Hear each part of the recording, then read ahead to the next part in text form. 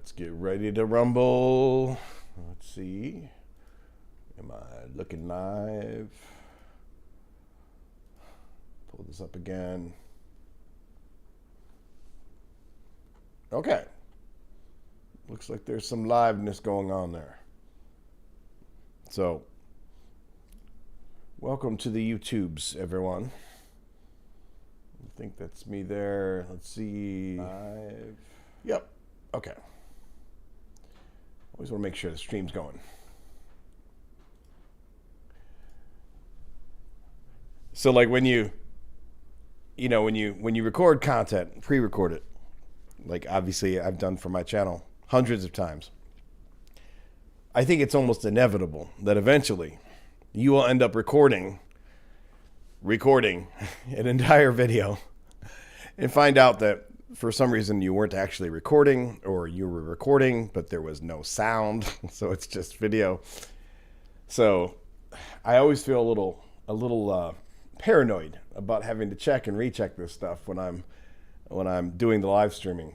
And for all of its sophistication, YouTube really it's a little strange to me, because they don't have, maybe I'm not figuring it out, but they don't seem to have a good way for you to do like a sound check without actually just going damn live, And even then, it's hard to know, like, what do you sound like? Because I can hear my own voice, but I don't know what it sounds like on the other side. So I'll probably never get over that entirely.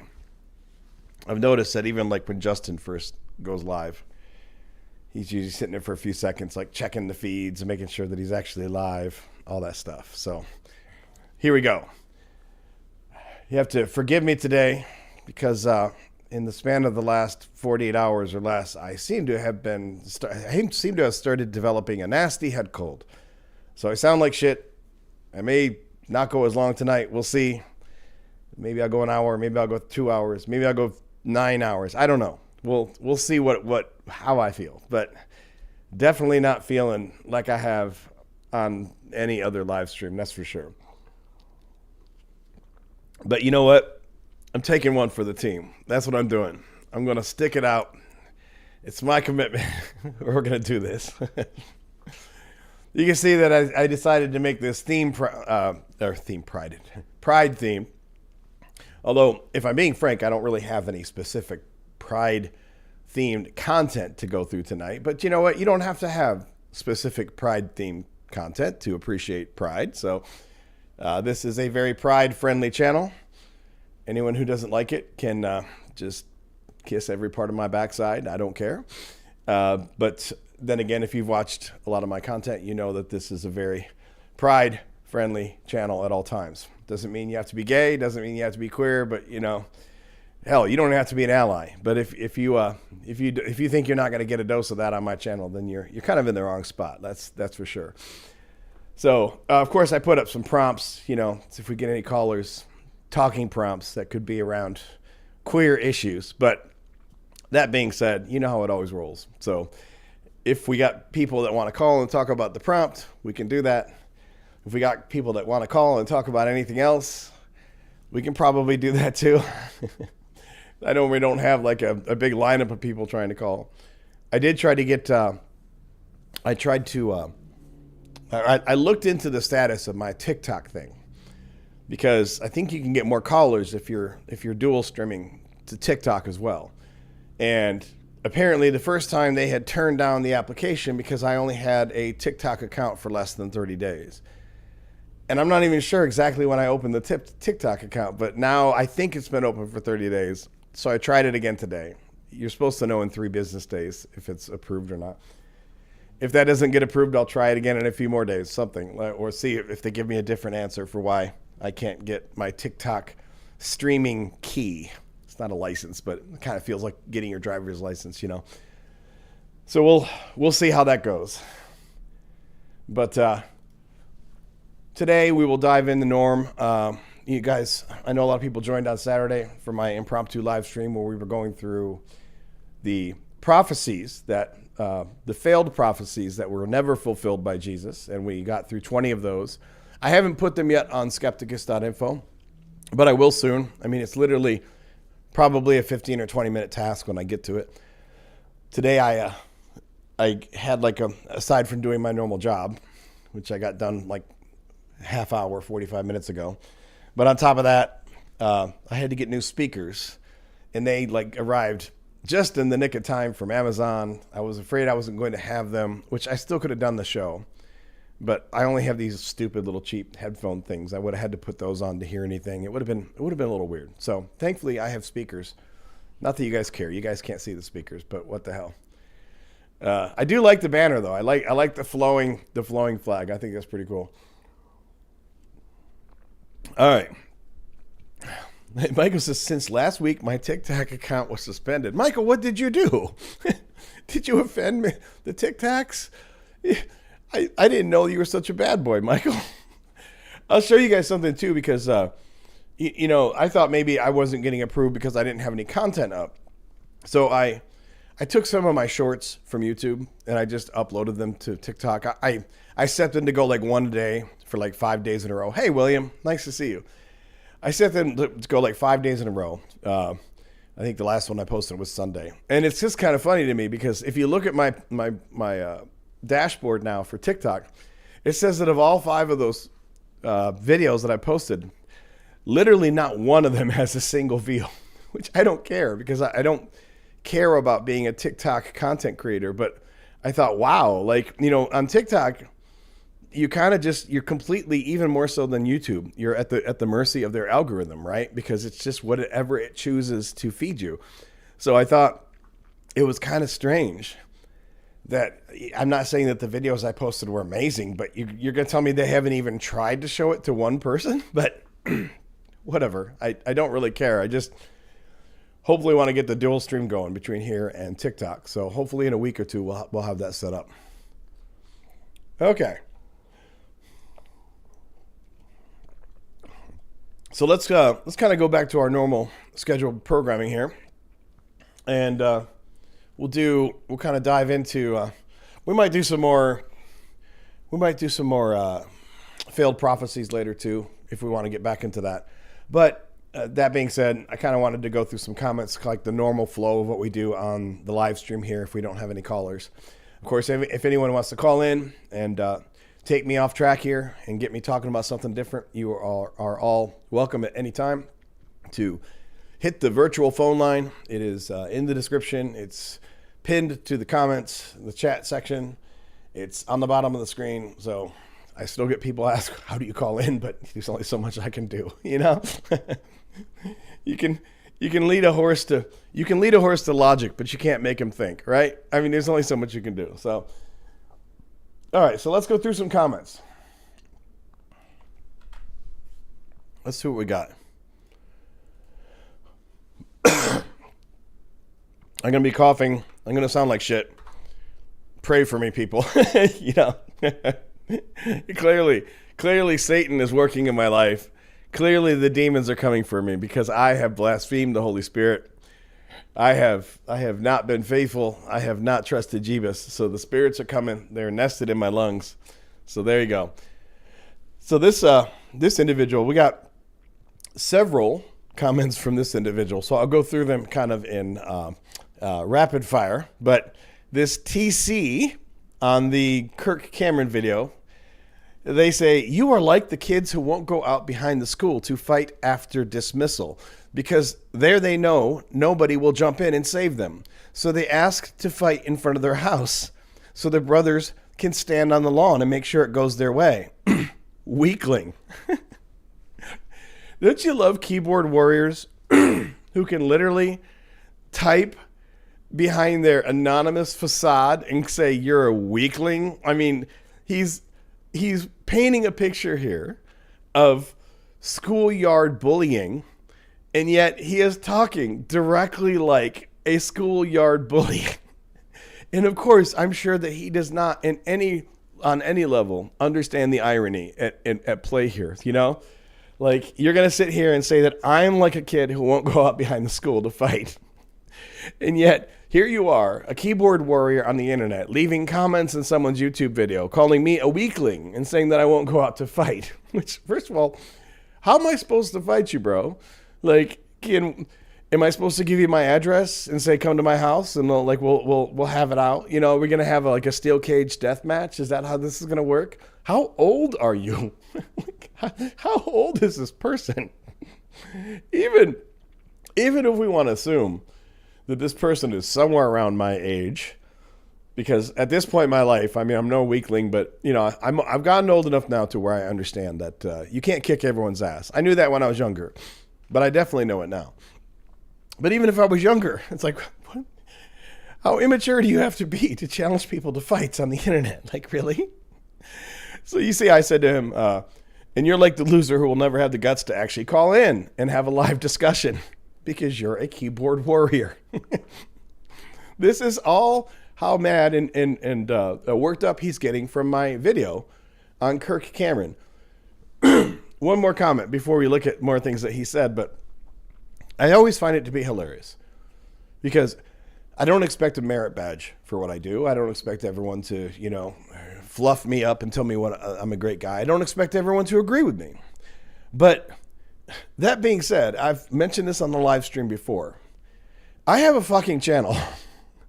I have like almost 15,000 people, you know, 14 and 600, whatever, you know, subscribing. I mean, not that that makes me better, not that it makes my thoughts more cogent or more logical, but that being said, clearly I have put a lot of effort into this. You may not like my effort, you may not agree with what I say, but clearly I have already put in yeoman's effort to try to get my information out there.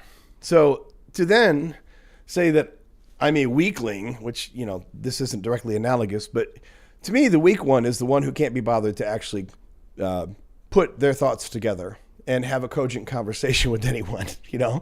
Let me look at this comment here. It says, Daryl says, Adam, I'm burning incense to an image of Thor's hammer for your intentions. Blessed be his hammer that smashed the ice monsters. Daryl, I like you, bro. Also, I don't think that this is where you're going with that, but in honor of Pride Month anyway, I choose to read double entendres into Blessed be Thor's hammer.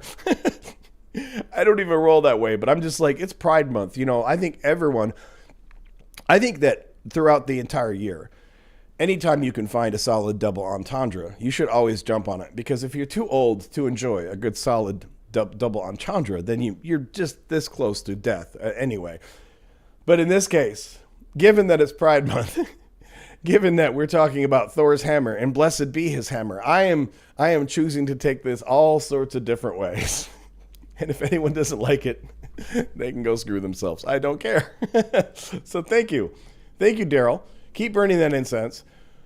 Don't burn the image of Thor's hammer, though. Burn the incense. But if you light Thor on fire, even if it's just the image of Thor, that could be very bad for us.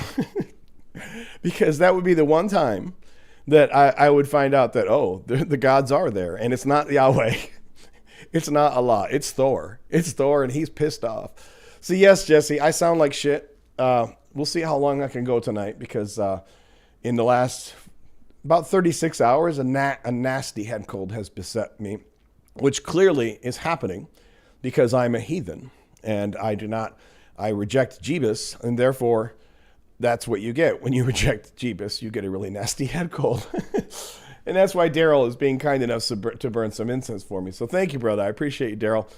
Burn that incense away. Or, you know, if we really want to please Yahweh, we should burn some animal, and a pleasing aroma will go up to the Lord, right? Because that's all over the Old Testament. Like, you burn an animal. God loves barbecue. I think that most Christians would tell you that he doesn't eat. But for someone some Christians might think that he eats, I don't know. But for someone who supposedly doesn't eat, he sure does love the pleasing aroma of burnt animals. So God and barbecue go together hand in hand. Now, I don't know about Jesus. I mean, we know that Jesus ate, but it feels like every time we heard about Jesus eating, it was fish or bread. But I don't think we have any verses of Jesus just throwing down on the barbecue, you know? I'd like to I bet you those were in the Gnostic Gospels. I bet you, like in the Gospel of Thomas, Jesus probably throws down with a bunch of barbecue, right? So at some point, when we've gone through the whole Bible in God-Free Bible Study, we will have to like go into the Gnostic gospel, the Gnostic books. We'll have to go into the Apocrypha, like Enoch, because Enoch to me is endlessly fascinating, because for a book that Christians don't want to accept as being canon or part of their book, they sure love to reference it all the time. Now, of course, they don't know they're referencing it. They don't realize because they haven't read the Bible. So when they're talking about Satan and Lucifer and angels falling and all this crap and, more stuff about the Nephilim. I mean, I know the Nephilim are mentioned briefly in Genesis. But when they're talking about a lot of that stuff, what they're really talking about is mostly their references from the book of Enoch. And so many Christians don't even know that. They have no idea. They'll swear to you it's in the Bible. But I know I'm getting off on a tangent here, but if you ever want to have a fun time with some, half-wit Christians who don't know the religion very well, but they want to talk to you about generic things about angels and Lucifer and all this, just pull out the Bible and say, show me, where's it at? Like, I'd love for you to read me a few verses and tell them you can look it up. You can pull up your concordance and everything, because you won't even find, the only reference you'll find to Lucifer is on the bad translations, like I think in the King James, they talk about I think they mentioned Lucifer once, but it's a bad translation of like a prayer about the king of Babylon. But he's not mentioned. He's not in there. And it'll confuse a lot of Christians really bad. I had Jehovah's Witnesses come to my door one day, and they want to start talking about Lucifer. I'm like, where is that at? Show me where Lucifer is. So they don't know. Although, to be fair, in the Jehovah's Witness Bible, because they have their own Bible, I think that they might have it in there because their translation sucks ass. So anyway, so let's go back and look at TC. I said, and you're like the loser who will never have the guts to actually call in and have a live discussion. To be fair, this was this last week. So if he calls in today, I will rescind. I won't rescind calling him an idiot because he's a fucking idiot, but I will rescind any fun I'm making of him for not calling in, because it's early in the show, and we'll see if we have a TC sighting in the calls. I'm going to guess that we're not going to have one, but we'll see. So I said, you're a keyboard warrior. And look at his response. He says, I am a word wizard. If we met in a neutral forum, in a debate with rules and a moderator, you would shit your silly pants. The lack of self-awareness that you have to say, I am a word wizard. I can almost picture him waving around his collector's edition hot Harry Potter wand that he bought at Universal Studio. He's like, I am a word wizard. Look at me. Like, okay, dude, you're a word wizard. You can see I said, of course, you are Gandalf. Then he says, look at this thread. He says, I am a word wizard, right? I said, of course, you are Gandalf. And he says, what are you referring to? Is this your argument style? What are you pretending you want to debate? This is what I object to wasting my time on. You are not making any rational argument. Keep in mind, I had a whole fucking video where I went through everything in detail. But nevertheless, he says, this is what you want to heckle, confuse, or otherwise disrupt my argument because you don't have rational counter arguments. I have said this before, and I will say it again. When I have done this original video that he's responding to was more than an hour video, which means that I spent about 3 or 4 hours working on the whole thing.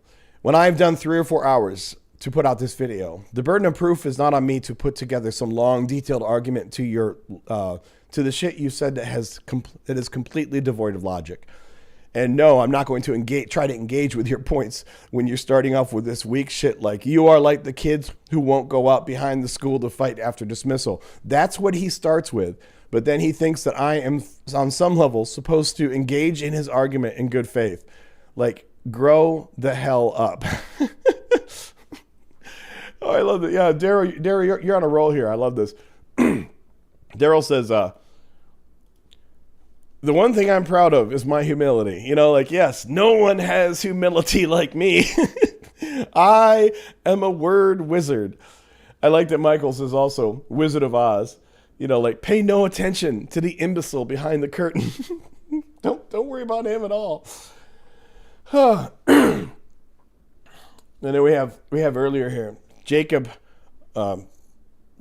Bass or Jacob Bass. I'm atheist, but Leviticus 18:22, you shall not lie with a male as with a woman. It is an abomination. Yes, that is what Leviticus 18:22 says. I don't know. And yes, I'm kind of picking on you here because I just saw the comment in the chat, and I don't reply to all comments in the chat. But yeah, that is what it says. But that still doesn't change the fact that anyone who wants to be prejudiced against the queer community is a bigot. It's that simple. And I don't know if this is what Jacob was getting at. I don't know if he's an atheist or a believer or what. Oh, he says, I'm atheist. I'm sorry. He does say I'm atheist. But yeah, so, I mean, you're right. It absolutely says that. But the simple fact is that even the verses that it does say, this is the clearest verse right here that they give in the entire Bible. That being said, it's still more than a bit confusing. Dan McClellan makes a really good point of saying that, well, what this sentence says is that you shall not lie with a male as with a woman. It doesn't say no homosexual sex. It doesn't say no man-on-man sex because, homosexual sex, even though we usually use homosexual to refer to men, homosexual can be any same-sex partners. And, sex, of course, does not have to be lying with a male as with a woman. It can be a lot of different things, right? So that's as close as they ever get to actually having anything reasonable. But I did a video on this 5 months ago, where I try to be very distinct in what I say here, because I think for a lot of times on my channel, I spend a lot of time doing internal critique, and it can be fun to do internal critique. It is really enlightening to open the Bible and look at what the Bible actually says and doesn't say about things, because it is usually in such stark contrast to what Christians claim that it says.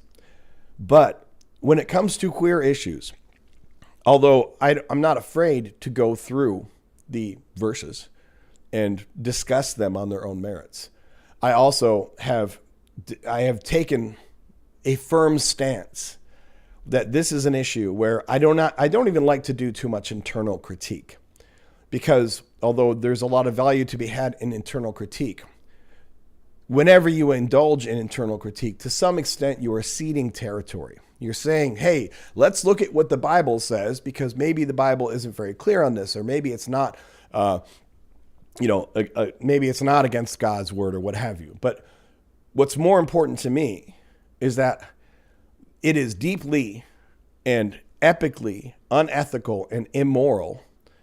Yes, this is an atheist saying that it's unethical and immoral to imply on any level that anyone should have any say what two consenting adults do in the privacy of their own bedroom, or 3 adults or 4, however you roll, what they do and who they do it with. So this is one area where I do not have much love for the internal critique, because even if we went back and found the oldest copy of the Hebrew Bible that we'd ever found, I know it's multiple books, but work with me for the example for a second. Let's imagine we found a copy of the Hebrew Bible that was older than any other copy that we've had yet. So in theory, it's the closest that it could be to the original source, if not the original source. And let's say that when we found that oldest copy, on every single page, there is at least one verse that makes it painfully clear that any type of same-sex relationships whatsoever are strictly forbidden by God. My entire answer would be, who gives a shit? I couldn't care less. I couldn't care less what the book says, because I'm not going to take my cues as to what I do in the bedroom, or how I treat other people for what they do in the bedroom, based upon what very old Hebrew men from ancient times thought about sexuality, which we know definitively is so much different and so warped from today's perspective of sexuality, that the idea that I would take any cues whatsoever about sexuality, good or bad, from ancient Hebrew men is just nonsensical. It just doesn't make any sense whatsoever. So then Jacob says, no disrespect to gays, but isn't someone's religious right to be homophobic if they want to be? Also, why don't people focus more on Muslim homophobia? That seems to be a bigger issue for you all. So I'm not going to sit here and keep going through all of your comments, although if you want to call, we can have a discussion. But I will say this. First of all, yeah, it's your right to be homophobic if you want. You can be a racist if you want. You can be a misogynist if you want. You can be any kind of asshole you want to be. You can be a complete and utter bigot in every aspect of your life, if that's what you want to do with your life. And if those are the twisted and backward views that you want to embrace, then do it. You know, go join the Klan if that's what makes you happy. Go, you know, do horrible acts. I mean, but I also think that you should be treated socially in an appropriate way for the hatred that you spew. And if you commit any crimes, you should be prosecuted to the fullest extent of the law. But yeah, you have every right to be an asshole. You can be a complete bigot, racist, idiot if you want. I mean, everyone has the right to be horrible. So if you want to be a horrible piece of shit, then be a horrible piece of shit. I mean, that's fine. But then, you know, the second part of this is where it just gets to be just absolutely silly. Also, why don't people focus more on Muslim homophobia? Who fucking cares? That's the lamest dodge you can ever pull. So what if Muslims are homophobic? What does that have to do with the conversation here? I mean, whataboutism is one of the intellectually laziest arguments you can ever pull. It perfectly illustrates that you have no ability intellectually to engage with the conversation or actually to address it on its own merits. All you can do is point and say, what about them? What about them? What about them? And it makes you look like a complete ass anytime you want to say, and it's not just about homophobia. It could be about any issue. You know, I've had other people comment on my stuff before and say, why don't you do videos about Muslims? Well, first of all, because I wasn't raised as a Muslim. And I will freely admit that my knowledge about Islam compared to Christianity is minuscule. Doesn't mean I'm afraid to talk about Islam, but I know that I am not nearly as knowledgeable on it as I am with Christianity. But more importantly, who cares what Islam does? I mean, if you want to start your own channel and talk about Muslim homophobia, then by all means do it. And I know that there are a ton of people who are Muslim and homophobic, just like there are a ton of people who are Christian and homophobic. So, you know, if you want to start a channel and talk about Muslim homophobia, then do that. But nothing that you say about Muslim homophobia will even in the slightest way do anything to alleviate any of the issues that have been extant in Christianity for 2,000 years with regard to homophobia. Pointing to some other group and saying, look, they're homophobic too, doesn't get you any points. In fact, it makes you look like a fucking toddler. That's all it is. You look like a little 4-year-old pointing at the other kid across the street and saying, but he did it too. He did it too. You can't punish me. Like, it is so juvenile. So that's why people don't focus more on Muslim homophobia, because that's a lame dodge, and it's a sick way for people who want to just make excuses for their own hatred to say, but what about Muslims? Who fucking cares? Grow up and don't be a douchebag. Be a decent person. Don't be an asshole. And don't point to everyone else who's being an asshole when you get called out for being an asshole. It's that simple. Moving on. Let's look more from the word wizard here.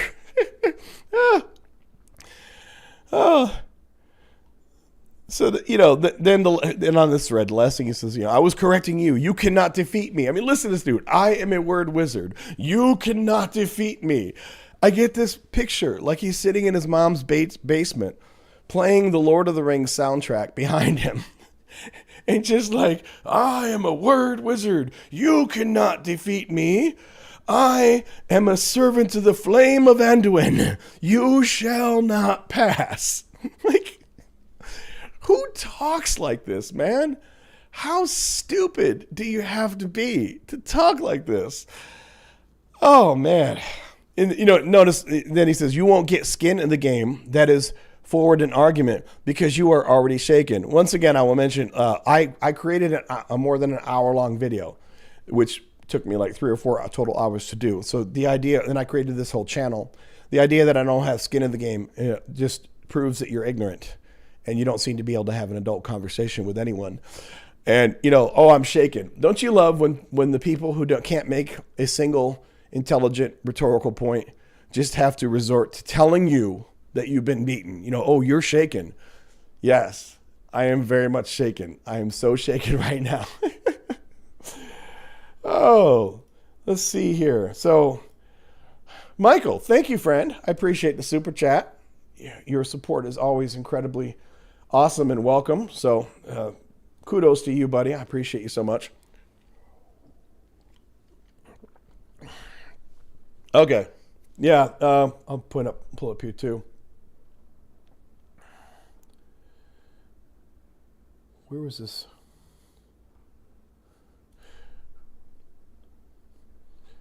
So I guess it's because of the theme today that we're going to get a bunch of trolls. Now, this person's cool. They say, I don't care if people want to be gay. It's what it is. No, I'm not gay, but just never understood the hate towards gays. Totally agree. I know a lot of people have told me on my channel, especially the alt-right people, and they want to tell me I'm gay, which first of all is not an insult. They think that they're insulting me by telling me that I'm gay. I mean, I'm not, but who cares? Who cares if I suck a dick every night? Like literally, like you think I'm going to feel bad about that? You're going to be like, ooh, you called me out. But nevertheless, yeah, I feel the same way. Never had that proclivity, but I have a ton of friends and family that are in the queer community, and I support them 200% at all times. And then we have Super Douchebag 420 Cushmaster says, how about shut up and stop promoting what you do in private in the bedroom? It's overkill. How about you grow up, 420? I mean, you can just grow the hell up. That would be easier. I mean, promoting as though there's people on the street like, hey, everybody, did you see what I did in my bedroom last night? As though they're forcing a live stream into your living room, making you watch the activities that they have in their bedroom. Yeah, but this is the kind of stuff you get when you're mentally 4 years old. Ralph, good to see you, buddy. How's it hanging? This is the same loser. Don't think this guy reads comments, but he stands for what? Does anyone here know or could explain? Well, first of all, I have done. Where are we at here? There we go. View. I've done 476 videos. So, and I realize, of course, you haven't watched 476 of my videos. You probably haven't watched even one of my videos. But the simple fact is that at a certain point, all I can say is, you know what? It's all out there. Not that I have done a video about everything on my mind. But at some point, I'm like, dude, you know what? This is what I put out there. And if you're not sure what my thoughts are on these things or, what my stances are, I mean, there are items, of course, that I have not covered. But I have done numerous shows where I have talked either tangentially or primarily on the subject about LGBT rights and issues and etc. So I invite you to go figure out exactly what my stance is. But if you can't be bothered, then I don't care either. That's fine. You do you, bro. So... all right, moving on. We have a few more comments here from TC. TC was on a rant. I got TC in his feels. Yeah, TC definitely wasn't loving what I was laying down. So we're gonna see more here from TC before we move on to some other things. I love when they want to talk about how they've made me shake, but then they can't get out of the comments. So this is hilarious. So notice he's replying again on the same video too. When someone doesn't properly understand something, they are not the ambassador of the idea in question, and defeating them in an argument does not destroy the concept they are incorrectly defending. He's just bad at it, and anyone who feels threatened by the ideas instantly piles up on him for him thinking that they have defeated the source material. I can find some idiot on your channel and do the same thing, destroy them and laugh at you. But that would be nonsense. Best leave that type of thing to you. And you see my response was, what a beautiful dodge. So here's a couple things. Compared to his other thread that I pulled up, at least this one is more logical. It's still lame, but at least this isn't the, I am a word wizard.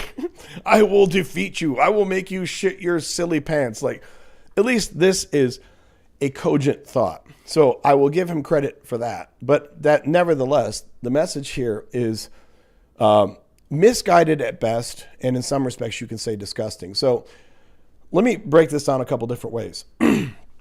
And yes, Demented Engineer, I mean, I will give him credit and say that we don't know if we're going to see him, but I don't think we're going to. So I'm almost certain that he is going to be Coward of the Week. Yes. Coward of the Week. Coward of the Week. Get it, TC. Get it. So he says, when someone doesn't properly understand something, because he's talking about Kirk Cameron, they are not the ambassador of the idea in question, and defeating them in an argument does not destroy the concept that they are incorrectly defending. So a couple thoughts on that. First, I fully understand that Kirk Cameron is not the mouthpiece of Christianity. He's not the Pope, although the Pope does not speak for all Christianity. No one speaks for all Christianity. And you can always play this game. Anytime there is someone who is putting forward stupid ideas, erroneous ideas, etc., in the name of a religion or in the name of a political cause or in the name of a company, in the name of anything, you can, if you want to defend them, or if you want to defend the cause, I should say, you could say, look, they don't represent the cause. Like Kirk Cameron he doesn't speak for Christianity. And there is a grain of truth in that. The problem here is this. If Kirk Cameron were some random asshole at the bar on Friday night while I'm just trying to have a cocktail, and he wants to start saying the same things that Kirk Cameron was saying, first of all, I would not engage with him, because what's the point? It serves no purpose. Second of all, I would admit that whoever the random drunk is at the bar on Friday night, spewing stupid ideas about Christianity, certainly does not speak about Christianity. But the random drunk at the bar on Friday night also does not have a platform. Whereas Kirk Cameron absolutely has a platform. So that doesn't mean that because he has a platform that Kirk Cameron magically speaks for all Christians, but it does mean that, logically speaking, he absolutely has an outsized voice with regard to Christianity, and he absolutely deserves any outsized pushback or feedback that he gets on the positions that he takes with regard to Christianity. So, if you have a channel that's got 100 followers and you're putting up stupid ideas about Christianity, you guys may not have noticed this yet, but when I do reaction videos, because that's not all that I do, but when I do reaction videos, you don't see me reacting to a bunch of videos from these tiny content creators who have 50 subscribers or 100 subscribers, because of the point that he's bringing up right here. Why sit there and beat up on some guy who's got, 50 followers and his ideas are stupid and his videos suck and no one's watching them, right? But it's entirely different when you're talking about Kirk fucking Cameron. Not only does he have a platform, he's got something like well north of 100,000 subscribers, but he gets hundreds of thousands of views on some of these videos. But also, if you know anything about Kirk Cameron, he was famous. He was a famous actor in his teens on the sitcom Growing Pains. He then, because he couldn't get any real acting jobs, became a regular actor in these Christian movies like Left Behind and Fire something. What was it? Firewall or something like that. Fireproof. Fireproof was one of them. He does a lot of, he used to at least do these like direct to video, Christian movies and such. But the point is, he has absolutely more pull in the Christian community than just some random idiot who's putting up ill thought out videos that have stupid points. So I have no problem addressing Kirk Cameron. And one more thing I'm going to say about this. Does Kirk Cameron speak for all of Christianity? No, of course not. Does he speak for all of Protestantism? Nope. Does he speak for all of evangelicals? Nope. Does he speak for all of, Southern evangelicals? I don't know where he lives, but, no matter how specific you want to get with that, it is true that he does not speak for all of them. But when you have idiots putting forward bad ideas on behalf of your beliefs, at some point, the people who also share those beliefs either need to stand up and say, this guy's an idiot, he doesn't represent us, or, yes, I'm going to attack his beliefs, rhetorically speaking, based on the idea that he is at least purporting to represent your views. It's no different than if Trump gets up and says some stupid shit. And I don't care what you think about Trump. I don't care if you love him or hate him. I mean, even if you love him, you got to know at some point he says some stupid shit, right? And if he says some stupid shit, don't come to me as a Republican and say, well, he doesn't speak for all Republicans. I mean, sure, there are some Republicans who do not like Trump, but the vast majority of Republicans love him, especially the evangelical GOPers. They love him. So if you don't want me to paint the GOP with the broad, nasty, fetid brush of Trump, then you would have to, as a GOP community, do a better job of refuting him on your own, which of course they're not going to do. And I'm doing that not to devolve into politics here, but the point, again, is that when you have a large platform and you at least purport to speak for a big audience, and then you say stupid ideas, if I don't see a reasonable pushback from your own people, then yes, I'm going to not just attack the stupid ideas, but I'm also going to attack the fact that they seem to represent your community. And if that's not fair, then have the people that are in that community that he is misrepresenting speak the hell up, get their own voice, because I'm not seeing it happen in general across the apologist spectrum. Looking at comments here, he said, Unknown Soldier says, I'm not trying to be offensive, brother. I've done over 9 years in the military. I'm just interested, and I'm also brand new here. No worries, man. And I know I was probably, so whenever people put up comments like this too, sometimes I grab comments out of the chat, and I don't know the context of what you had. Sometimes I think they're talking to me and they're not, or sometimes even if they're talking to me, I don't know what else they put up. And I may have sounded a little combative with my previous comments, but my combativeness isn't toward you. My combativeness is toward anyone, maybe this isn't you, but my combativeness is toward anyone who thinks that it's cool or thinks that they can rationalize queer hatred. I think that is disgusting. If that's not you, that's cool. I totally appreciate that. I did 6 years in the military myself, so I appreciate your service very much. I was in the Air Force many moons ago, but nevertheless, most of my family, not my entire family, but most of my family has a very strong military tradition. So I appreciate your service very much. I think I love this. Wait, you're an atheist? Don't tell anyone. See, damn it, Dan, if you put that up there, not people are going to know. You're not supposed to say it out loud, Dan. Rob Alres says, I wish you were gay. You are smart and very attractive. I am gay for you and proudly, just so you know. So thank you, brother. I appreciate that very much. As someone who, again, likes to think of myself as a strong ally, I learned a long time ago that whether I'm gay or not, if you're hung up by some gay guy saying that he thinks you're attractive, that alone is often a sign of deep uncomfortableness with your own sexuality. And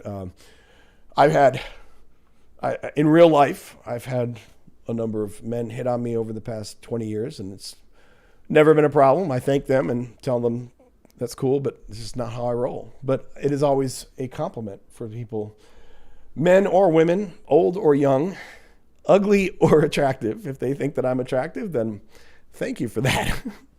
I need more people in the world thinking I'm attractive. I don't really, but Okay. So, moving back to other comments. Actually, I'm going to refresh my drink.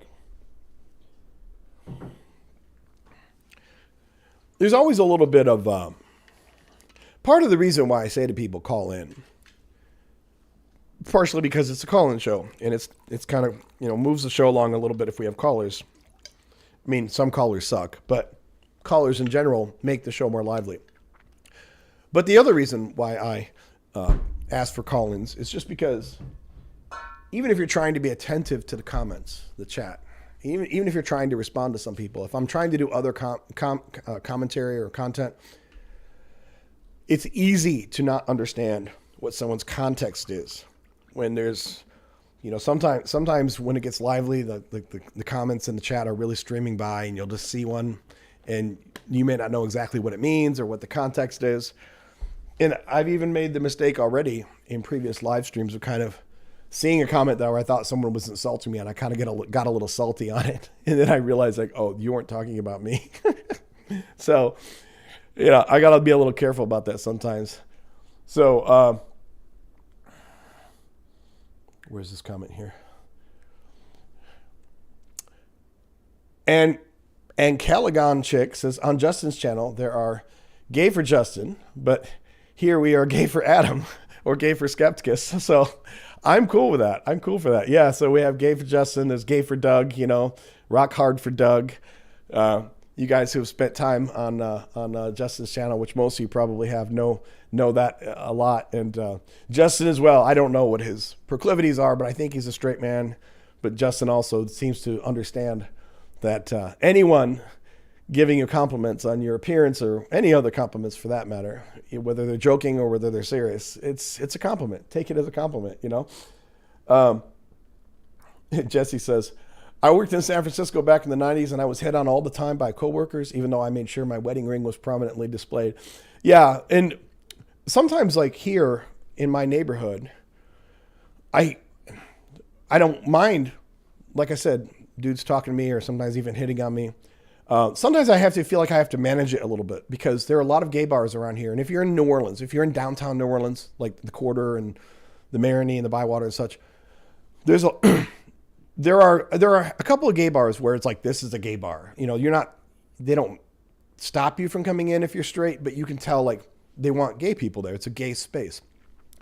But most of the other gay bars around this area, and there's a bunch of them, most of the gay bars are gay bars, but anyone can go in. You'll go in at one time, it's 8 o'clock at night, and it's 60, 70, 80% gay, but you'll see married couples there. You'll see single straight guys there. You see a mix of people, and which is fine. I'm very comfortable in those environments. The only downside to it, it's not really downside, that's the wrong word. The only thing is I don't want to lead people on. So like if I'm sitting there at the bar by myself, because I'll go to the bar and just have some beers by myself, I don't want someone to be in a long conversation with me and think that they're going to get my number or I'm going to go back to their place, because then it's kind of weird or whatever. Not that I'm insulted by it or anything. Dan, thank you, friend, for that super chat, a $5 super chat. So I appreciate you very much. I appreciate the support. And it's always good to have people throw some in the bucket, which if you've ever been to New Orleans, you know that with the musicians all around, that's very common, right? In fact, I don't like to sit on my live stream or even on my recorded content and ever beg for money. But it would be kind of funny in a very New Orleans style if I pulled up like the bucket and said, all right, guys, I'm going to go take a break. Everyone fill up the virtual bucket while I'm gone. Robert Gould says, I was told to come here. Well, I'm glad. I'm glad that someone led you here. I hope that you don't regret the suggestion. Or maybe it's more of like a Dom thing, like they told you, go watch this, which is, it's okay too if that's what you're into. But welcome, Robert. Appreciate you being here. Simon says, and they might be responding to my talking point at the top is God is non-binary. Elohim is technically a grammatically masculine plural noun indicated by the Hebrew suffix im, but it functions primarily as a singular title for God. So yes, you are correct. I will only slightly add to it and say that you're not saying this, but I have heard, unfortunately, too many skeptics say, oh, Elohim is plural, and therefore it's always talking about gods. And as you have pointed out, the default of Elohim is to assume that it's plural, but the understanding that most Hebrews now and in ancient times, from what I know, the understanding that most of them would have had would have been that it was, in this case, was singular. But your point is absolutely valid. I totally get what you're saying. The other part of this that I want to point out, though, is that it says a grammatically masculine plural noun, which is not wrong, But part of the reason that I say God is non-binary, I can give you, a 20-minute diatribe upon why God is non-binary. But of course, one of the things that a fundamentalist would just try to fall back on is it says he. It's all masculine pronouns. But in Hebrew, especially in ancient Hebrew, but I think it's even in modern Hebrew, but in ancient Hebrew, there were no non-gendered pronouns. Nowadays we say they, and they, of course, can mean a group, but it can also mean a non-gendered reference to a person. But in Hebrew, there was no way to say that here's Yahweh who is gender neutral. There was no pronoun that you could use to. So you had to pick. You're going to call him he, or you're going to call him she. One of the two. There was no in between. So to be clear, I'm not claiming that there was a big debate about it. So when I say that there were no gender neutral pronouns, I'm not claiming that ancient Hebrew men had a serious debate about this, because I'm sure that in their heads they always saw Yahweh as being male. But the simple fact is that every time you see he in reference to Yahweh in the Bible, there was no other way to refer to him unless you were going to totally flip it and say she. And Big Nick says God is the father. Again, there is, I guess in Hebrew you could have said God is the parent, to be fair. So I guess you could argue that is there was a gender neutral term for that. But once you've already established from Genesis onward that every time you have to pick a pronoun for God, you're going to pick he, because God forbid you're not going to use she, right? If you're always going to pick he, then as soon as you start talking about a parental model, of course you're going to say he's the father. Of course you're not going to say he's the mother. I mean, there are many other religious people I know who are very comfortable with the idea that God's a woman. But of course they weren't gonna flip that after they had used he as his default pronouns for the entire book. One more thing on that, and if anyone wants to talk on that more, we can absolutely have a call on this. But I think it's funny that Christians. Well, I guess it's not funny. Christians hate this, right? Saying that God is non-binary because of all the political shit in the world today with regard to gender norms in the queer community and all of that. But when you talk to a Christian, I've never met a Christian in my life who would tell me that God has a set physical form that he has to take. I think that many Christians assume that if Yahweh actually came to them in person, manifested on this earth, I think they assume he would have a cock and he would have, vestigial nipples for some reason. Why would God need vestigial nipples? Who knows? But they would picture him as having a beard, vestigial nipples, a cock, all of that we associate with men. But then if you said to those same Christians, are you saying to me that he has to manifest as a man? That he has no option but to manifest as a man? That he's incapable of manifesting as a man on any level? Then I think almost all of them would say, well, no, he can manifest in any way that he wants. But if you admit that he could manifest as a man if he wants to, and he could manifest as a woman as he wants to, guess what? That's non-binary. He can choose any gender he wants. This is really core to what many people feel when they say non-binary. Now, to be clear, I want to, for my friends in the queer community, I'm not saying that if you are a non-binary person, that you wake up one day and you say you're man, and you wake up the other day and you say you're woman. Usually that's not the way it works for people. But the fact is that if you are tied to a specific gendered type of manifestation, that seems to go against what every Christian believes about God. Of course, most Christians think that God is also like ethereal. He's everywhere at once. He's hanging out. He's watching over my shoulder. He's in bed watching me jack off. He's watching me drop a deuce in the bathroom. I mean, like he's everywhere, right? Yeah, belly button as well. Yeah, thank you, JC. And not to sit here and pimp my own content, but you know, you guys who have been around a while know that I did a video, gosh, 10 or 11 months ago, talking about God's physical features. And yeah, it was kind of silly, but I thought it was hilarious, because for anyone who even wants to imply, even during a chosen manifestation, that God has the physical features of humans, all you have to do is think about it for a few seconds, and it starts to make no damn sense really fast. Why does God have teeth? Does he eat? And if he eats, does he digest? Because if he digests, is there a holy shit that he dumps when he's done? You know? But of course, I understand that in terms of the way that they represent him in the Hebrew Bible, they represent him with male pronouns, and they speak of him as God the Father. But even under Christian standard, conservative, traditional Christian mores, if you asked a traditional conservative Christian, do you think that God can only manifest as a male?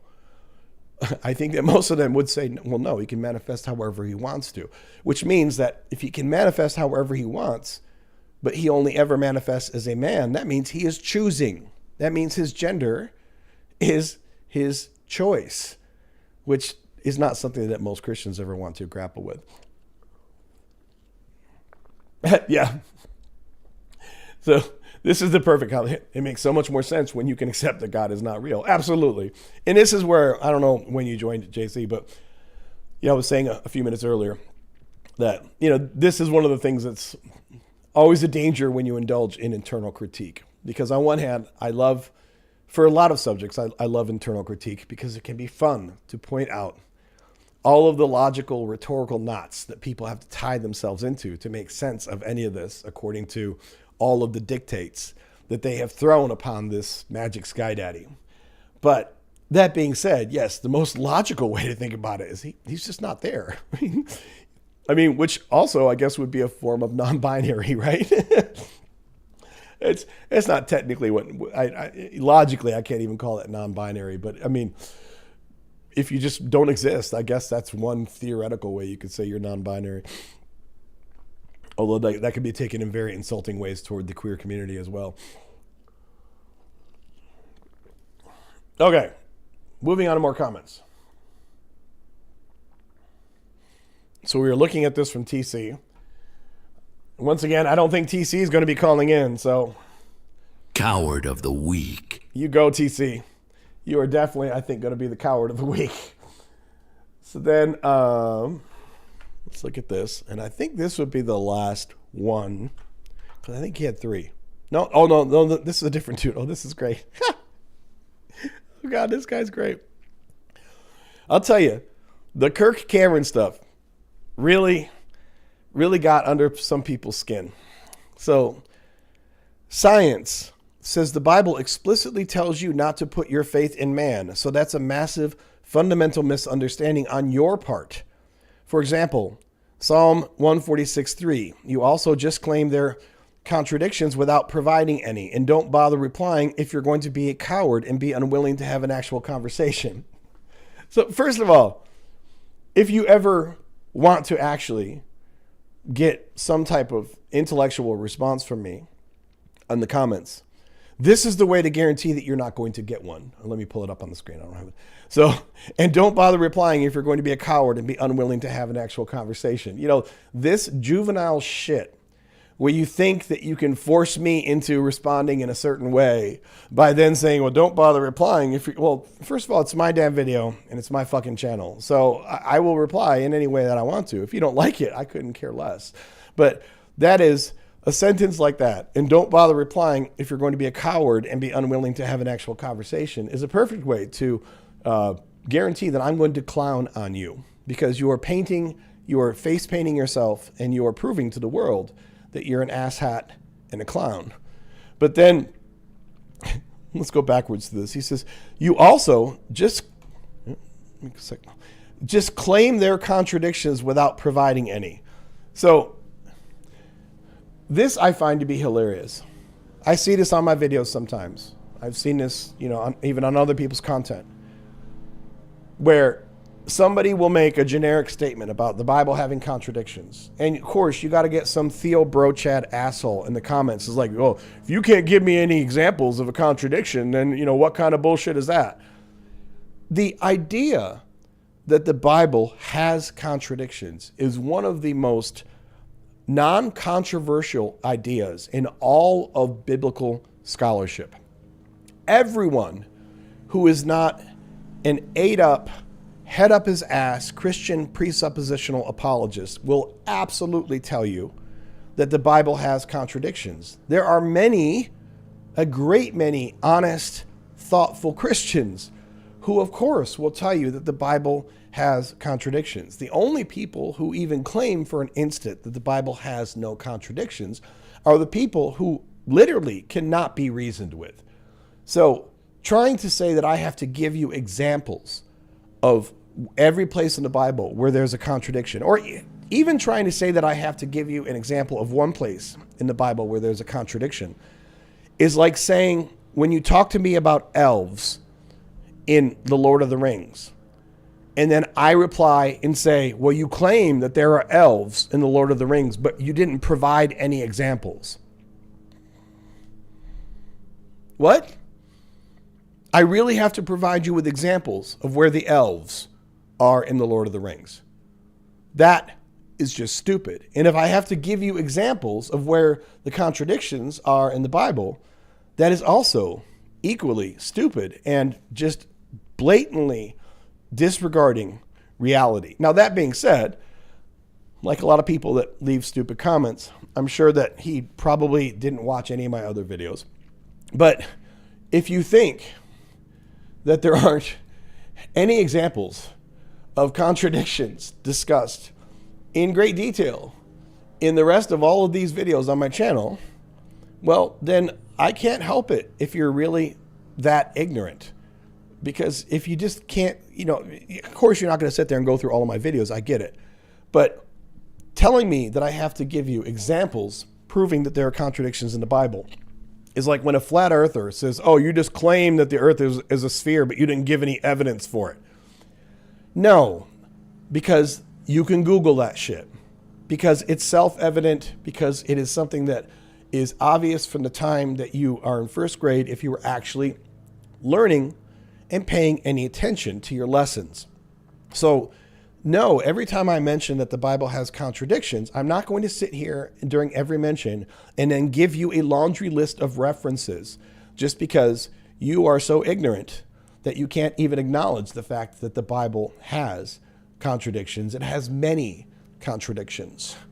So Google, grow up and Google. It's that simple. Of course, on top of the videos that I've done, and once again, I'm sure he doesn't even know this because he probably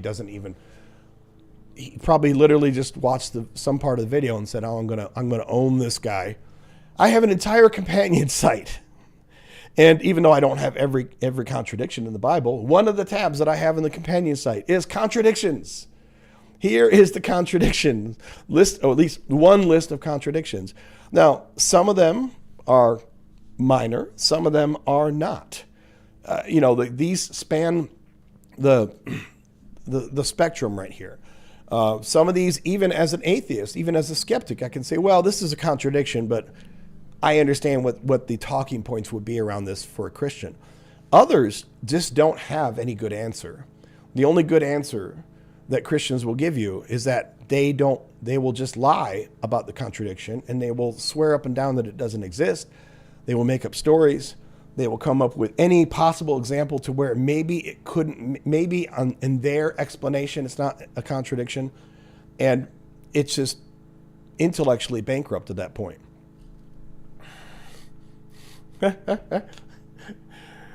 So we had a request. Yes. That's what I think about your demand for evidence of contradictions. Even though I give plenty of evidence of contradictions in my videos. Even though I have given plenty of evidence of contradiction on my companion site, even though I talk about contradictions frequently in my live streams. But you know what? You just keep telling me that there's no contradictions in the Bible because you're just that stupid. That's all there is to it. So I think Despair points out, I believe Hitchens Razor, if I'm not mistaken, is the problem that, or that wasn't that Bandolini's? Was it Hitchens or anyway, I think what you're referring to is that you can sit here and put up this amazing, well thought out thesis on your points. And, one person can sit there and just spew a bunch of nonsense bullshit. And it takes you like 10 times as long to even reply to each one of the pieces of bullshit that they brought up. And at the end of the day, you can actually show, you can make a great case, and then somebody will just say, but what about this one? What about that one? Grumpy says, remember that Jesus healed Jairus' daughter twice. Once where she was near death, that's in Mark and Luke, and once where she had already died before her dad asked in Matthew. Neither of them remembered. Absolutely. Absolutely.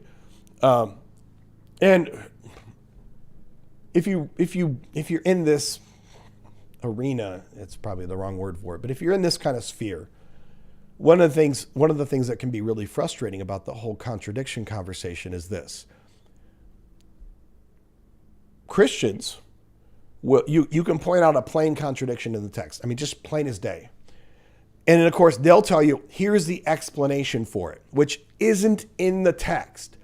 They will have come up with an explanation that how they think that it's not a contradiction, which is fine, but it's still a contradiction in the text.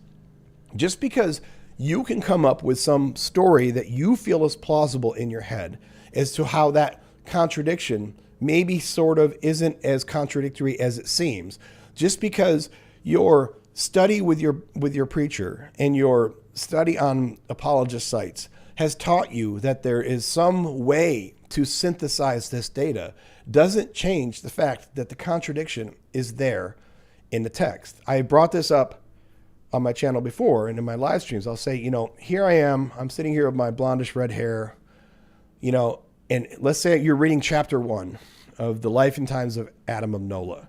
And in chapter 1, I say that I have like brownish, blondish, slightly reddish hair. Okay. And then in chapter 2, which chronologically comes right after chapter 1, I put in a sentence that says I have blue hair. That's a contradiction. Now, you can argue that outside of the narrative, what must have happened is that in the middle of chapter 1 and in the middle from between chapter 1 and chapter 2, I must have gone off and dyed my hair. I must have taken my hair and dyed it blue because for some reason now in chapter 2, it says I have blue hair. And that's maybe an explanation that you can use, but it doesn't change the fact that in the text, it's a contradiction.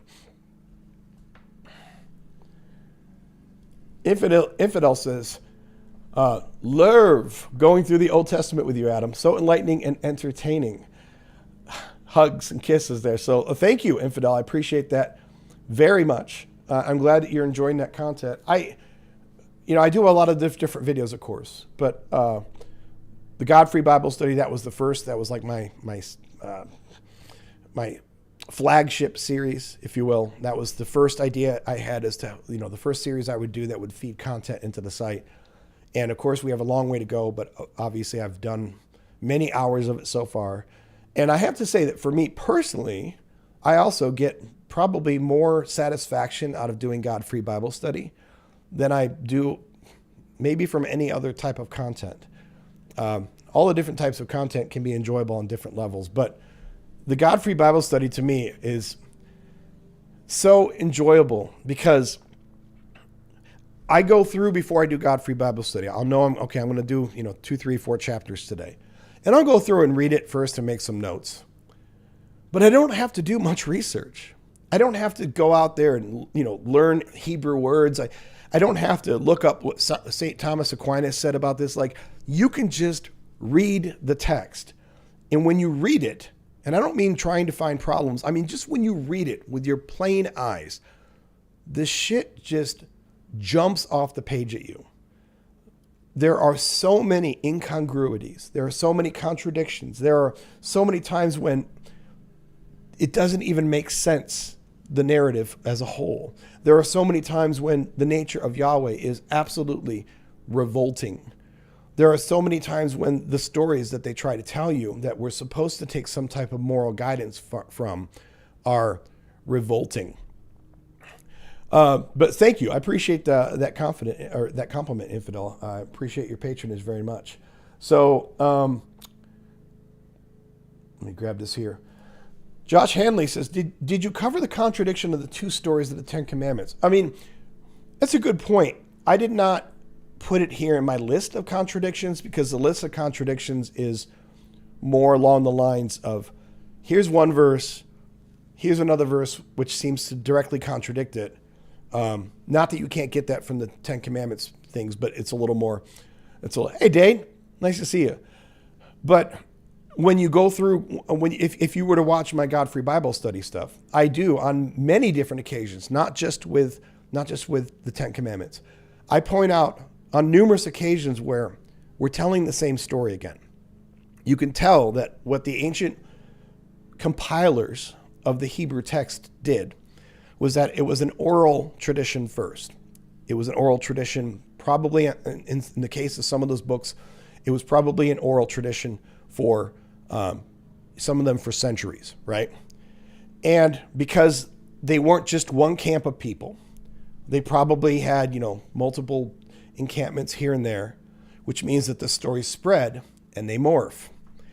And then as they morph, when at some point they started adopting a written tradition, and they said, we want to have these holy texts written for posterity. Well, now they've got 2 or even 3 versions of the same story. And what do they do with it? And the authors en masse of the Hebrew Bible made it, I think, a very interesting choice.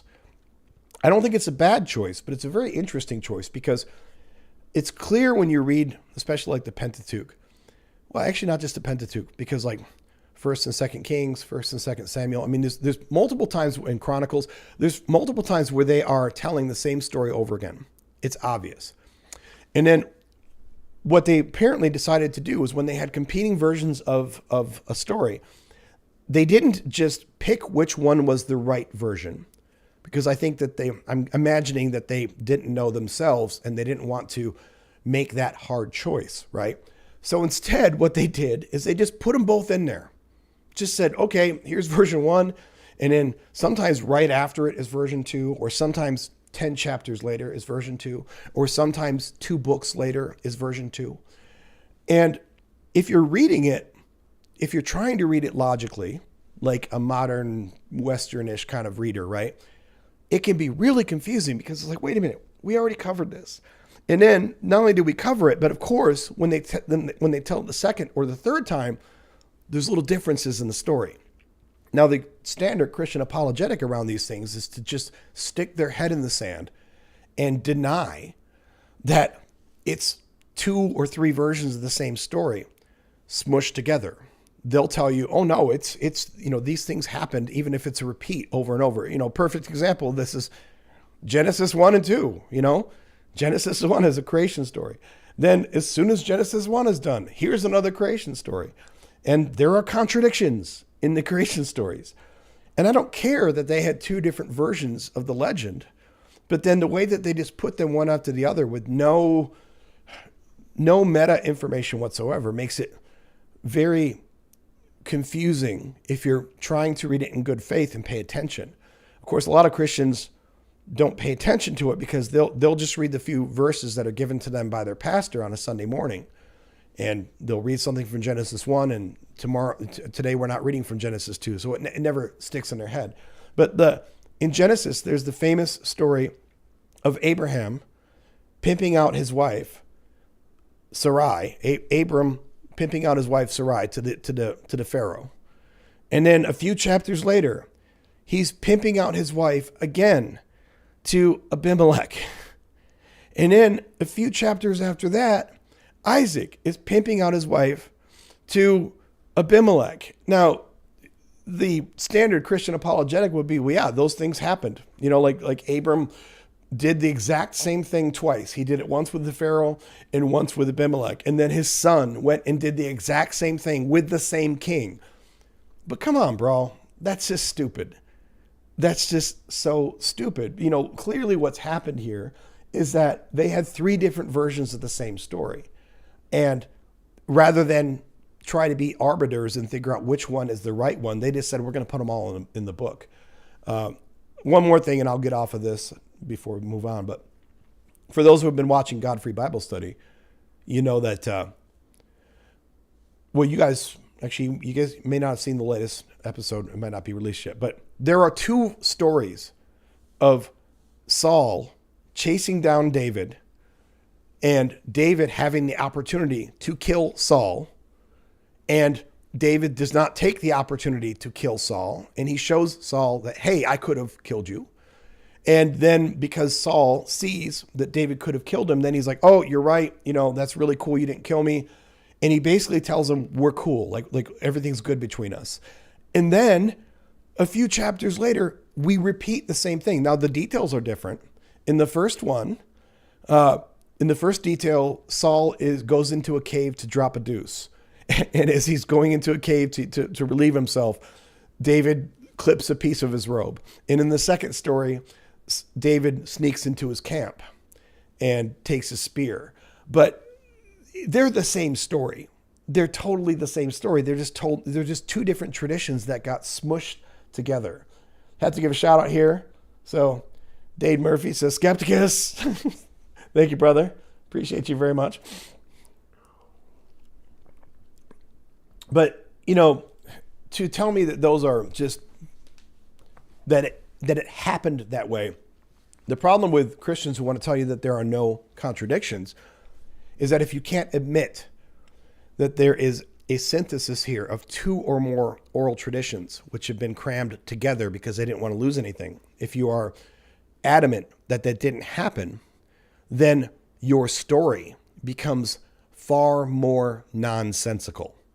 You see, if you just embrace that there's two or three versions of this legend and they didn't know which one was right, well, then it makes more sense when you're reading it because you're like, oh, okay, this is version one of the story. This is version two.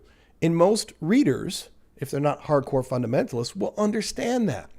They get that. If you read Greek mythology, I don't know how many versions of Hercules are out there. You know, the trials of Hercules. I have read at least 3 or 4 different ones, and not just modern recreations, but I mean 3 or 4 versions from the ancient texts.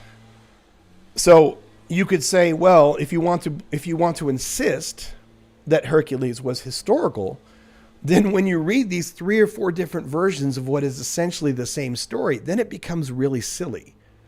It becomes kind of stupid because, well, wait a minute. If all of these things happened to Hercules, why did he do some of these things twice or some of the things 3 times? And then why do some of the details in these stories contradict? But if you can at least be a grown-ass man, be a grown folk, and understand that, oh, these are slightly different because they had 2 or 3 or 4 different written or oral traditions. And then when they tried to compile them into one book, they just decided to put them all together because they didn't want to lose or make choices between the different traditions.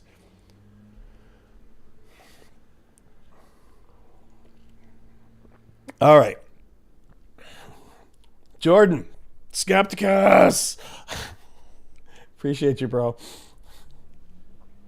I see people getting salty there in the chat too. Don't make me, I'll stop this car right now. I'll do it. We'll turn this car around. I swear. So don't make me come back there. Damn it. Don't make me come back there. We'll stop this live stream right now. Actually, no, we won't. But y'all be nice, damn it. Or don't. I don't care. Just as long as you enjoy Pride Month. As long as you're nice to queer people, you can beat each other up in the chat all you want. I should clarify that. No slurs. There is a no slur policy here. Ain't no one got time for hate speech. All right. Moving on to more comments.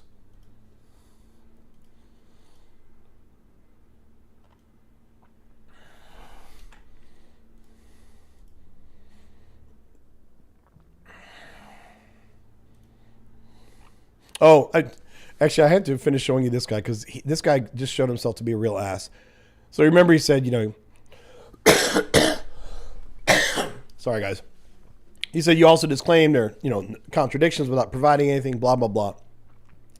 And then he says, figured you'd show yourself to be a coward when tasked with defending what you said. Most people do. Most people can only survive inside their own echo chamber, and fools laugh at the outside noise. I want you guys to think about this really carefully.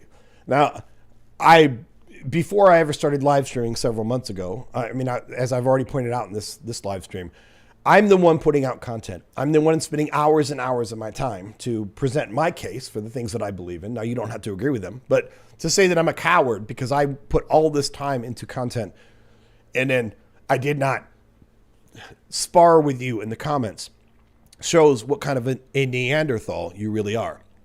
But it gets worse when you consider the fact that now every Tuesday, starting at 5 o'clock Central, we live stream. So how can you call me a coward when I got the call-in link on the screen? I have it in the description. I have it pinned in the chat. Now, I know that not everyone is available at Tuesday, starting at 5 o'clock Central, but this is the antithesis of what a coward is. You may not like my ideas. You may not like the way I talk to people when we talk live, although I think I'm normally polite, but people can have different opinions. But one thing you can't logically throw on me here is that I'm a coward. Like, a coward wouldn't even bother doing this shit. A coward would not put up a channel that is challenging the cherished religious beliefs of the vast majority of everyone in the whole fucking world.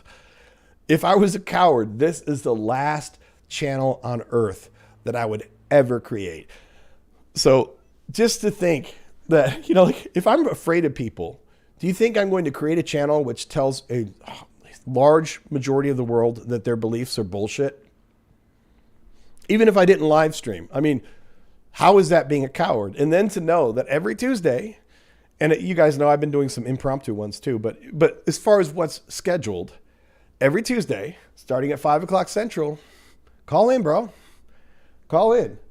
Because he thinks that I am the coward, and yet something makes me think that he is Coward of the Week. And to be fair, we already had a Coward of the Week, but I think there's room in the pantheon of Coward of the Week that we can have multiple Cowards of the Week. Coward of the Week. That's right. That's right, science. You are definitely one of the Cowards of the Week. And then notice what he says here. He says, made an observation, there was no ranting. You're just going to gaslight like a woman. So now it's not just that he thinks I'm gaslighting because I put up a video with my thoughts. It's not just that he thinks I'm gaslighting because I do a live stream every Tuesday for hours on end where I invite anyone to call in and disagree, debate, whatever you want to do. But apparently I'm gaslighting like a woman. Because, that's what women do. Women just gaslight you, So you see, I said, like a woman? What a fine specimen of humanity you are. So does he have any awareness? No, he doubles down. Yeah, gaslighting is for women, 100%. Real men aren't afraid of ideas and don't need to attribute emotions to other people. That's 100% in the feminine realm. That is a classic dude right there. Anytime, and I say I got a caller. I'm gonna get you in just a minute. I got a guy of a super chat here I want to acknowledge. So hang on there, Izir, and we'll get to you real quickly. But anytime, let me just give. I know most of the people here are mostly aligned with my thinking on a lot of things. But for anyone who has any doubts, anytime you ever feel compelled to insert like a woman into your rhetoric, I can almost guarantee you that you are going into some bullshit rhetorical category where you are saying far more about yourself than you are saying about the point that you think that you're making to people. So that really just says it all. So I want to acknowledge here, got a $5 super chat from Dave. Thank you, friend. I appreciate that very much. You're really a great supporter. It says, when Paulinians talk about God, they seem to be talking about a person, but people are just evolved apes. Is there God an ape? Is it Homo sapien? Well, that's absolutely true. Of course, the fundamentalists don't even believe that evolution exists. But I don't know if you were in the chat earlier, Dade, when I was mentioning this, but I said, for those who really want to hold to a personified, manifested vision of God, how do they normally picture God? Some old white guy with a beard and vestigial nipples and a cock, because I guess God pisses and fucks or something. I don't know. Like they picture him having teeth. Like, does God actually eat? I know he likes the pleasing aroma of barbecue, but does he actually eat something? And if he actually eats, does that mean that he takes a big holy dump at some point? They picture him having two eyes, even though they will claim that he's everywhere and can see everything. He's omniscient, but then why do you have eyes that point in a given direction? Like, the more you think about for those who want to, now, not all Christians do this. There are some Christians who, reject the idea of a manifestation of God at all. But for those Christians who actually believe that God manifests in a form that is even roughly like that of a human man, it just brings up far more illogical questions than it ever solves. Let me see if we can get to our caller here. So, I just went to unmute him and then he disappears. So, is he joining again here? Okay, looks like he's back. So, Azir, are you there? Can you hear me, brother? It doesn't seem like you have any, if you're talking, I don't see any audio on your side. Doesn't seem like, let me look at your audio settings really quick. But if you're talking to me, Hello? I don't, oh, there, I can hear you now. You there, Azir? I don't know if that's how you pronounce it. Azir? Yes. Okay. So, are you 18, Azir? Yes. Are you a believer? Yes. Okay. Is there a particular point that I brought up that you want to talk about? I guess like the main point, like God is non-binary. Can you like go into more detail about that? Like, do you not believe that it is the Father, Son, and Holy Spirit? Sure. I explained this a little bit earlier, but that's okay. You may God not have been on the call. So let me kind of lay this out for you. And let me just kind of get through a few points, and then I'll be happy to hand the floor over to you. Okay. First of all, ancient Hebrew, and even modern Hebrew for that matter, but especially ancient Hebrew, has no gender pronouns. Has no non-gendered pronouns. So even if we assume that God doesn't have a sex, a gender, there is no way to say in ancient Hebrew to say they.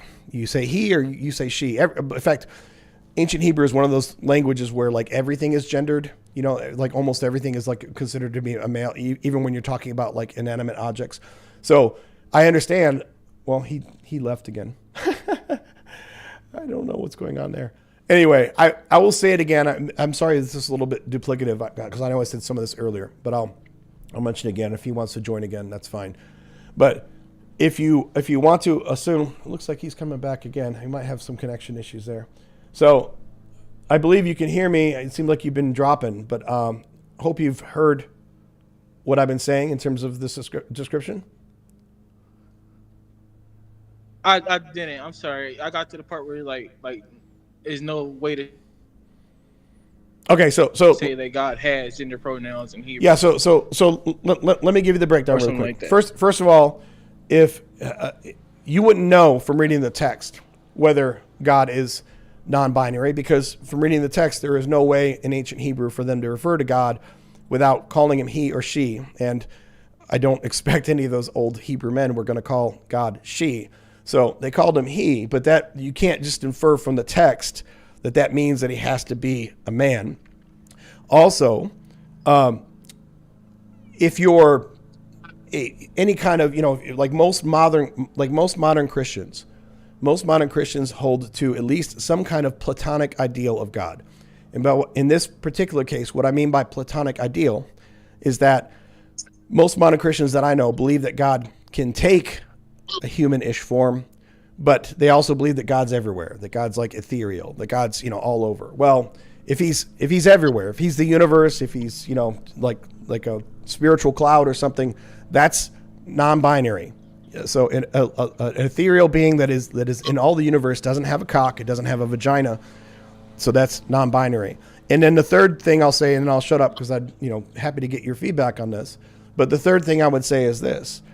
Even if we assume that he's called he in the Bible because every time that he presented to humanity at that time, like in the Garden of Eden, for example, maybe he did present in a form that was identical to a human man. Maybe he had vestigial nipples. Maybe he had a beard. Maybe he had a cock. Okay. But most Christians would absolutely contend or even demand that God can, he has the ability to take any form he wants. So even if he always manifests only in the form of a male, if he can manifest as a female whenever he chooses to, that is one of the central things that identifies people that, that are non-gendered or non-binary, that they don't identify necessarily, because to say otherwise would imply that if you don't think that God is non-binary, that means that God, if he chooses to manifest, is forced to manifest as a man.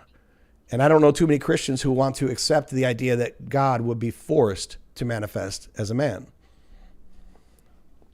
All right. So I'm going to just go on your last topic first. So you said God is like forced to be a man or something like that? No, I'm saying he's not forced, but I'm saying he's not technically forced, but that's who he is. Like how you call Jesus the Son and God the Father, that's who they are. That's who they are in nature. They're and how do you know nature, that? But my fault. In person, they are the Father and Son. You've seen him? Yes, he can appear. He can appear as female, but he won't because that's not in his person. His person is Father. Same so way Jesus, same way Jesus' person is the Son. So you know the mind of God. Hello? Yeah, you keep kind of popping in and out there, although I think you're still here. So do you know the mind of God? Hello? Yeah, can you hear me? Yeah, I can hear you now. You just got out again. Yeah, it's been a couple times when your connection drops and then you come back. So so you've seen God? No, I have not. Okay, but you know the mind of God? No. Okay, so you haven't seen God and you don't know the mind of God, but you can confidently tell me that who he is and the only thing he would ever choose to manifest as is a man. I know God cannot change his nature. It says that in the Bible. Well, that's demonstrably false from the Bible, but we're not talking about what he likes to eat for breakfast. We're not talking about whether he changes his mind, which he does all the time. But clearly, what we're talking about here is how you choose to manifest. So, do you think that do you believe that there are times, maybe right now, when God is not in a physical body at all? Yes. Well, then if you admit that there are times when God is not in a physical body, and then there are other times when he would manifest as a man, then that would be, by your definition, God changing his nature. It's not God changing his nature. Okay, so changing your physical form is not God changing his nature. No. Okay, so you just made my point then. And I can give you an example how it says in the Bible, Jesus humbled himself and came in the form of flesh. He was still fully God and fully man. His nature wasn't changed. He just humbled himself. So in other words, he can manifest in any form he wants without changing his nature, right? Yes, he can't change his nature as the Son, same way the Father can't change his nature as the Father. I said he can manifest in any form he wants without changing his nature.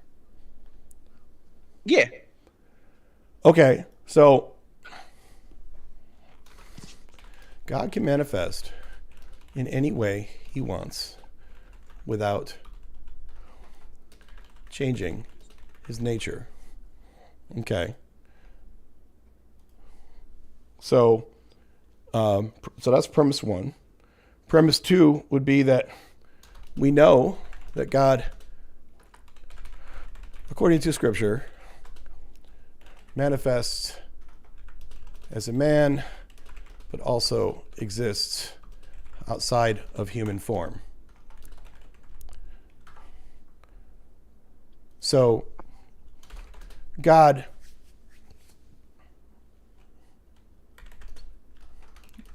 can choose his presentation without changing his nature. Are you with me? Yes.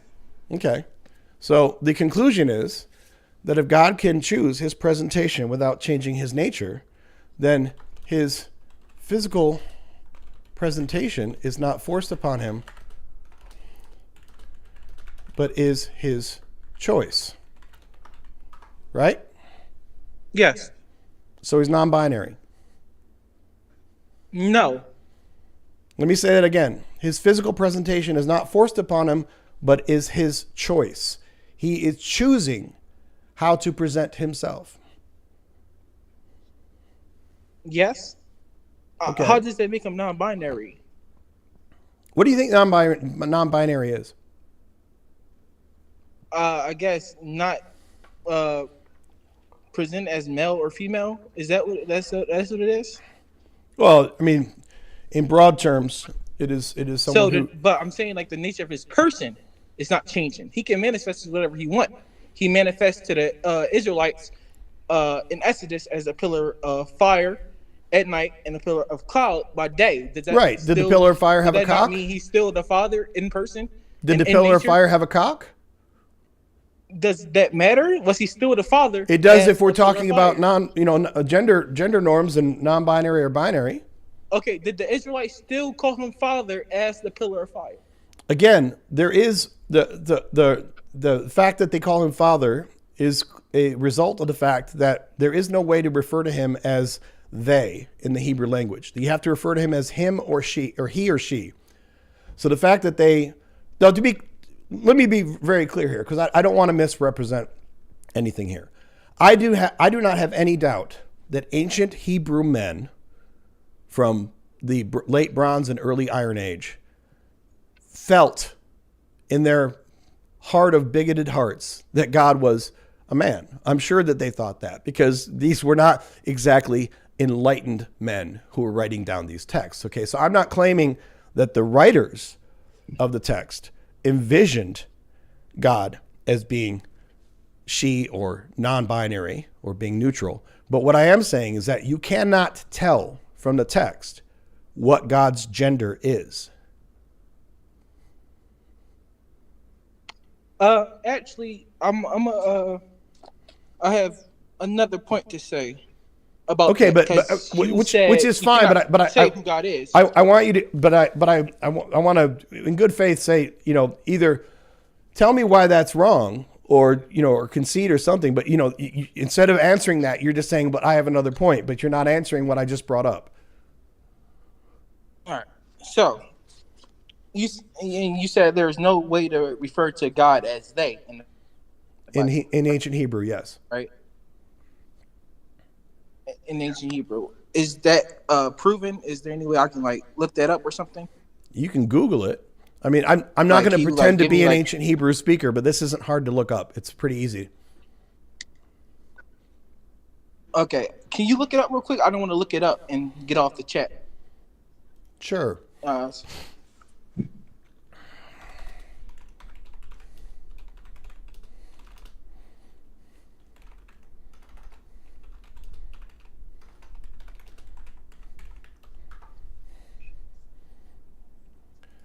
Make this bigger here. And of course, whenever you do this, I will freely admit that what we're pulling up here is, the first things that come back from AI. So take all this with a grain of salt. I mean, do your own research. But the question is, did ancient Hebrew have neutral gender pronouns? No, ancient Hebrew did not have neutral gender pronouns. It is a strictly gendered language where every noun, every verb, and every pronoun must be categorized as either masculine or feminine. There is no equivalent to the English pronoun it. For third-person singular pronouns, the language exclusively relies on he, used for masculine nouns or she used for feminine nouns, while the masculine plural form has historically functioned as a default when addressing mixed gender crowds. A true grammatical neuter category does not exist in the language. Okay. But it still kind of doesn't prove that God is non-binary. Just because. Well, here's what I will concede to you in good faith. Okay, non-binary in the queer community is not just someone who wakes up every day and one day they decide I'm a man and one day they decide I'm a woman. So I don't want to. I want to be sensitive in I'm painting with a broad brush here, and I know that I am. Okay, but what I am saying is that there is no way to read the Hebrew Bible and know what his gender nature is or what he identifies as, because all we can do is read where it says he, but the simple fact is that the men who wrote it down, I mean, I guess you can argue that clearly, according to the Bible, God does not identify as a woman because they could have said she, right? But what we can't say, just because they always said he, that does not mean that God identifies as a man. And by our understanding of what God supposedly is, according to the Christian Platonic ideal, he can be any gender he wants to be. The only reason that you think that he presents as a man is because in your Bible, it keeps saying he. Okay. All right. Okay. And, all right. You said there's no neutral gender pronouns. Okay. I can understand that. And that's what I say. I mean, of course, the talking point is a little bit of a poking point, right, for Christians. And yeah. I will admit that, if we had Yahweh sitting right next to me right now, do I know that he would tell me, Adam, I identify as non-binary? I don't know what he would say. I mean, first of all, I don't believe in him. But even if we accept that he's there, I don't know what he would say. But I can't tell you what he would say just based on the Hebrew Scriptures, because the Hebrew Scriptures had no way to outline that. But you can also say, well, based on evidence, you can also say he came as a man. Right? What evidence? Jesus Christ. That's his son. Yeah, it's still God. Yeah, so he chose to manifest in the form of his son. He sent his son to earth. That doesn't say what Yahweh represents. Yahweh identifies is as God. It's God. I understand the Trinity, but given that Yahweh, if he was going to manifest in the form of a human, pretty much had two choices, and biologically speaking, I'm not talking about what's in his brain, but as far as his genitalia, he had a choice to, and yes, I know there are things like hermaphrodites and such, but generally speaking, he had a choice to present himself as a man or a woman. Just because he chose one of those is not the same as saying what Yahweh identifies as. But didn't Jesus identify as a man? Yes, Jesus did. God the Father did not identify as the Father. I understand what you're saying about masculine and feminine pronouns. But I'm saying once you have already established in your holy, once you've established inside your holy text that every time you talk about Yahweh, you say he, then of course you're going to say Father. Obviously, you're going to say Father, because you're not going to say he throughout the entire Hebrew Bible and then call him the mother. That wouldn't make any sense. But even Jesus called him Father. Right. When he went to the garden and he laid down and he prayed. Again, because my fault. Here, let me put this out here. So, ancient Hebrew did not have neutral gender pronouns. Throughout the Hebrew Bible,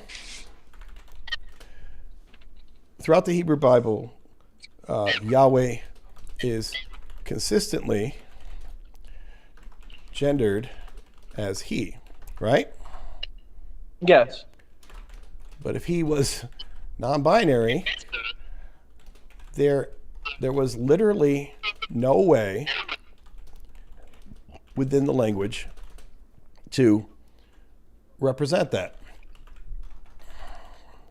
So the conclusion is that to represent any deity in ancient Hebrew as a personified individual, you must choose a gender to assign to him, which, by the way, is exactly what a lot of non-binary people deal with, that they get assigned a gender whether it was what they feel or not. I'm so, again. So I don't know if you can see the screen here, but the premise one is that ancient Hebrew did not have neutral gender pronouns. Premise two is that throughout the Hebrew Bible, Yahweh is consistently gendered as he. I can totally admit that. Premise three is that, but if he was non-binary, there was literally no way within the language to represent that. So the conclusion, to represent any deity in ancient Hebrew as a personified individual, you must choose a gender to assign to them. So once you've chosen to assign him to Yahweh, of course you're going to call him Father. Once you've chosen to say, oh, I'm sure he's a man, of course you're going to then apply the male parental label to him. But in order to know if he's a man, you would have to know, does he have a cock? Does he have XY chromosomes? Does he have a beard?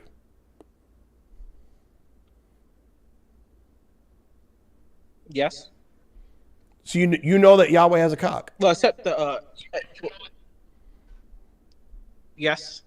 I mean, first of all, I mean, you can be a woman and have a beard, but generally speaking. So, what about where does the Bible tell you he had a beard?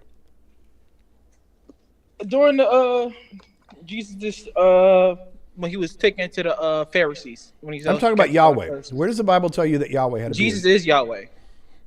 No, that's not what the Trinity is. What is the Trinity?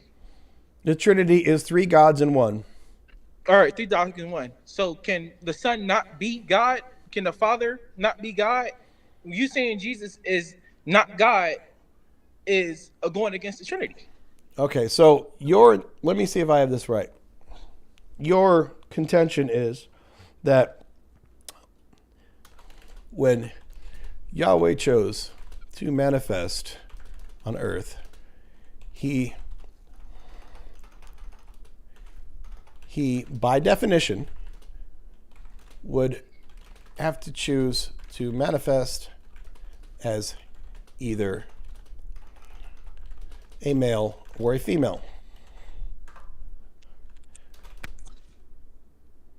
So I don't even think I need other premises here. So your conclusion is that because Yahweh chose one of the two available genders to manifest on earth, this therefore concludes that the unchangeable nature of God is to be male. That's what he identifies that, yes. That conclusion does not follow. What do you mean? So the premise one is when Yahweh chose to manifest on earth, he, by definition, would have to choose to manifest as either a male or female. Okay? Again, not getting into things like hermaphrodites and such. You're either going to come down, as someone who's male or female.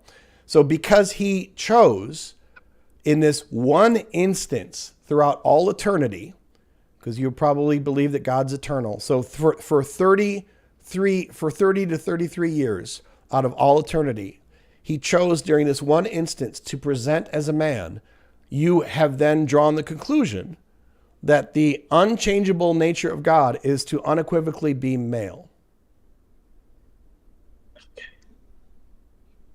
I guess. Wasn't he? He was always male. It's the Father, the Son, and the Holy Spirit. So it's not the mother, not the daughter. We already covered the father bit. So in ancient Hebrew, there was no way to refer to God as neutral. So we can't just say that, oh, because they use he in the Hebrew Bible, that definitively says that God is a man. So why did they use he instead of she? Because they had to pick one. Okay, so why didn't they use she? I don't know. Well, I Right, actually so I you do don't- I do know. so I you do don't know know. because there's So no if- way that an so- ancient Hebrew man writing the religious text for his organization, for his society, was ever going to even toy with the idea that God was a This female. is God, and even God agreed with the scriptures when it says he. When it said even Messianic prophecy, when it says in Isaiah, my fault. When it says my fault. Give me 1 second. When it tells a son will be born to you. Yes, that says nothing about someone's nature. I have a nature daughter. is God. I have a The daughter. nature is Does that make God. me female?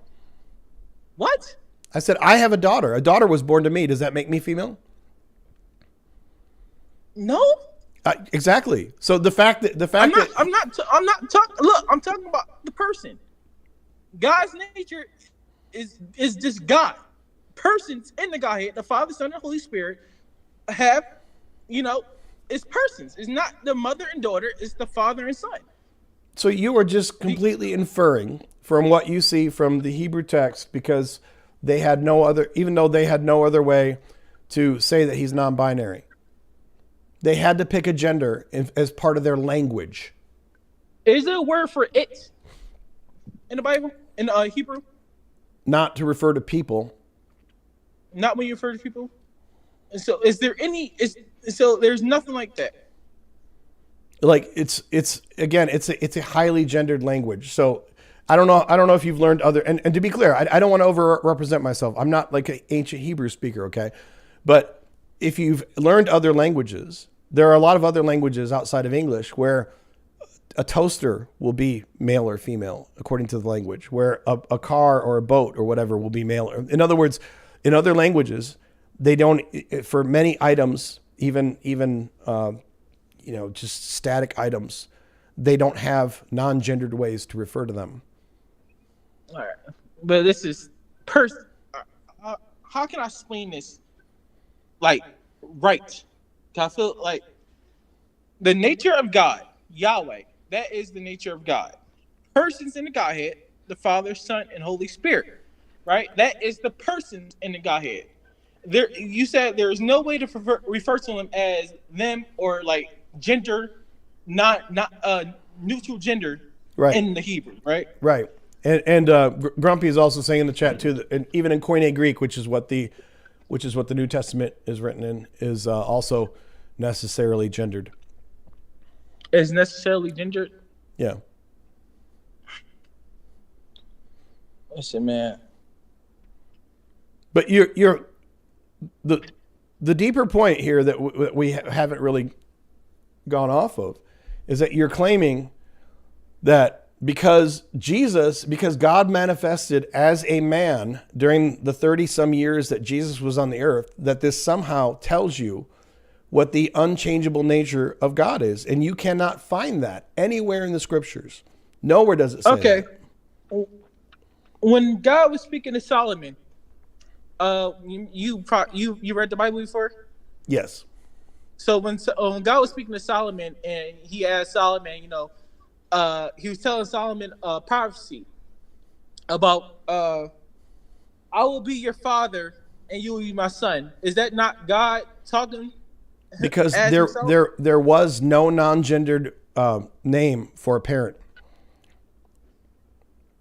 There's no non-gender name for parent. I mean, you could have just said parent, but the point is that the people who were writing this would have already been in the very well established written tradition that every time they talked about Yahweh, they used he.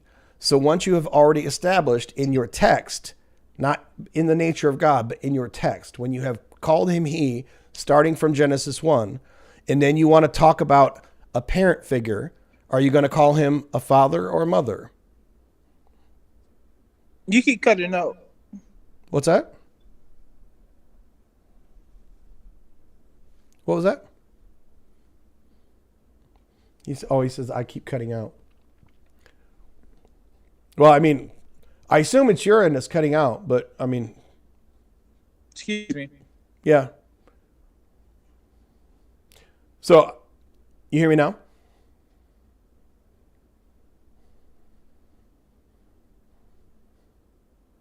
You hear me now? Hello? Yeah, I can hear you. Can you hear me? Yeah, I can hear you now. Okay. Yeah, unfortunately, every time you drop and then you come back, there's like a delay before it kind of like syncs you up again. So I don't know what's causing that, but I don't think it's a missetting on my part, but even if it's not, I apologize for that. But the point I was getting to is this, that you have a tradition that starts in Genesis 1, which is that they're not going to call God she, because ancient Hebrew men are never going to call God she. And they don't have, I'm not trying to claim that the ancient Hebrew men thought that God was non-binary, but they didn't even have a way to articulate that back then. So of course they called him he.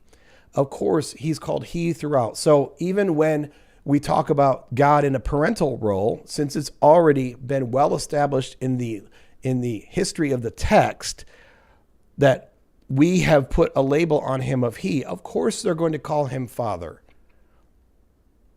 It wouldn't make any sense to do otherwise, but that doesn't mean that that is God's nature.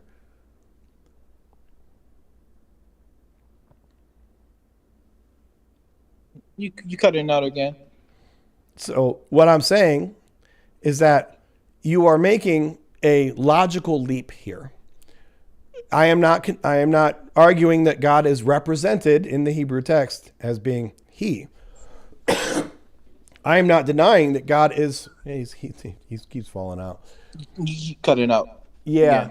It's like, it's kind of weird because even then when I heard your voice, but then I can look on the screen and see for a little while like your video went away or like whatever. I mean, I know you're not on video, but so yeah. I'm sorry if the connection here is odd for some reason. I don't think that's on my end, but if it persists throughout the night, well, no, I have some kind of problem. But what I'm trying to say, if you can hear me, is that you are taking basic facts that I will readily concede that in the Hebrew text, God is repeatedly referred to as he, because they didn't have any way of saying non-binary and non-gendered. It was either going to be he or she, and ancient Hebrew men were never going to refer to their God as she. So of course they referred to God as he. So then when they started talking about God in a parental role, of course they're going to talk to him as though he's father. But there is nothing in the Bible. Well, let's even take the Bible out. Just because there's a text that refers to me as he does not say what I identify as, especially if your language does not give you the tools that you would need to properly explain what my identity is. Sorry. It's all right. And my belief is not that he identifies as it, is that he is it and has always been it. Like there's nothing in the text that tells you that. You read Genesis before? Yes. When 3 men appeared to Abraham? Yes. Was that still God? God was one of them according to the text. And was he or she, or did Abraham just not call him anything? Again, there was no way in the language to represent that but yes, they referred to him as he. I understand that. But that does not mean that is the way that Abraham referred to him. That means that when they wrote the story, there was no, to be fair, if Abraham had called God she, yes, they could have written that in the text. I totally admit that. But there is no way for these ancient Hebrew men to even conceive of something that is non-gendered or non-binary. They wouldn't have even known what that means.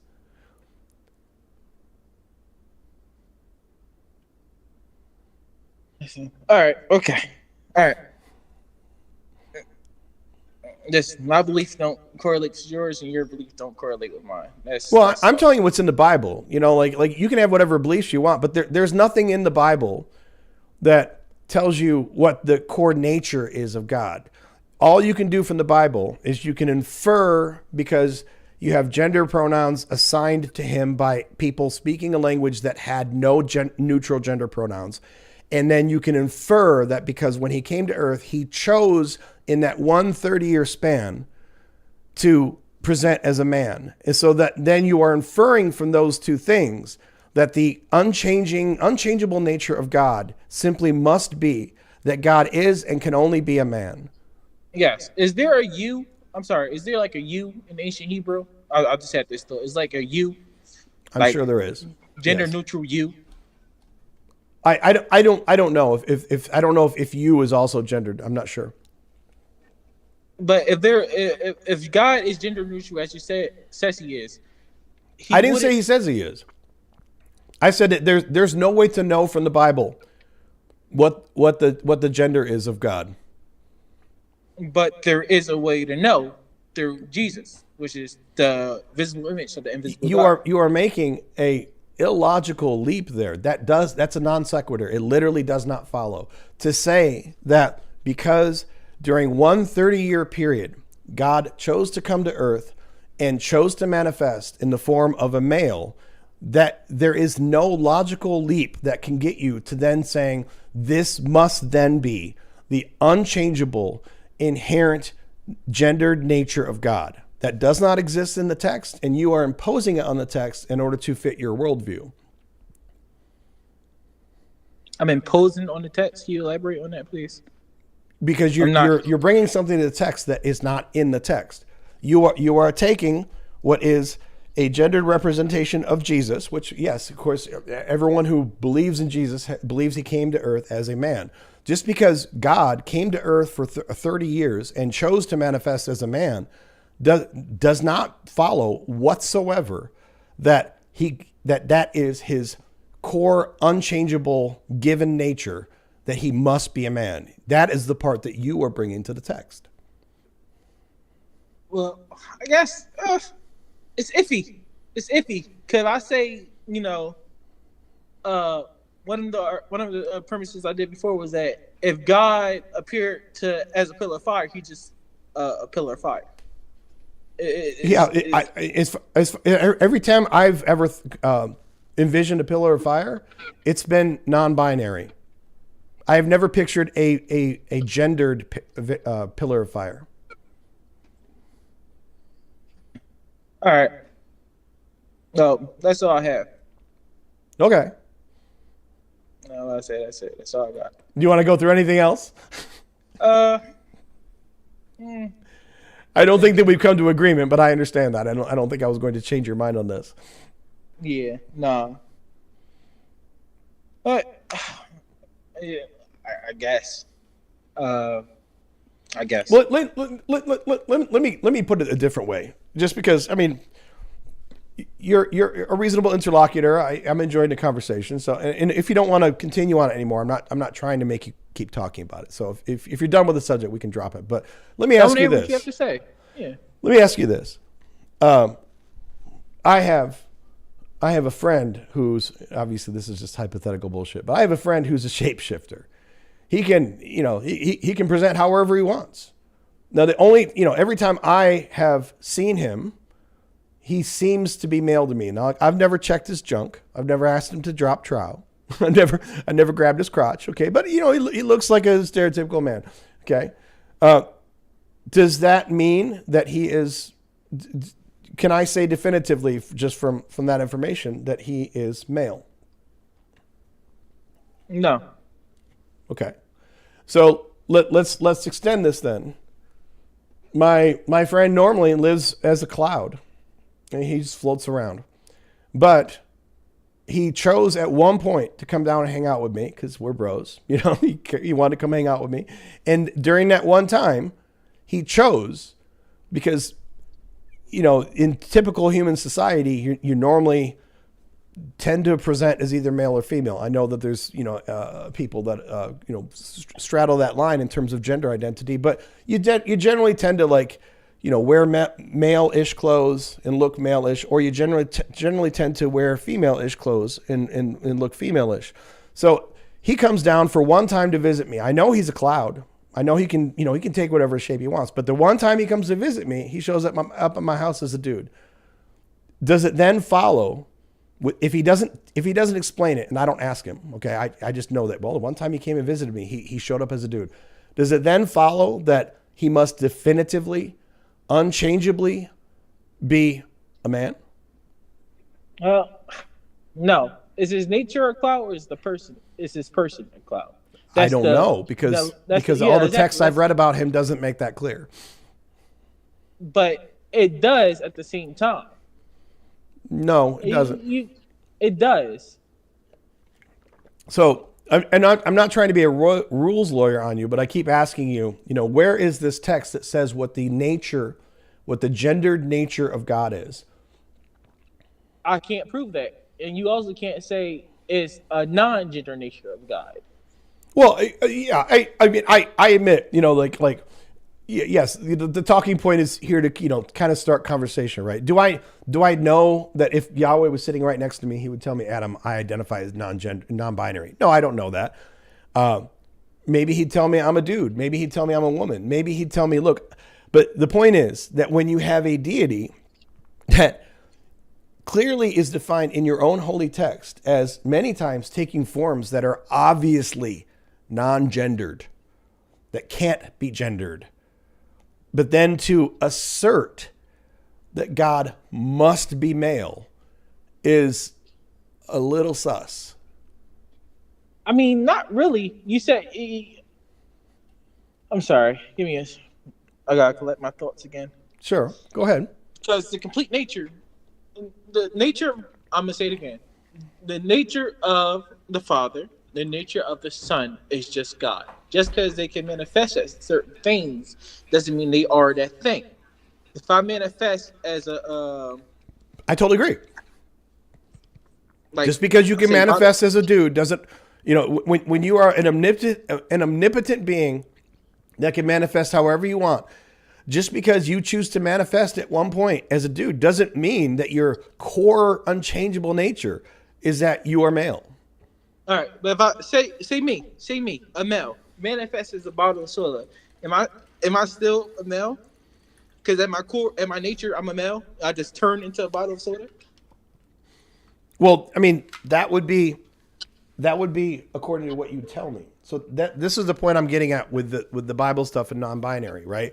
If there was a verse anywhere where God said, I am a man, I am a male, and also to be clear, if it was clear from the text that he had a choice as to how the writers could have portrayed it.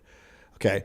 So if I tell you that I'm Adam, and I keep saying I'm Adam, but in your language, every time you say I'm Adam, you have to write it down with a gendered pronoun, and you have to keep calling me he, then that's misrepresenting when I say I'm Adam. God says, I am who I am. I am the I am. He says, I am, Yahweh. He says, I am jealous. That's one of his names. I mean, he identifies himself numerous times.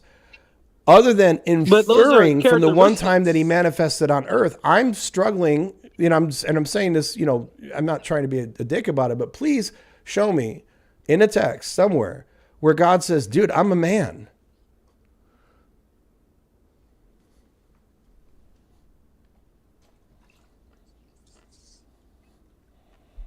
Give me 1 second.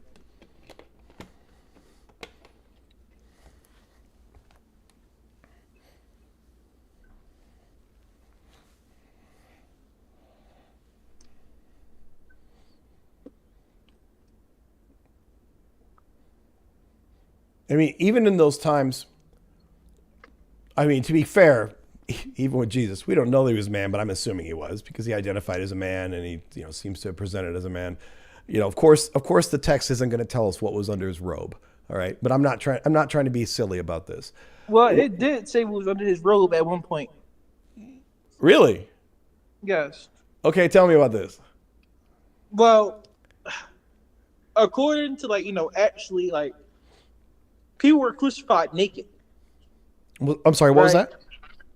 I guess you could say you can tell it was under his robe, but back then people were crucified naked. I don't know if that's true, but I mean, I don't doubt you. I never looked up like did it, of course they always represent him as having a little, a diaper on or whatever. At least but that's what I heard. That's probably for. This might make sense. This might not, but it tells you how. But his face was beaten so bad you couldn't tell if he was a man or a woman. Okay, but he appeared as a man, and he was already a man, but his face was beaten so bad you couldn't tell if he was a man or a woman. Well, first of all, you can't just look at someone's face. You can't just look at someone's face and know if they're a man or a woman. And I know there are normally, phenotypes that we apply to faces and say, okay, that looks like a male face, it looks like a female face. But you can't just definitively look at a face. My point is, and I'm not trying to be a rules lawyer about this, but I'm pointing out that, although I believe that Jesus was a man, okay, I'm not trying to be a dick about it, but we don't actually know that, because even if he was crucified naked, we don't have a report in the Gospels about his junk hanging out. And when it comes to the Bible, or the Hebrew Bible, we have these references to like God walking through the Garden of Eden, but it doesn't say, hey, these were the features of his body. We have at Mount Sinai, we have, Moses being put in the cleft of the rock and God saw his back. But again, women have backs too. Non-binary people have backs. So, every time we get a physical description of Yahweh, we don't get a clear indication of his sex other than the gender pronouns, which, as I've already said multiple times, are essentially locked into he or she. And the old Hebrew men were never going to call him she. That just was never going to happen. So, we don't have any description of his body. We don't know if he had tits. We don't know, if he had a ovaries or something. That's all conjecture.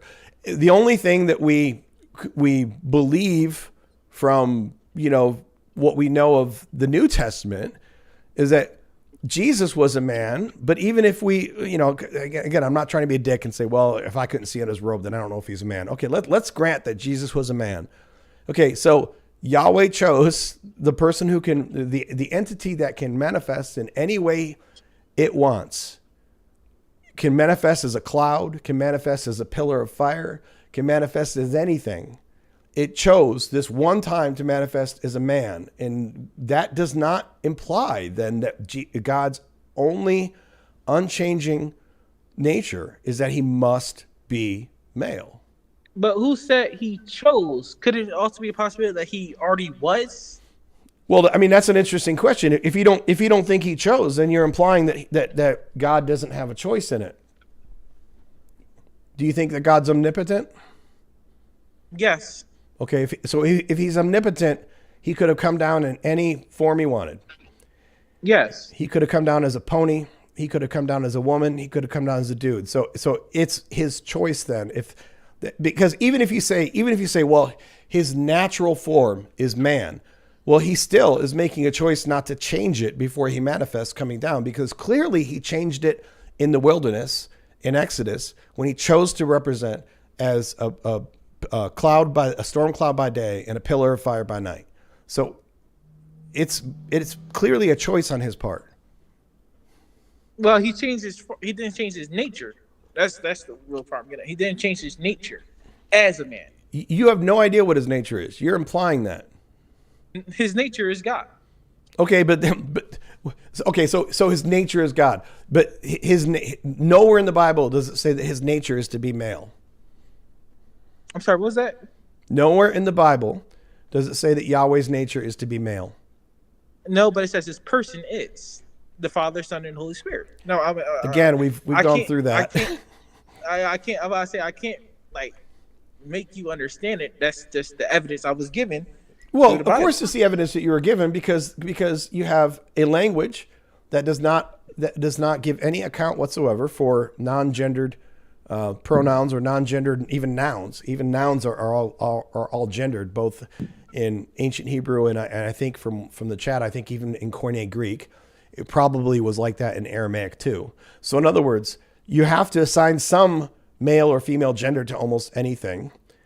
But the fact that in order to write this down, you had to assign a gender, and the fact that ancient Hebrew men chose for some reason, what could that be? To make sure that the gender that they chose was male, to then make that leap and say the unchanging nature of God is inherently male, it's just a leap. I can keep saying the unchanging nature of God is not male. The unchanging nature of God is God. We don't have. You can say it, but it's not supported in the text. That's my point.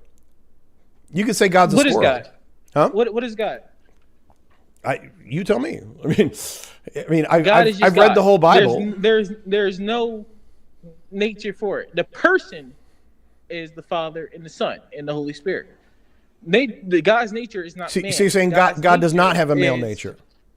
No, he has a male person. Okay. He's person by the Father and Son. But if he can choose tomorrow to be a woman, then that is non-binary.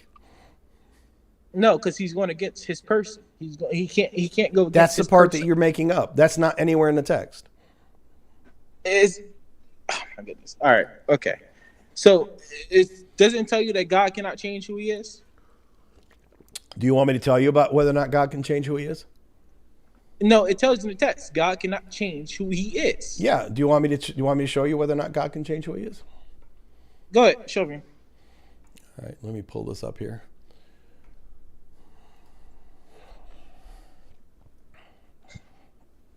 Just a second, let me find it really quick.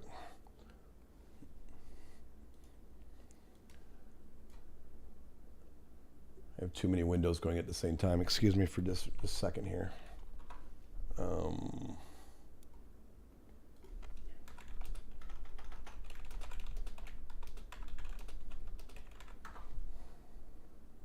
And if you can, please give me the verse, chapter and verse. Yeah. That's why I'm pulling it up, because I don't want to just sit here and say to you, oh look, it's I want to actually pull up the verse for you. So there's multiple verses, but we'll pull these up. Just a second.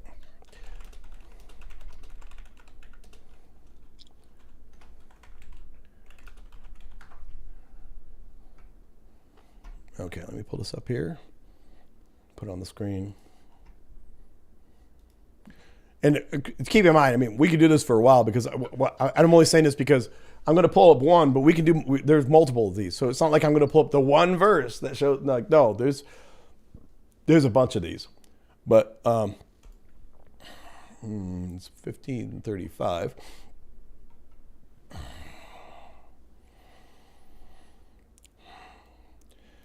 Then Samuel went to Ramah, and Saul went up to his house in Gibeah of Saul. Samuel did not see Saul again until the day of his death, but Samuel grieved over Saul. And Yahweh was sorry that he had made Saul king over Israel. That's not him changing. He picked Saul. Yes. Now he's sorry that he picked Saul. Yes, but that's not him changing. How is that not? That's the definition of changing. It's right there in the text. He was sorry that he, meaning Yahweh, had made Saul king. He made Saul king, and now he's regretting having made Saul king. That is absolutely a change. It's not changing to God's character, though. It's not changing to his nature. So you don't think that you don't think that when he picked Saul and then later he says, "Now I'm sorry that I picked Saul." You don't think that's any change in his nature whatsoever? No. Okay. Dude, I'm literally showing you the text where he's changing. It's changing in his emotions.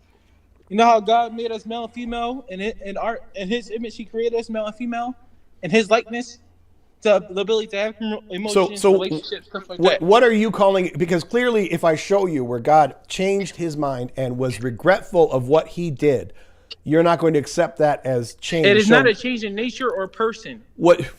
You don't think if someone is deeply sorry for something that they did before that you don't think that's any change in the person?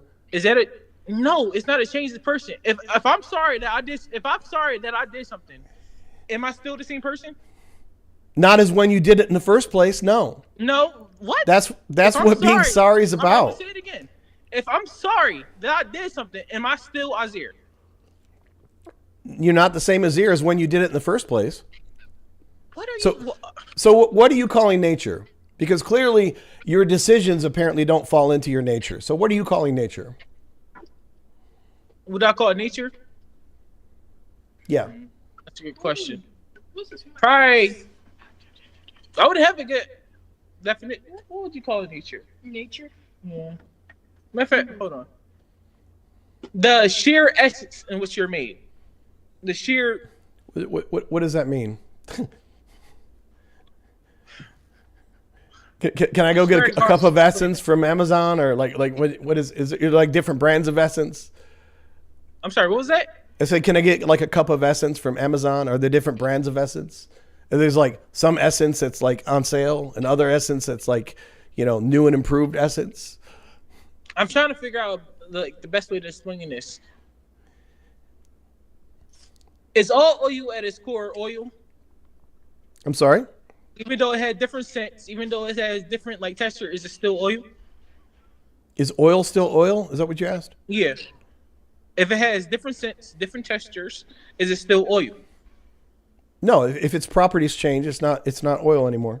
I said different scents and different textures. Is it still oil? The texture is a property. So if its properties change, it's not oil anymore. All right. Okay. I mean, that's you asked me. I mean, and there are some, there are many forms of matter that, of course, can change some of their properties depending upon heat and things like that. But generally speaking, if you say to me that I had this fire burning in my fireplace, and now it's frozen solid as a crystal, I would say that's no longer fire anymore because its properties have changed. We don't keep calling it fire even when it transforms magically into a solid crystal. We would say it's now something completely different.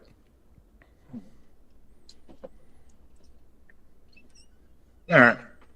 I have nothing to say. Well, I can say it's not a change in his nature, it's just change in his emotion.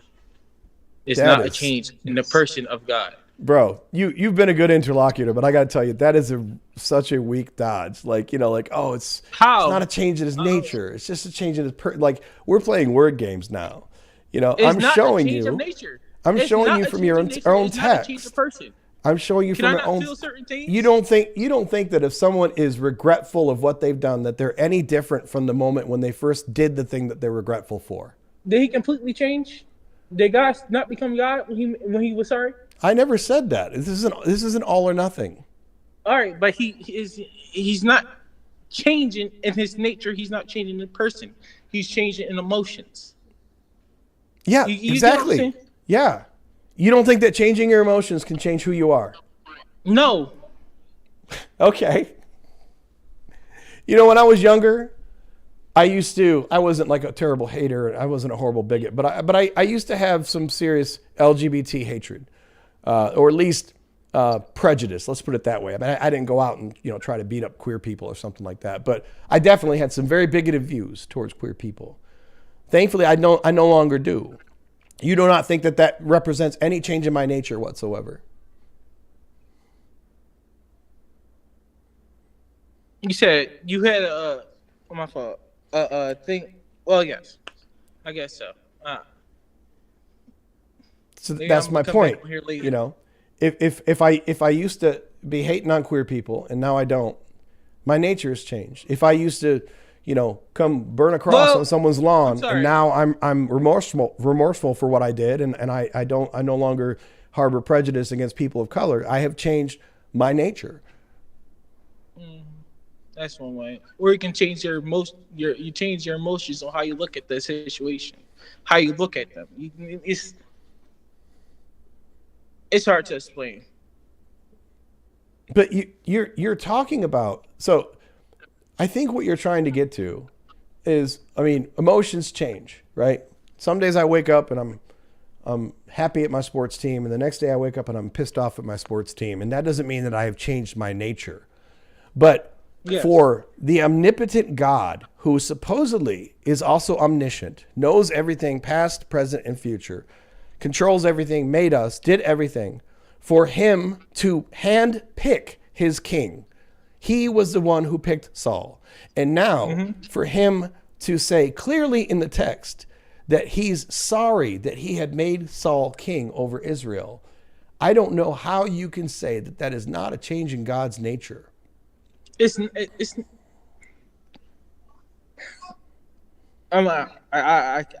don't know how I can keep saying this. I know, because you're just going to keep saying nature. You're going to keep saying nature, which, I mean, I know this sounds a little insulting. I don't mean it this way, but like I feel like you don't have anything else to fall back on other than saying there's this magic idea of nature. And unless I can show you 20 passages where God's nature changes, but unless it fits what you have in your own head picked as God's nature, you're going to keep saying, but that's not his nature. It's not his nature. Is God's nature still God in this passage, in this situation, when he regrets that he picked Saul? Is he still God? Yes, he's God the whole time. All right, so that's not a change in his nature. That's a nonsensical statement. You can be how I'm still the person that I was when I was much more prejudiced towards queer people. Yes, your view has changed. Your outlook has changed. Yes, so Yahweh has changed. His nature has changed, but he's still Yahweh. Yes. What is your name? Adam. Adam, are you still Adam? Even when even from when you were prejudiced? Yes, but my nature has changed. Did you change from Adam to I don't know, something else? Did you change from Adam to something else? My nature has changed greatly. Okay. My nature has changed very much. I don't much like the man that I was 10 years ago. And I sincerely hope that 10 years from today, I won't much like the man that I am today. Okay. I say I can't. I just can't keep doing this. All right. I'm just gonna sign off because I can't. Okay. Well, I appreciate the call. Mm-hmm. You have a good night. You as well.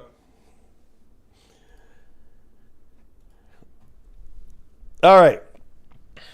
So there you have my case on the changing nature of God. And, to be clear, I mean, I think he was getting a little tired of the conversation. So at a certain point, even if I could have kept him on the line, what are you accomplishing, right?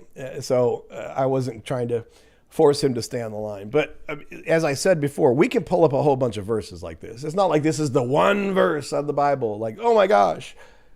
And, if you want to say that God, the omnipotent, omniscient creator God of the universe, literally regretting what he's done, changing his mind does not change his nature, I mean, then you're just never going to, at that point, then we're just going to talk all night about nature. And I think that's why he wanted to get off the call too, because I understand that at a certain point, like, you can just keep saying his nature hasn't changed, even though I think that any reasonable reading of the text here would strongly imply that Yahweh's nature changes here. Now, you can argue the extent to which his nature changes. Okay, I still think that he's a jealous, hateful, angry God. I don't think that he had a magic turnaround and suddenly became a much better person. He's still vindictive. He's still hateful. He's still a murderer. But clearly, from who God was at the point that he, excuse me, at the point that he chose Saul, to then now have it clearly stated in the text that he was sorry for what he had done. And of course, there are other examples of this too. We've gone through them in God-Free Bible Study. For example, when they come down from Sinai and there's the golden calf incident, right? What is Yahweh's response to the golden calf? He wants to kill everyone except Moses. It literally says in the scripture, he's going to kill everyone but Moses. He wants Moses to leave him alone so that his anger can burn hot, I think was the quote. Of course, I could pull it up, but I think it was that, so that his anger would burn hot. And in case you're not sure what, yeah, Michael, that guy was nice. I had no problem with him whatsoever. He was cool. Obviously, we didn't agree, but, that's okay. But in case you had any doubt of what he meant, what Yahweh means in that text, when he says he wants his anger to burn hot, he then goes on to tell you that he's going to start over just with Moses. Just with Moses. So God clearly wants to kill everyone except Moses. Does he do it? No, he doesn't. Why doesn't he do it? Because Moses had to be the adult in the room. Moses had to talk him off the ledge. Moses had to actually talk some goddamn sense into him and point out to Yahweh that if you do this thing, all of the glory that you stated was the purpose of you doing this. Because he doesn't say he's doing this because he wants to save the poor Israelites. He keeps saying over and over and over again that he's doing this for his own glory. And at the point when Yahweh decides he's going to kill everyone except for Moses and start over, Moses has to be the adult in the room and talk some sense into him and say that if you do this, all of that glory that you wanted to have is not going to accrue to you, because the leaders of the other countries are going to say, this is what happens when you follow that God. Everyone except for Moses dies. And after Moses talked him off the ledge, then Yahweh changed his mind. You can, like I said to the caller there, I'm, despite, the talking point, I'm not going to sit here and try to tell you that if Yahweh was sitting next to me, he would put his arm around me and say, yes, Adam, I am non-binary.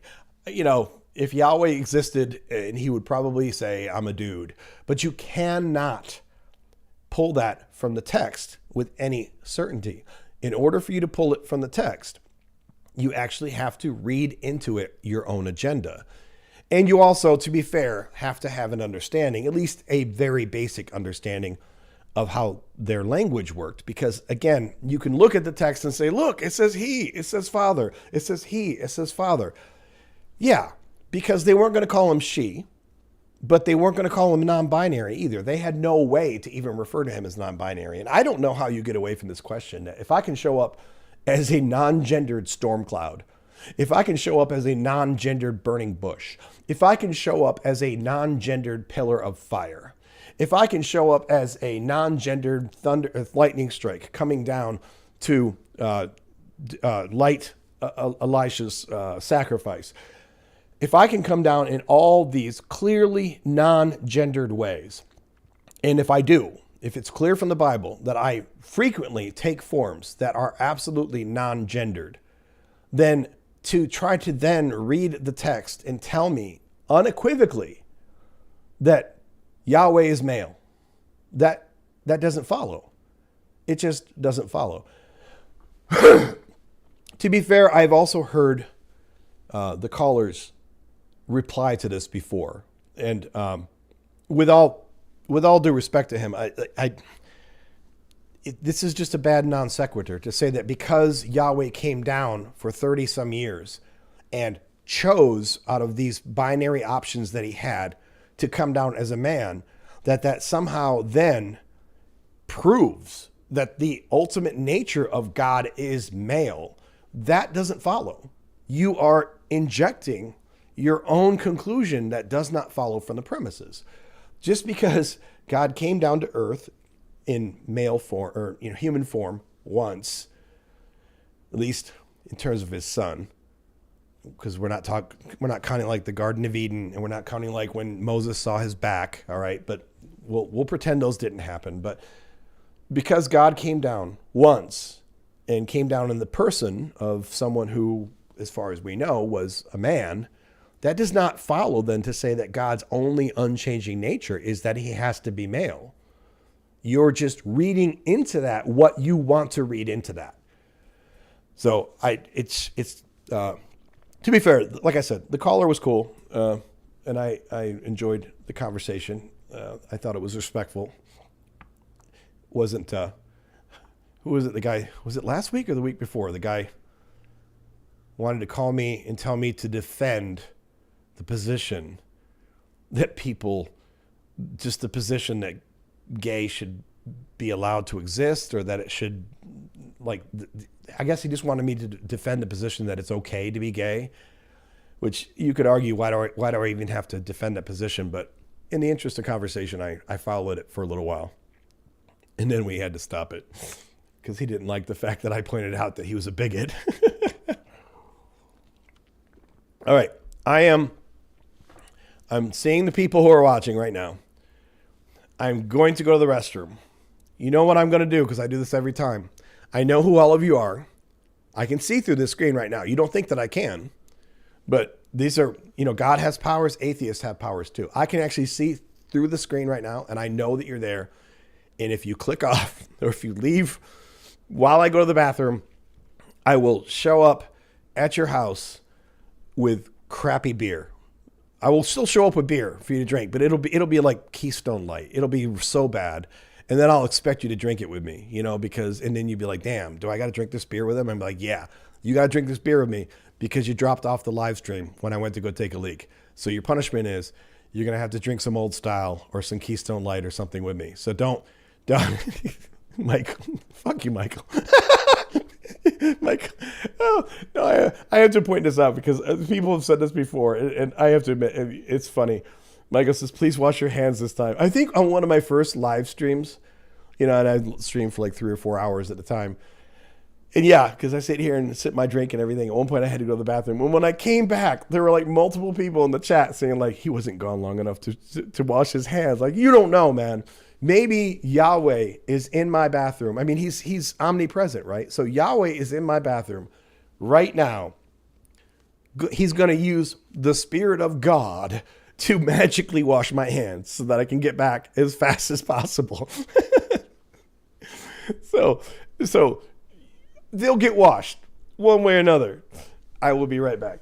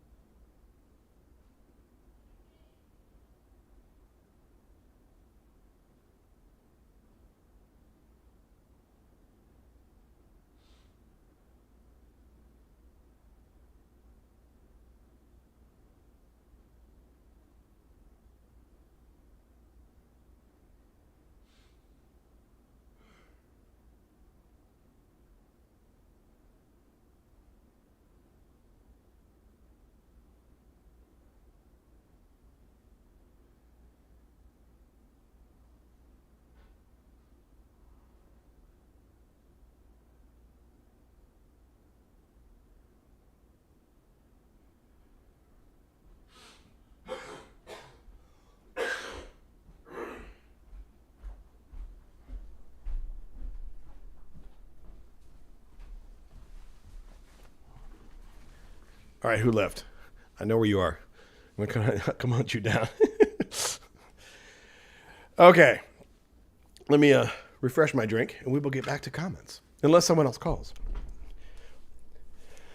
While I'm refreshing my drink, I don't know if I need to explain this or not, but I feel compelled to at least make it clear for all of my friends in the queer community that I do know that if you call yourself if you identify as non-binary, for most people that identify as such, it does not usually mean that one day you show up as a man, another day you show up as a woman, another day you show up as a pillar of fire, another day you show up as a burning bush. That's usually not what non-binary people mean about their lived experience. And I do get that. So I think you guys know that, but I want to make it very clear that, if you listen to my fun little retort about God being non-binary, you might think that I have the impression that being non-binary is just that you show up every day as something different, which, you know, you could be non-binary and do that.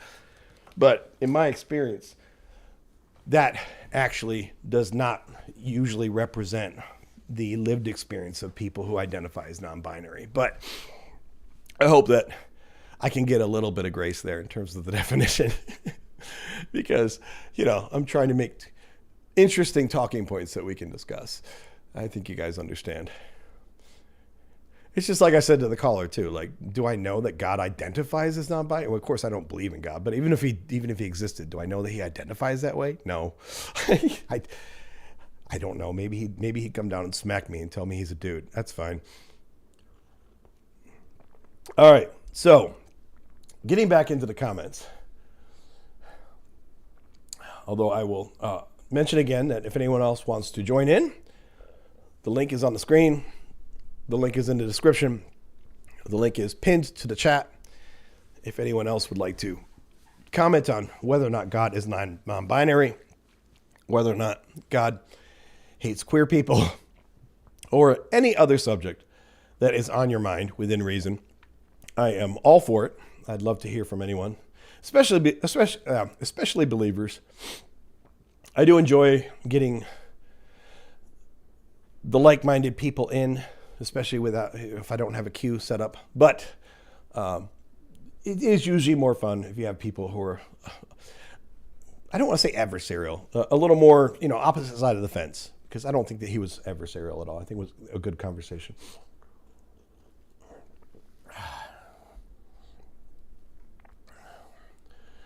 Although this is not a comment on the previous caller, but I just have to do this a few times because a lot of people seem to enjoy it.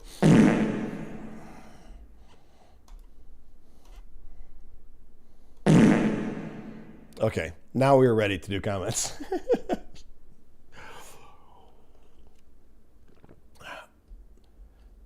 All right. I'm glad at the end of his call he seemed to stop dropping off. I'm pretty sure that was not my system doing that. He just seemed to keep dropping off. But yes, Michael, thank you for, if everyone hits the like button. And if you don't, Michael will show up at your house. And nobody wants that. You don't want that happening. He seems really nice on the chat, but if he shows up at your house, you won't be enjoying that at all. Okay, let me get back to my comments here. And then I just have to mention again, this dude, because we were talking about him right before the caller came in. Like, I love how he then pivots into gaslighting makes you like a woman with no self-awareness. Like the people who talk like this, they don't even, they realize they're being assholes. They don't care. They're just like, yeah, guess what? I'm an asshole. Look at me. Look at what an asshole I am. Okay. That's great. So where are we? Moving on to the next comment.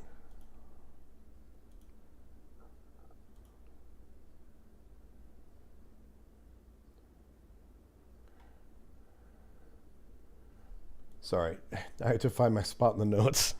I'm like, where am I? Of course, I enjoy doing the calls, but then when you get off a call, it can be like, damn, how do I get reset up again? So this person is another one. I'll tell you, the Kirk Cameron video turned out to be a lot of fun for mining comments. And I don't want to bore you guys with too much talk about algorithm and how YouTube finds stuff. It's always a big mystery, but I can kind of tell you in general, even though no one actually knows how the algorithm works, I can kind of tell you in general how it works. It works on this kind of idea of social circles, right? So when you first launch a video, presumably like a lot of people in your regular audience, the people who subscribe or whatever that like you, they'll probably see it. And then sometimes that's all the farther it will go. So, sometimes let's say you get 1,000 views per video. Sometimes you'll be lucky to get to 1,000 and it'll just die. Other videos, like they'll go through this little period where, it'll spike and then it'll be slow and then it'll spike again and it'll be slow and it'll spike again. And every time it spikes again, you can tell like it kind of leaked into a different social circle. And on the Kirk Cameron one, I only bring this up. You might think this boring as hell, but I only bring it up because on the Kirk Cameron one, you could tell after a couple days and it has kind of started going down in hits. Then it starts going up again, and you can tell the new people that are now getting onto the video are all, it's a very Christian circle, a very believer circle. And then once it started hitting that, I started getting a whole bunch of more just bullshit, angry comments. And I thought, oh, this is hilarious. Like you could tell whatever group it kind of leaked into and started getting passed around was all these people who just think I'm an asshole, right? So, so this guy here, he says, quoting from me, which is not a direct quote from me, but whatever. I did not think there was any proof of the Bible. Meanwhile, this is his words, from Assyrian tribute inscription, Jerusalem, 2,700-year-old pottery sherd, it says sherd, bearing Akkadian cuneiform was discovered in Jerusalem, making it the first Assyrian inscription from the first temple period found in the city. It is dated to the reigns of King Hezekiah or Manasseh and details a request for tribute. 2. The Dead Sea Scrolls, found in Qumran between 1947 and 1956. These ancient manuscripts contain fragments of every Old Testament book except Esther and date as far back as the 3rd century BC. They provide profound confirmation of the reliability and preservation of the Hebrew Bible. The Bible is still being used for archaeological discoveries today, meaning there absolutely is evidence to at least some of the Bible being true. If you are wrong about what you said earlier, what else are you wrong about? Ladies and gentlemen, and I'm sure that when you look at this, you can probably tell right away, like some of the bullshit that is in this comment, right? But, come on, there we go. But, of course, we're going to point out some of it because this guy is, once again, another person who doesn't seem to be very acquainted with reality. So this person is railing against my contention that the Bible isn't proof. Now, I have never, ever said that there are no real events that are detailed in the Bible that actually happen. So this sentence that he's trying to quote me on, he's misquoting me saying, I did not think there was any proof of the Bible. So then he goes on as his way of making his point to say that there's proof of the Bible. And he points out that there's an Assyrian tribute inscription, a 2,700-year-old, pottery sherd bearing Akkadian cuneiform was discovered in Jerusalem, making it the first Assyrian inscription for the first temple period in the city. It is dated to the reigns of King Hezekiah or Manasseh and details a request for tribute. This thing he's pointing out, at best, proves to you that the Assyrians were in Israel at some point. The Assyrians held Jerusalem at some point, if we accept the dating here. And I did not look this up, but too many times when Christians quote this stuff, usually they have the dating all wrong. But even, let's just assume the dates are real, right? Which I don't think those are real because the Assyrian, so the Assyrians from the Old Testament, I'm pretty sure are well past, if you have a non-fundamentalist view of the Bible and you actually believe in things like archaeology and objective facts, the Assyrians, I think, are well past 2700 BCE. But I don't even want to go into that right now because whatever. Let's just say it's 2700 BC. If they found this pottery shard, great. It shows us that the Assyrians were in Jerusalem. It doesn't even show us that the Assyrians held Jerusalem. It just shows us that there were Assyrians in Jerusalem. And you want me to take that as some type of evidence indicating that there's quote unquote proof of the Bible. I mean, again, I don't doubt that there are things that are portrayed in the Bible that can be traced back to real life events. That's quite different from saying that it's proof of the Bible. Just because you have a pottery shard from Jerusalem that is of Assyrian lineage, and just because we discuss in the Bible how the Assyrians were involved in Israel doesn't mean that that is proof of the Bible. And you know where I'm going to go with this. What does this talk about, people? It's verisimilitude. This is what they always do when they want to talk about this proof of the Bible. They will pull up some just inane little detail about, look, we found a shard in Jerusalem that has Assyrian origins. Great. Good for you. How in the fuck does that actually prove the Bible? All it proves is that one minor detail from the Bible being the detail just being that there were Assyrians who actually at one point controlled Israel, that all it confirms is that, yes, there were Assyrians in Jerusalem. Nobody doubts that. Nobody doubts that. I have never heard anyone who knows anything about biblical history, and I'm not, some kind of biblical historian, but I have never heard anyone say, no, the mere idea that Assyrians were ever in Israel is just complete lies. I've never heard that come out of anyone's mouth. I did want to Google it now. When were the Assyrians?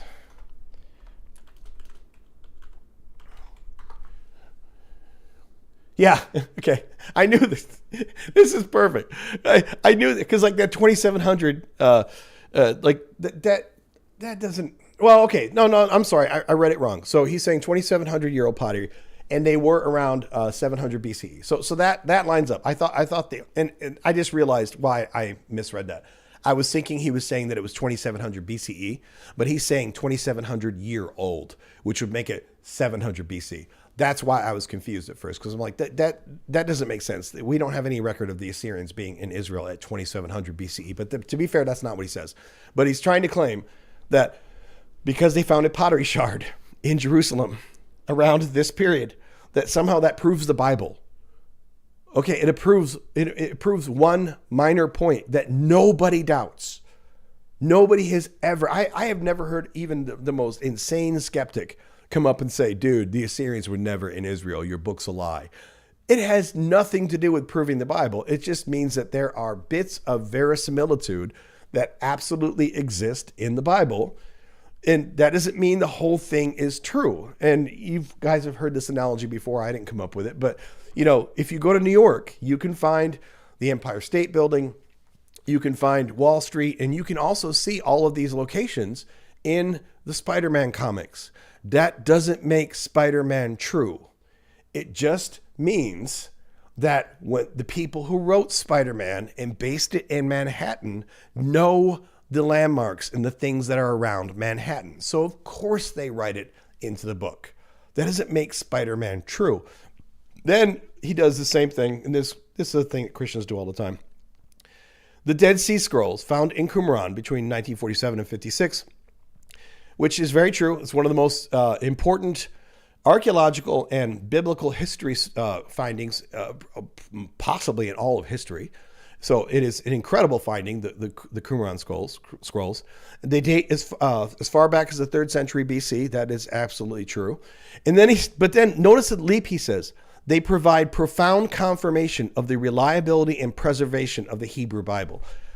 He's stating in his facts here, which they're accurate. Okay, the scrolls of Qumran go back as far as the 3rd century BCE.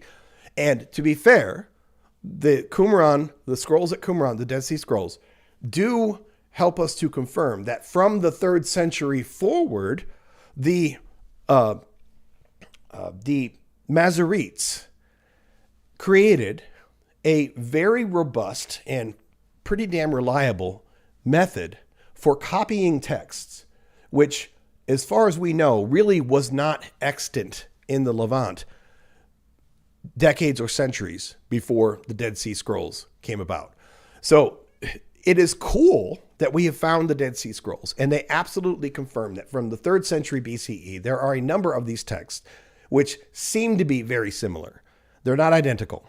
They're not identical at all. And as he points out here, many of them are just fragments. Many of them are like, this is all we have from the book. There's only a couple that we have most or all of the book. Most of them are little fragments here and there of this book and that book, and most of them are nowhere near the full text from the books that we have today. Nevertheless, this is not to downplay the historical and archaeological significance of the Dead Sea Scrolls. Hey, John, let me get to you in just a second there. I see John's calling in. So let me just finish this point and I'll pull you up. But what this proves is that from the 3rd century BCE forward, they had a very faithful means of trying to preserve those texts. That does not mean that we know what the original text said, because still a lot of the texts that were found in the Dead Sea Scrolls in Qumran were still books that had been in existence in some cases for many centuries. So to make this leap as to how, like, oh, because we found the Dead Sea Scrolls, that means that we can prove the Bible. We can prove that from the 3rd century BCE forward, there was a very good means of textual transmission, which was better than what they had used in the past. That does not prove what's in the text itself. It does not prove that these things in the text happened. It proves that these books are old, and that starting from the 3rd century BCE going forward, we have a pretty faithful means of transmitting them forward. But let me get to a caller here. John, you with us? Yeah. So what's up? He is. Well, when I heard y'all two jerk talking earlier, he is racist, though. God? Yeah. Oh, God is racist. He's misogynist. He is absolutely in favor of human bondage and slavery. He's insanely unjust. I mean, so I think where you're going with this, John, is like, he's like John, God's nature hasn't changed. I mean, of course, we could have gone down whole other rabbit holes like, okay, let's talk about that nature, right? But he had called in primarily to talk about the non-binary thing. And while he was a good caller, like maybe we could have pivoted and talked for another hour about something. I think he was kind of getting tired of the conversation. But yeah, to your point, we could absolutely talk about this nature of Yahweh that he's talking about. And it is time and time again, in many scenarios, a disgusting nature. Because he didn't Sodom, he destroyed Sodom because they were, I guess you might say, he destroyed Sodom. Well, the exact reason why they destroyed Sodom, the only thing that you can fully prove from the text is that Sodom and Gomorrah were destroyed because of quote unquote wickedness.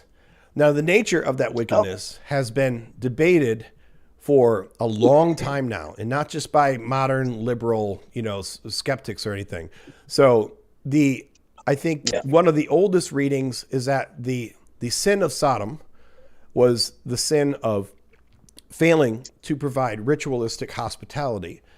Another reading, which probably came into favor about 300 or 400 or 500 CE, was that no, their sin was of sexual, sexual immorality, but just that sexual immorality as a whole. And then, to be more specific, what it does say in the text is that the people wanted to rape the angels. So you could be more specific and say, well, the sin was that they wanted to, they didn't just want to be generally sexually immoral. They wanted to do sexual assault.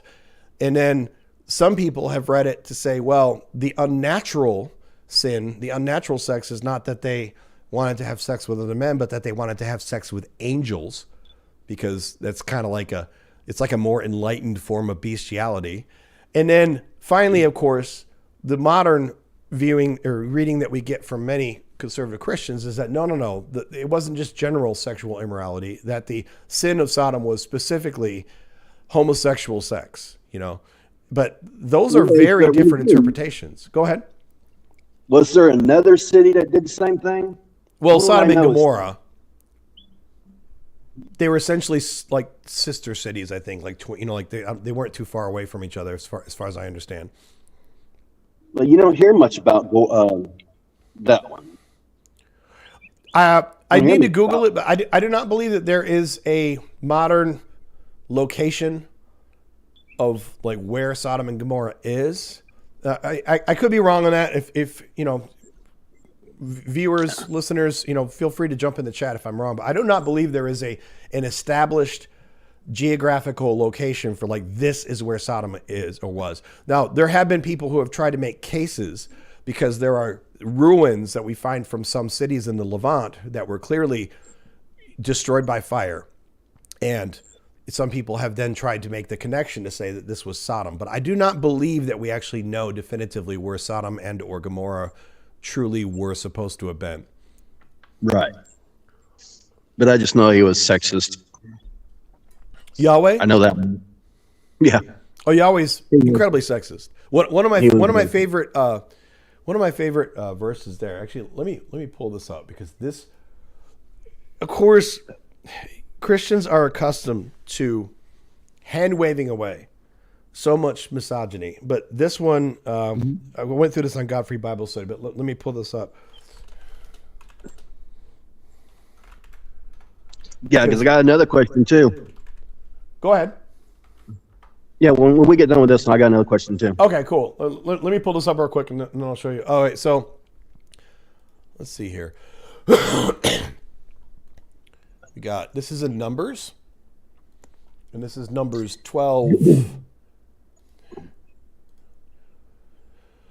So here's the context. I'm not going to read all of this to you, but the context is that Aaron, who of course is Moses' brother, and Miriam are not happy with the leadership of Moses. And specifically, the reason that they cite for not being happy with him, although they were probably just, you could probably infer that they were just not happy with their situation, but they specifically cite, it says, they spoke against Moses because of the Cushite woman whom he had married, for he had indeed married a Cushite woman.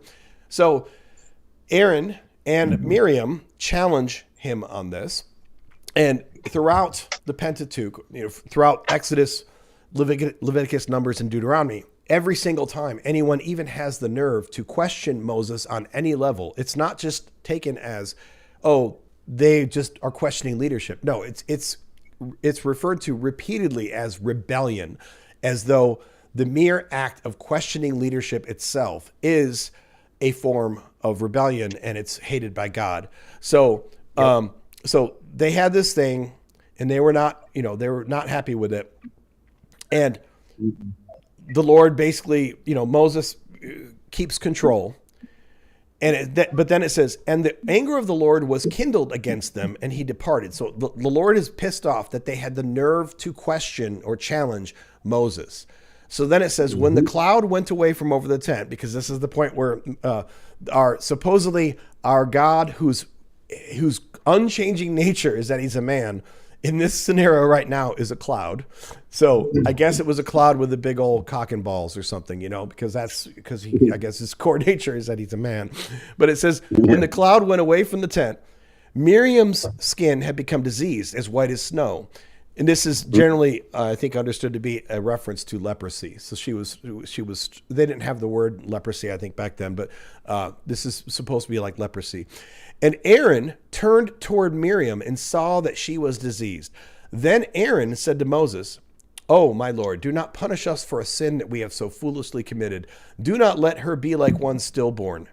So he's basically begging for her life, because he's saying, don't let her be like one stillborn, whose flesh is half consumed when it comes out of its mother's womb. And Moses cried to the Lord, saying, "Oh God, please heal her." And this is what I think this is like downright gross. But the Lord said to Moses, "If her father had but spit in her face, would she not bear her shame for 7 days? Let her be shut out of the camp for 7 days, and after that she may be brought in again." So Miriam was shut out of the camp for 7 days, and the people did not set out on the march until Miriam had been brought in again. After that, the people set out from Hazeroth and camped in the wilderness of Paran. So a couple of notes here. One is that, notice the punishment that Aaron gets. Yeah, and the punishment she gets. So what was the punishment that Aaron got? Well, I'm slightly in pain trying to remember what you said there on that one. Oh, that's fine. That's fine, brother. He got no punishment. Aaron got no punishment at all. But Miriam got banished from the camp and afflicted with at least a temporary form of leprosy, right? And then when Moses went to intercede to try to, say, hey, have some mercy on her, whatever, God, supposedly God's own words were, if her father had but spit in her face, would she not bear her shame for 7 days? Let her be shut out of the camp for 7 days, and after that she may be brought in again. So basically, first of all, Yahweh is equating himself to her father, of course. And he's basically saying, if a woman speaks up against her father, he spits in her face and then she'll be shut out for 7 days. So in other words, he's like, how dare this woman actually have the nerve to speak up and be so bold. But of course, Aaron gets no punishment whatsoever. And when Moses asked about it, the Lord's whole justification is basically like, she's lucky I didn't spit in her face. It's messed up. What was the other question you had, man? This goes in, I'm not sure exactly which one it is, but it got something to do with Moses again. This goes to the man of many colors, the coat of many colors. Yeah, okay. Yep, Joseph. Okay. I found a spot in the book that said that there were Hebrews, Israelites, and Canaanites at the Egypt plantation. Well, I mean, I'm not sure if you're referring to some particular passage where you want me to break it apart, but I mean, generally speaking, the Hebrews are understood to be the Israelites. Right, the Hebrews are the Israelites. But here's the kicker. When they were doing the food, the Egypt and Canaanites brought the food into the food grain, and then the coat of many colors dude sold it back to them, and they became the slaves. But the Hebrews didn't have to do anything.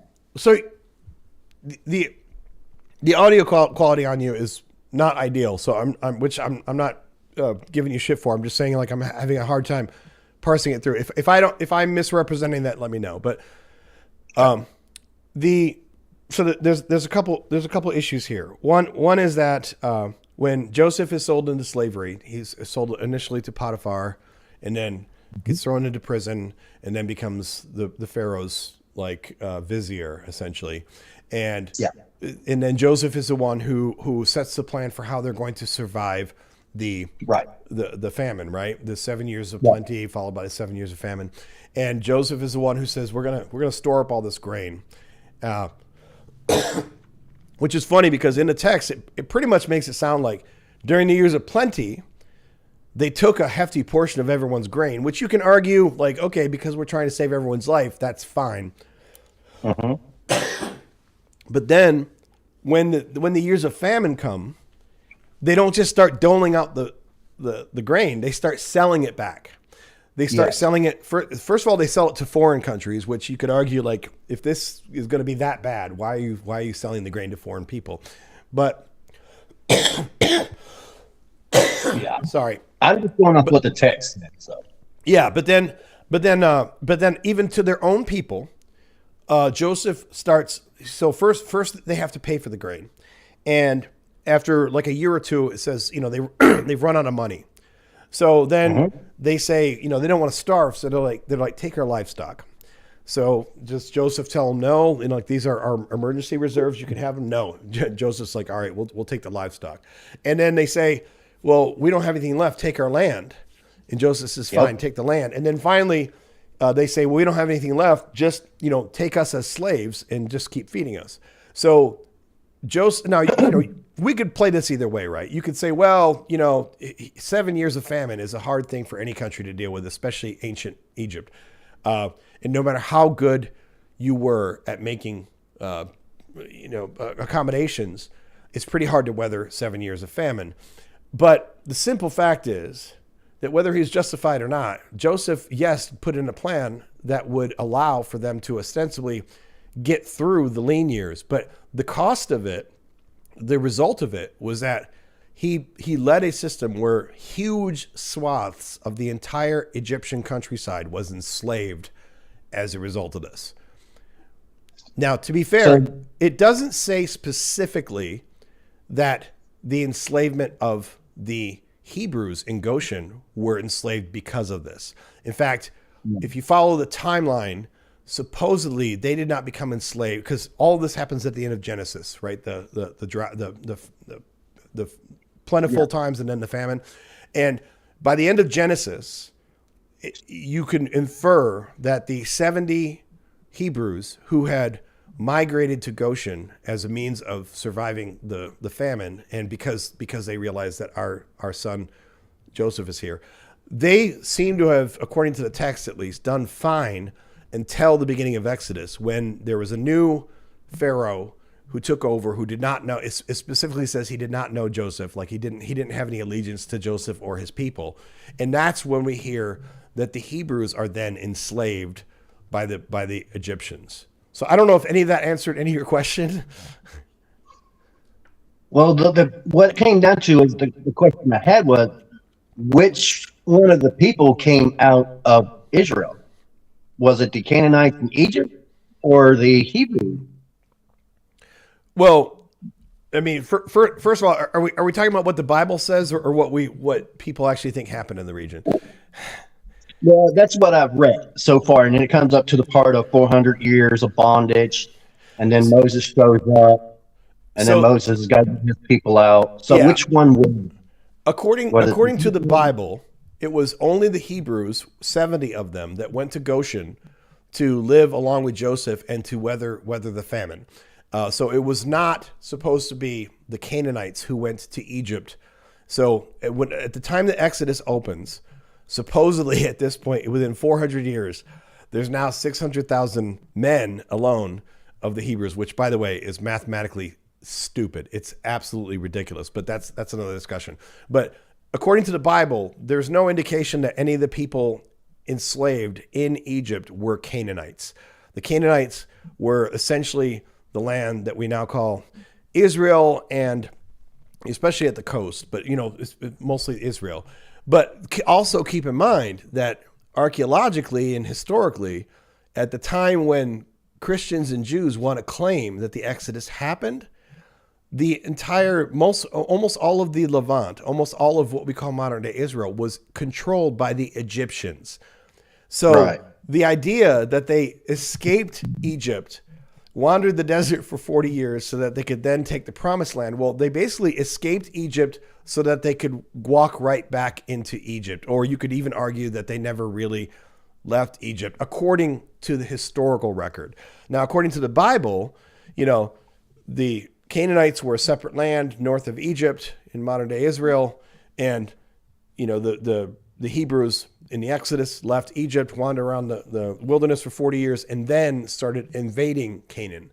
But also, archaeologically speaking, there's no reason that we have so far to even believe that the Canaanites and the Hebrews, or Israelites, if we want to call them that, were really, truly any different people. They seem to have been the exact same people, but just factions,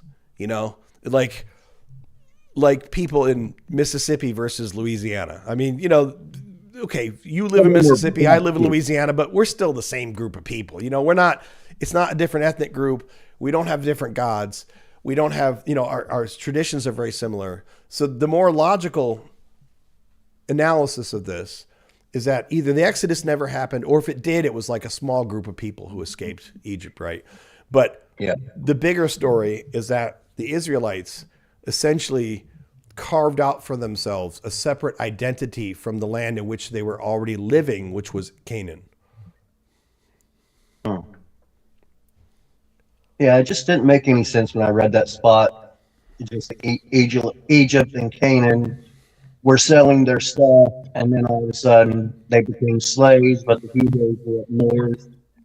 But where does that put Moses at? That's where I'm trying to. I mean, where it puts Moses at is, of course, the apologists, will say, it puts him at exactly the place that we read in the Bible. But we don't have any reason, historically or archaeologically, to believe that Moses was even a real person or that the Exodus even happened. Like I said, if it did happen, it might have been a group of a few hundred people or something that escaped Egypt, right? It wasn't millions of people. It wasn't even hundreds of thousands of people. Maybe it's 1,000 or something, like, but it wasn't anywhere near the scale that they claim in the Bible. Let me pull up as well, just as a side note on this. Sorry. Let's just go with the number that you said earlier.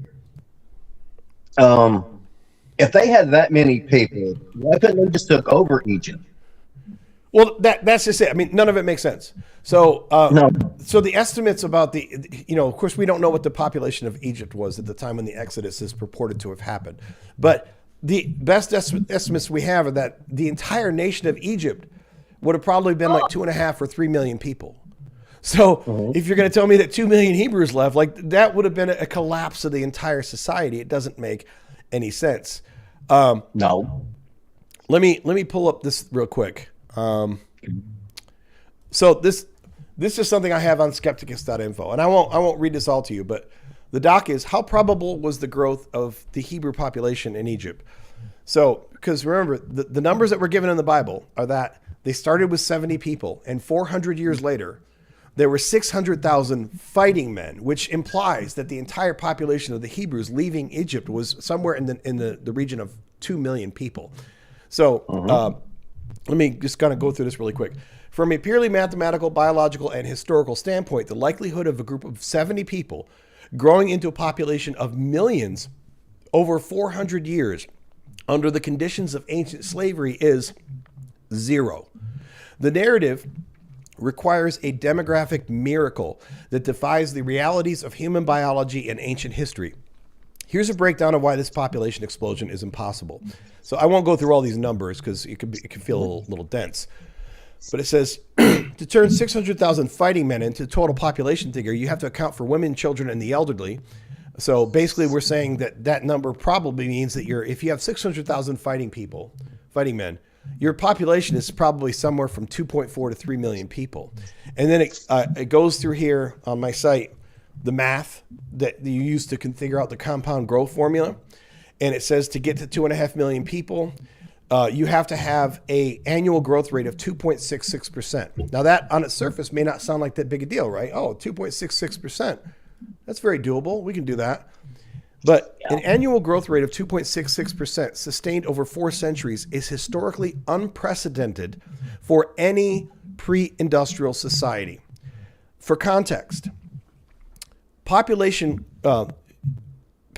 growth rates in antiquity typically hovered between 0.05% and 0.1% due to high mortality rates. In the modern era, the global population growth rate only peaked at 2.1% in the 1960s, achieved only because of modern antibiotics, sanitation, and industrial culture. To achieve 2.66% growth on an annualized basis, the Hebrew population would have to double roughly every 26 years, nonstop, for 400 years. So I'm not going to read this whole thing, but basically, it goes into other detail here in this doc that I have on skepticus.info. But, like here you can see it says Egypt's total population, which estimates is that Egypt's entire population would be between 3 and 5 million people. So if the Hebrews numbered 2.5 million, you're talking about taking half of the goddamn population out of their country. That would lead to a total collapse in their society, whether they're slaves or not, And then in the Sinai desert, marching 2.5 million people along with herds of livestock through the narrow desert passes of the Sinai Peninsula presents a physical bottleneck. If they marched 10 people abreast, the column of refugees would stretch for hundreds of miles. The front of the line would arrive at Mount Sinai before the rear of the line even packed up and left Egypt. Sustaining that many people in an arid wilderness for 40 years without an industrialized supply chain is impossible.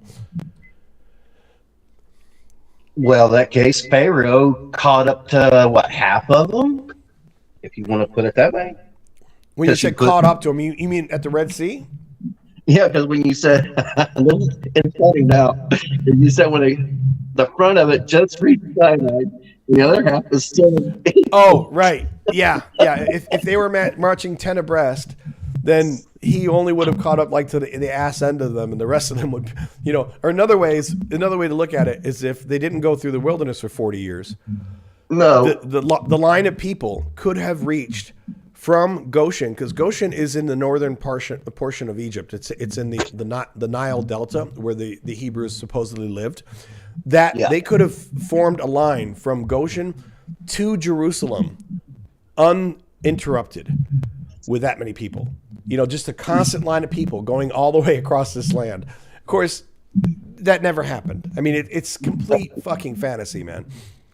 yeah, that is. That's just way too many people, and the numbers don't match. The timeline doesn't match. Nothing matches. Yeah. Nothing matches. Because they even said that there's no hieroglyphs of the Hebrews being in Egypt. No. I heard that. There is one stele, and I'm not going to be able to. I'd have to Google it. There's one stele in Egypt from roughly around the period where people want to say that the Hebrews were there, where there's a reference to a people called the Yasu. And I'm probably screwing that up. So, for anyone in the chat who has this knowledge, cut me a little slack here. But these people were called the Yasu, and they're believed to have been possibly the early prototypes of those who followed Yahweh. But it's literally one reference on one stele about some desert nomadic people called the Yasu, which may or may not be, the Hebrews. And this is what I think modern Christians don't understand about this. They think, well, this was ancient times. And I understand the some people will say, well, that's an argument from silence, right? Just because you don't find evidence of something doesn't mean that it didn't happen. And that would be true. But there is a point where the argument from silence becomes deafening. I mean, on its own, if your only point of contention is an argument from silence, then you probably don't have a good argument. But taken in conjunction with all of the other historical problems that we have from trying to believe that the Exodus is even remotely real, then the argument from silence starts to become pretty deafening because, like I said in that document, a couple million people going around the desert. I mean, first of all, there's no way they could eat. Now, I know the story will be like, oh, but they got manna from heaven, right? And they got quails that came down. So that would be the Christian apologetic. But Yeah. this was supposedly 2+ million people living for 40 years in the desert. That's a huge population. And to think that we don't have a single bit of evidence for a camp, to think that we don't have a single bit of evidence from Egyptian records. And I got off track here, but where I was going to go with this is that, of course, people in general at that time were not very literate, right? And many of the civilizations were not doing a big job of record keeping because they didn't have a lot of records. But the Egyptians, I mean, for their time, they were keeping a lot of records about a lot of things. I mean, you have to keep it in relative terms because when the Egyptians back then kept a lot of records, we still would not think of it as a lot of records today because they didn't have pen and paper and they didn't have cheap, and everyone wasn't literate. But for their day, the Egyptians did a lot of record keeping. And to think that they had all of these Hebrews that then half of their entire population just walked out one day, which would have tanked their economy, and to think that there is no record of it whatsoever. And it gets worse than that, because if you believe in the account from Exodus, like at the Red Sea, it tells you that supposedly every single chariot that was owned by the Pharaoh and all of the charioteers and all of the chariot horses died. Now, granted, the text does not say that every soldier in Egypt died, but it says that all of the chariots died. The chariots were like the tank of their day. Like to have an army of chariots made you a badass in the region. And to think that they supposedly lost every fucking chariot in their arsenal, and that nobody then took the opportunity to say, this is the time for us to raid Egypt. This is the time, because Egypt was the dominant political and social power in the region at the time. And the way that cultures worked back then, I mean, even today to some extent, but especially back then, there would have been a lot of cultures who didn't like the Egyptians, right? Because I'm sure that the Egyptians imposed things on other cultures. I'm sure they imposed taxes. I'm sure that they enslaved people. I'm sure that they just pissed off their neighbors. I'm sure that they seized lands that their neighbors wanted to have. And to think that Egypt could have its military prowess gutted, and there is not only do we not have any record of it being gutted, but there's not even any record from anywhere around that supposed time period that indicates in any way that Egypt suffered any military or political loss of power during that time. No, here's another one. I just thought of, if they were given gold, silver, and all that to take out of what they're taking out, why didn't they take the horses and the chariots? Well, the answer I can tell you what the answer from the text is. The answer from the text is that it was specifically God who told them, hey, on your way out, they will give you all this gold and silver, which of course is laughably stupid. Like, could you imagine how hateful people are even today and how racist people are? So there is some other ethnic group in your country who seems to be the direct cause of 10 deadly plagues on your country. And finally, those people leave after your country has suffered 10 deadly plagues, including the plague of the firstborn. So, all of your firstborn kids are dead. And then as they leave, as they're marching out of the country, you're going to shower them with gold and silver? No, I don't think so. But then to your original point, if we want to take the text at its word, the text, Yahweh did not tell them, when you leave, you can take the chariots. Yahweh told them, when you leave, the people there will give you gold and silver, which of course is laughably stupid. Come on, it makes no sense. But that's why they wouldn't also take the military power with them. Well, I would have just took the horses and the carriages that way and put the gold in it and take it across the whatever you want. Take it across there. That way they won't add the horses and carriages. They couldn't run. That's what I'm saying, but I'm gonna hang up on you just because we're getting the noise coming, but you can call back again. But I'm gonna answer that question in detail because I brought this up before, but this is always fun to me. Okay, so hang on and listen to this. Okay, John? Yeah. Okay, I'm gonna hang up on you here, but stay with me here. Okay, so he's talking about the horses, right?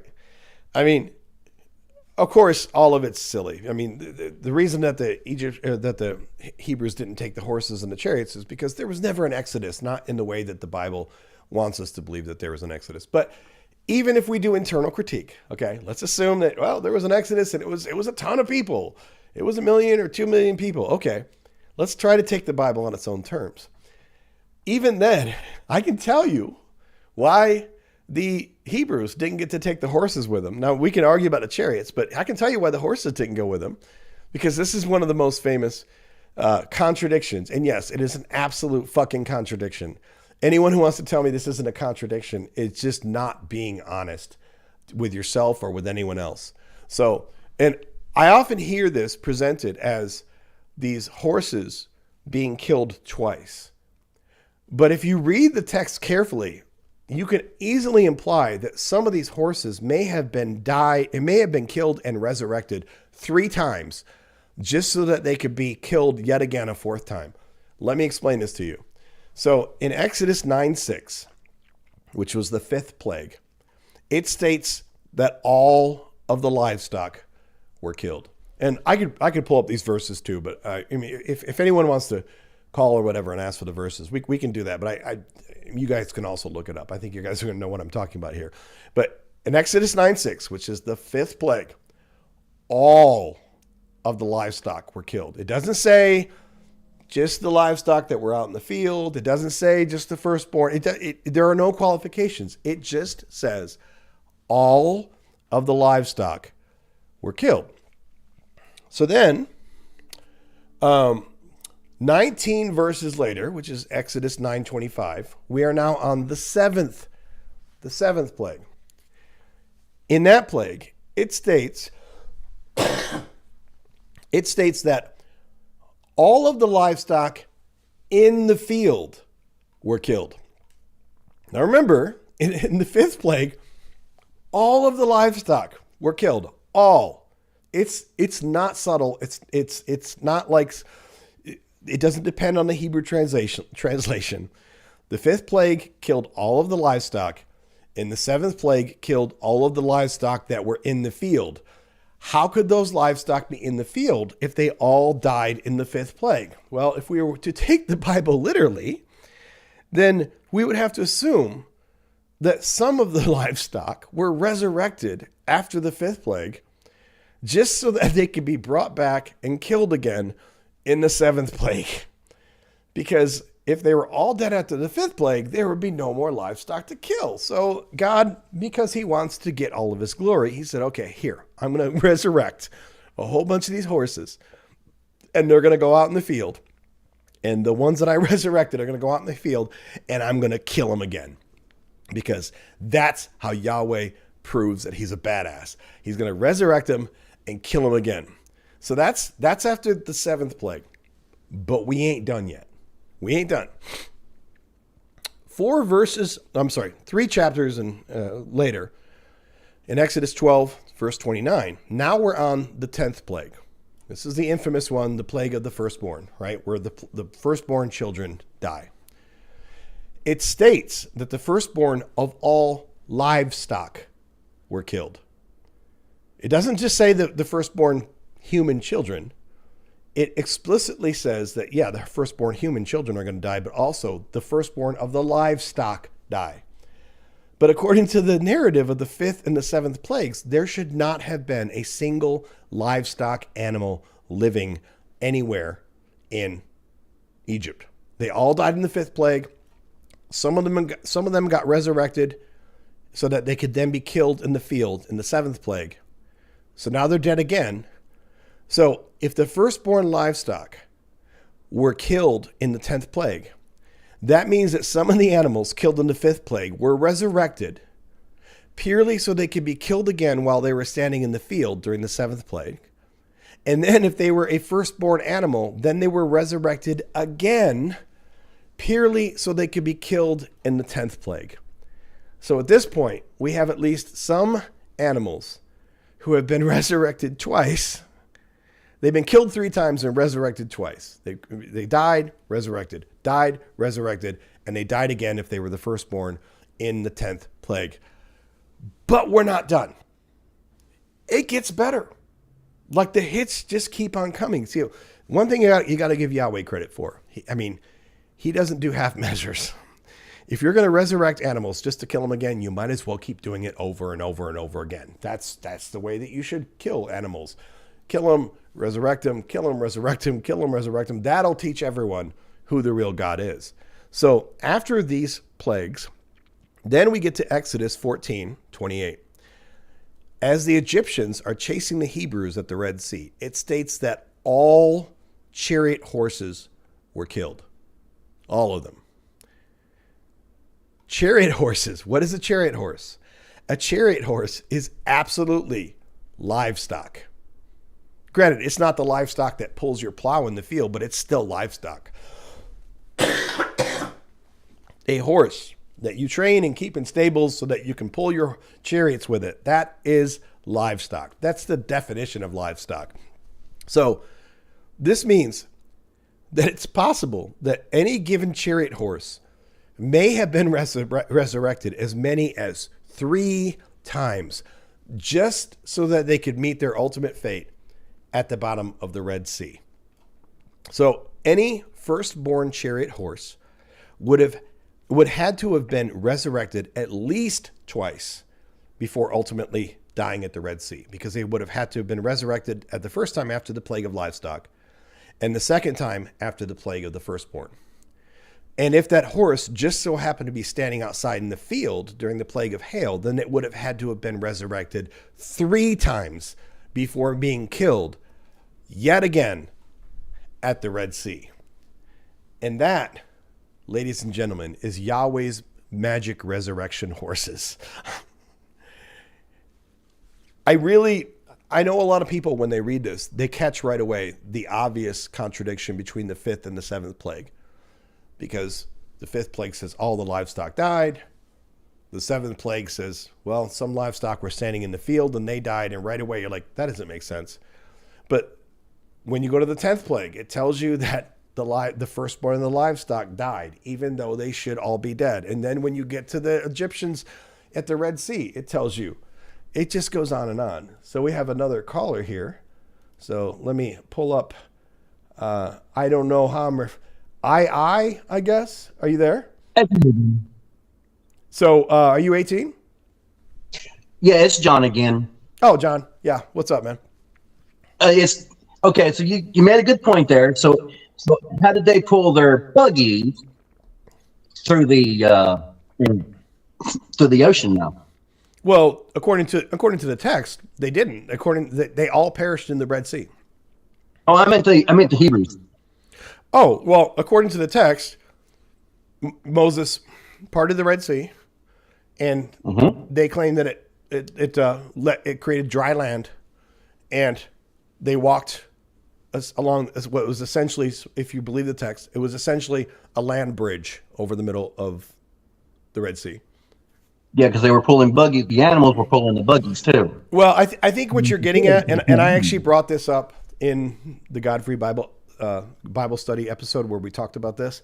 I said, on one hand, I get it. Like, if we're going to believe that God can do the miracle of parting the Red Sea, I guess we can also make the argument that the land that used to be covered by the Red Sea, I guess, was totally dry and hard packed, right?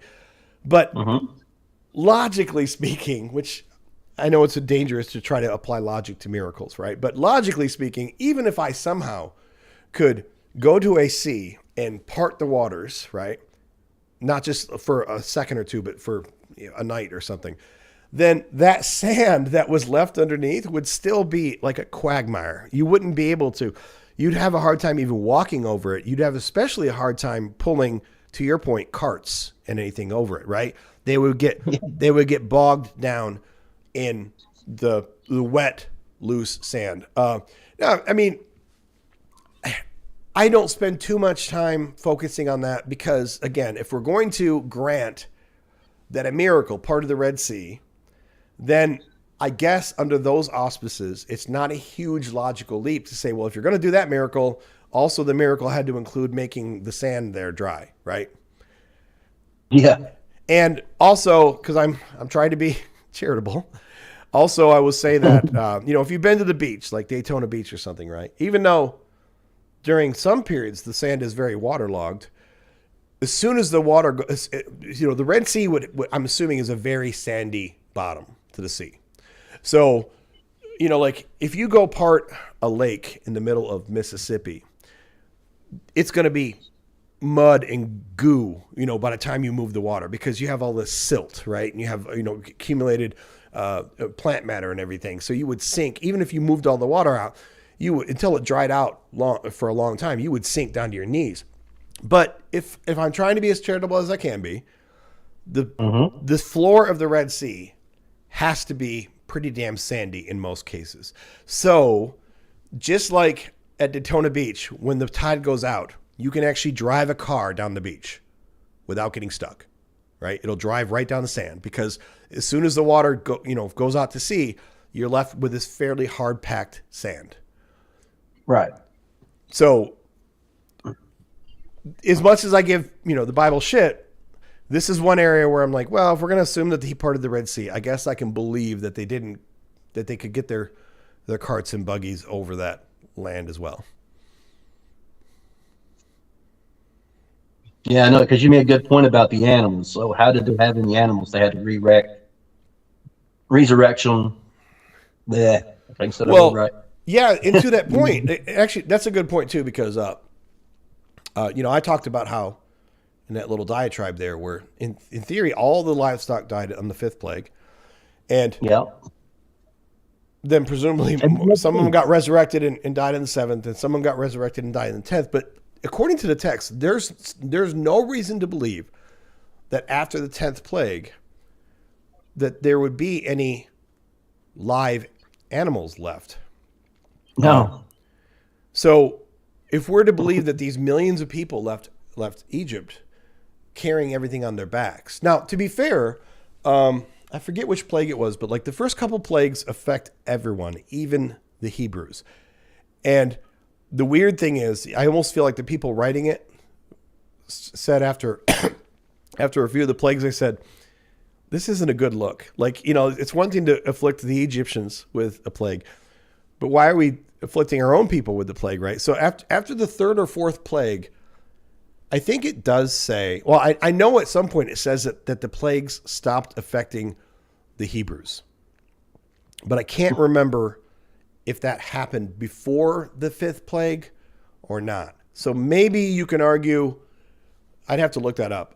Maybe you could argue that the Hebrews had some livestock to pull carts and such because their livestock weren't affected. But for the first several plagues, it affected everyone, Hebrews and Egyptians alike. Where do they hide them at? What's that? Where do they hide them? Well, I mean, in theory, they didn't have to hide them because in theory, you would hope that God would know which ones to kill and which one not to. Although the text itself argues against that, because if we're to believe the 10th plague, the plague of the firstborn, the only way that Yahweh knows which firstborn babies to kill is if there's the lamb of a blood smeared on the door. So if we're to take the text at its word, that means that if an Egyptian had gotten wise and smeared lamb blood on their door, their firstborn child would have been spared. And it also means that if a Hebrew person got lazy and did not smear the blood on the door, their firstborn child died. Right. You would think that an omnipotent God wouldn't have to depend upon this archaic symbol of, hey, I'll know who my people are because they'll be the ones that have smeared lamb's blood on their door.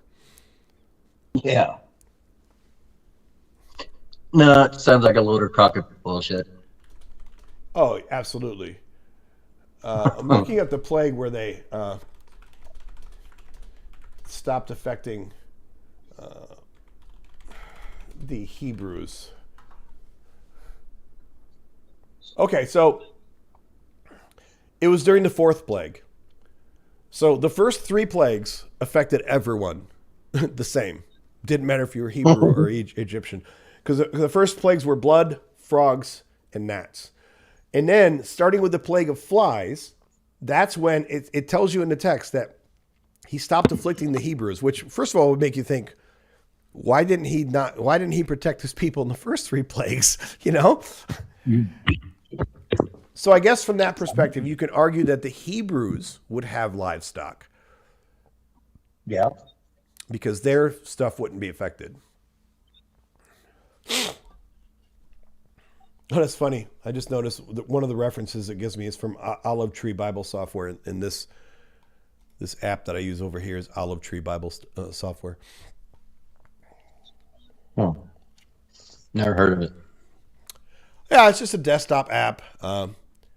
I mean, most people, I think, nowadays go to Bible Gateway. And Bible Gateway is a great site. I just found it easier to make notes in this app. And also, it's easy to blow it up in a way that I can cleanly put copy and paste into a video here. So I have another. I'm going to let you go, John, because I have another caller here. Go ahead. Philippos. But thank you, John. Yep, you're welcome. All right. So Philippos or Philippos, can you hear me? Philippos, how you doing? Doing great. How are you? Good. Brother, are you 18? Yes, I am. I'm over 18. Okay. Yeah, that's what I mean. Are you a believer? I am. All right. So what inspired you to darken my door this evening? Well, I just hear many personal interpretations that, wait, I hear an echo. Do you hear echo?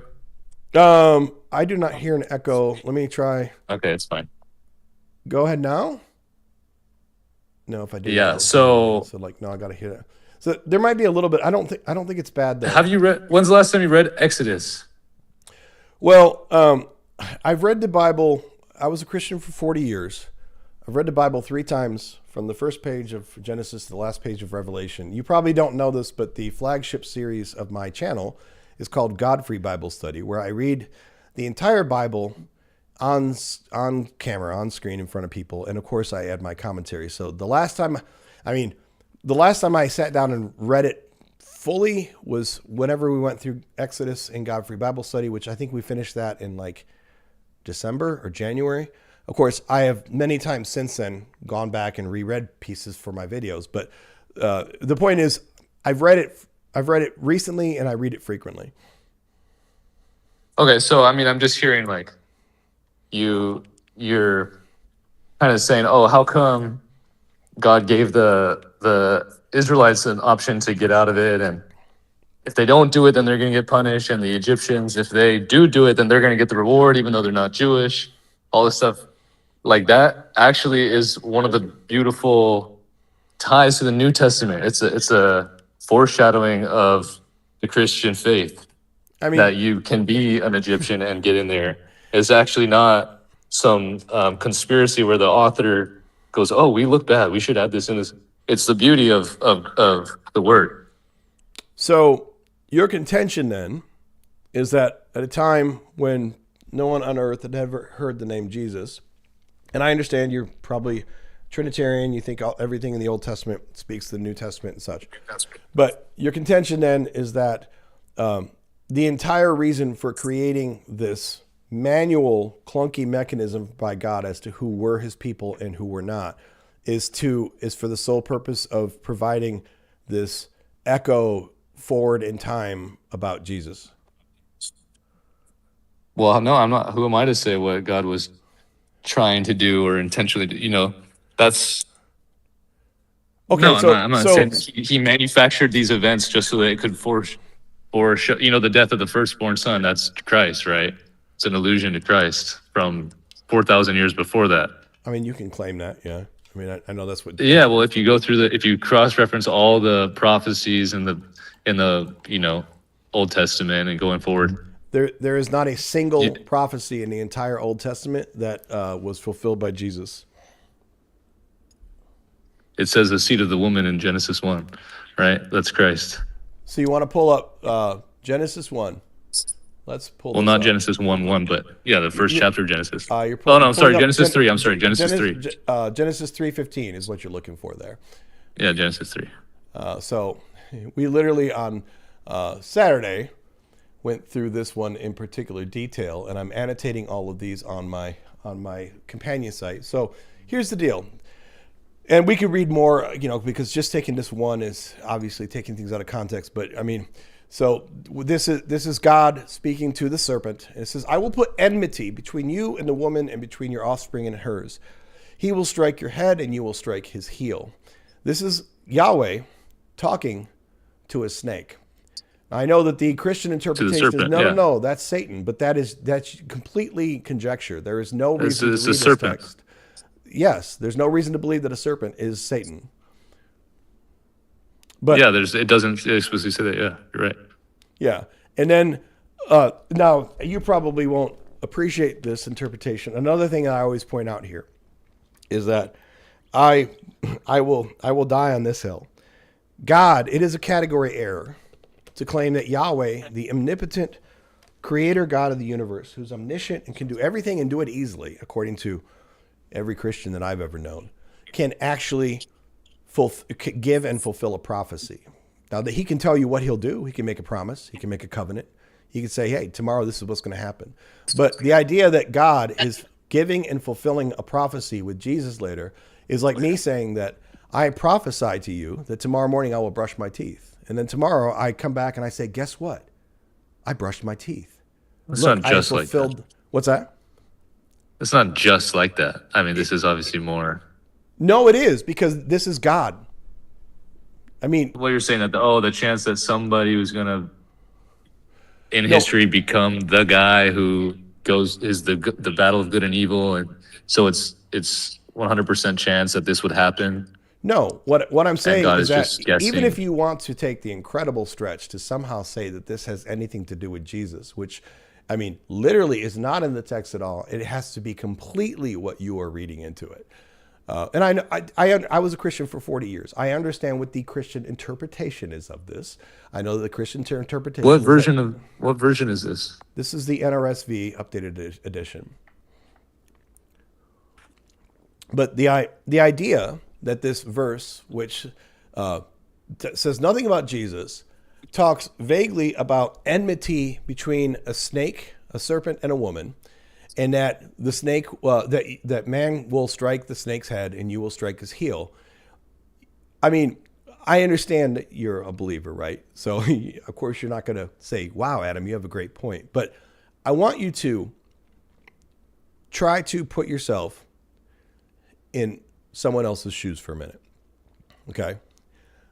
Just imagine for a moment that I came to you and I said, Philippos, you're not going to believe this. I have been reading the Bhagavad Gita, and the Bhagavad Gita has a prophecy that was fulfilled by Vishnu. And you say, maybe you're interested in studying religions. Maybe you're just interested in my opinion. So you say, okay, Adam, show me this prophecy that was fulfilled by Vishnu. And I pull up this verse where another Hindu god, I shouldn't have picked Vishnu, but where another Hindu god is saying to a woman that there will be enmity between the woman and a snake, and that mankind will strike the head of the snake, and the snake will strike the heel of mankind. And then I said, do you see? I think, well, he's dropped off. We'll see if he comes back. Okay. Yes, people keep dropping off. I don't know if there's something. No, I'm here. Yeah. We had a prior caller too that kind of kept dropping off, so I don't know if it's a problem with my settings or not. But if you drop off again, I was here. I was following. Yeah. So Yeah, if please, Vishnu, I mean, my friend said that Vishnu said that. yeah. So I mean, Vishnu prophesied. I'm not asking you to agree with me that this has nothing to do with Jesus, because I think No, that but will dude, probably this go is nowhere. one verse in the Okay. first chapter of the Bible, and Okay, we have 40 we can go different through more. authors, all these different, and yeah, what does it mean? The serpent, this and that. Yeah, we have to feed our interpretation into it. Obviously, just reading that all by itself doesn't make any sense, right? Why is he telling a snake that the woman? Who is that about? What do you think the intention of that is? The Why intention did Moses is- include that in the Tanakh? It's called an etiology. An etiology is a legend or a folktale that tells you how something came about being. So this etiology tells us why we don't like snakes. That's the deep. Oh wow, that's real deep meanings. I mean, That's so not true. That's so insincere. Like, so not true because Who you told you said that? it's not. Because no, but who told you that? I read So the reason text. You don't like this is the reason I put that in is so that they could teach humans. Oh, be aware of snakes. Okay, but your really think interpretation is right. Well, I'm asking what's your evidence of that? I read the text. This is what the Yeah, text and by says. itself, out of context, it's obviously there's a snake that is No, here in the can read the garden whole doing thing. all these We're things. not taking. It's deeper than that. Yes, I sat there and pulled it up because you brought up Genesis 3:15. We can read the whole thing. So after God's like, hey, what the hell's going on? Why are you guys know that you're naked? All this stuff. So the man tries to sell her down the river, and then she says, hey, the serpent tricked me, right? The Lord God said to the serpent, not to Satan. The Lord God said to the serpent, because you have done this, cursed are you among all animals and among all wild creatures. Upon your belly you shall go, and dust you shall eat all the days of your life. I will put enmity between you and the woman, and between your offspring and hers. He will strike your head, and you will strike his heel. Then we can go on to what he said to the woman and to the man. But what about the seed of the woman? Because the version you're reading obviously doesn't say seed, right? But if you look at the original text, the offspring of the woman. Do you read ancient Hebrew? I don't personally read it, but I have an interlinear Bible and stuff like that. Okay, so I'm saying this. I'm not trying to be condescending. I'm saying I don't read ancient Hebrew either. But I Yeah, will tell that's you. why I'm being honest. Obviously, I Yeah, don't read it. So Yeah. as someone who doesn't read ancient Hebrew, I do I know exactly what the perfect translation is of this? No, I do not. Well, you But- can look. You can look at what Bible scholars say But about it. so in the time that I have been doing this channel for a year and doing this series, I have found time and time again that the NRSV is the most faithful translation. Now, does that mean it's perfect? No, but it is the most faithful translation, and it is to the original Hebrew. And you know, when you have, I don't know, I'm not trying to paint you with any brush, but you know, people be like, "Oh, you have to use a KJV." Like, no, that's, you know, But that's they don't understand where that comes from. right. You know, and then people say, "Oh, you need to use the ESV." Well, the ESV is very biased in a lot of different areas in the translations that they've chosen to do. The NIV is not as bad, but the NIV also has some pretty badly biased translations in a few But what do you mean spots. in terms of the best? Like most I mean, accurate? Like what part of it is accurate? It's I mean, in close terms to, of being faithful to the original Hebrew. Well, here's an error because I have it in front of me, my interlinear Bible that has Greek, English, and Hebrew, and in verse 15 it says the seed. So, but anyway, we can argue about the translations. But what is that? What is the seed of a woman? All that is giving you a different translation of offspring. It literally doesn't do much to even change this at all. So you can put seed in there if you want. It's not like you've come up with something. No, it's not. This is. Go ahead. This is you want to talk. You brought up the first thing you brought up was, do you speak ancient Hebrew or whatever? These are so people who produce this do speak. Yes. You know, I mean, they maybe not speak it, but they can read ancient Hebrew. Yeah. So they've studied this, and the most correct translation is a seed. So what does that mean? I don't believe that at all. So You don't believe what? So why do you think that That it's seed is the accurate? best translation? Because if you go, dude, it's not even a debated point. If you go to Bible scholars who read ancient Hebrew, the word here in verse 15 is seed. And Just a second. yeah, you can do a Google search.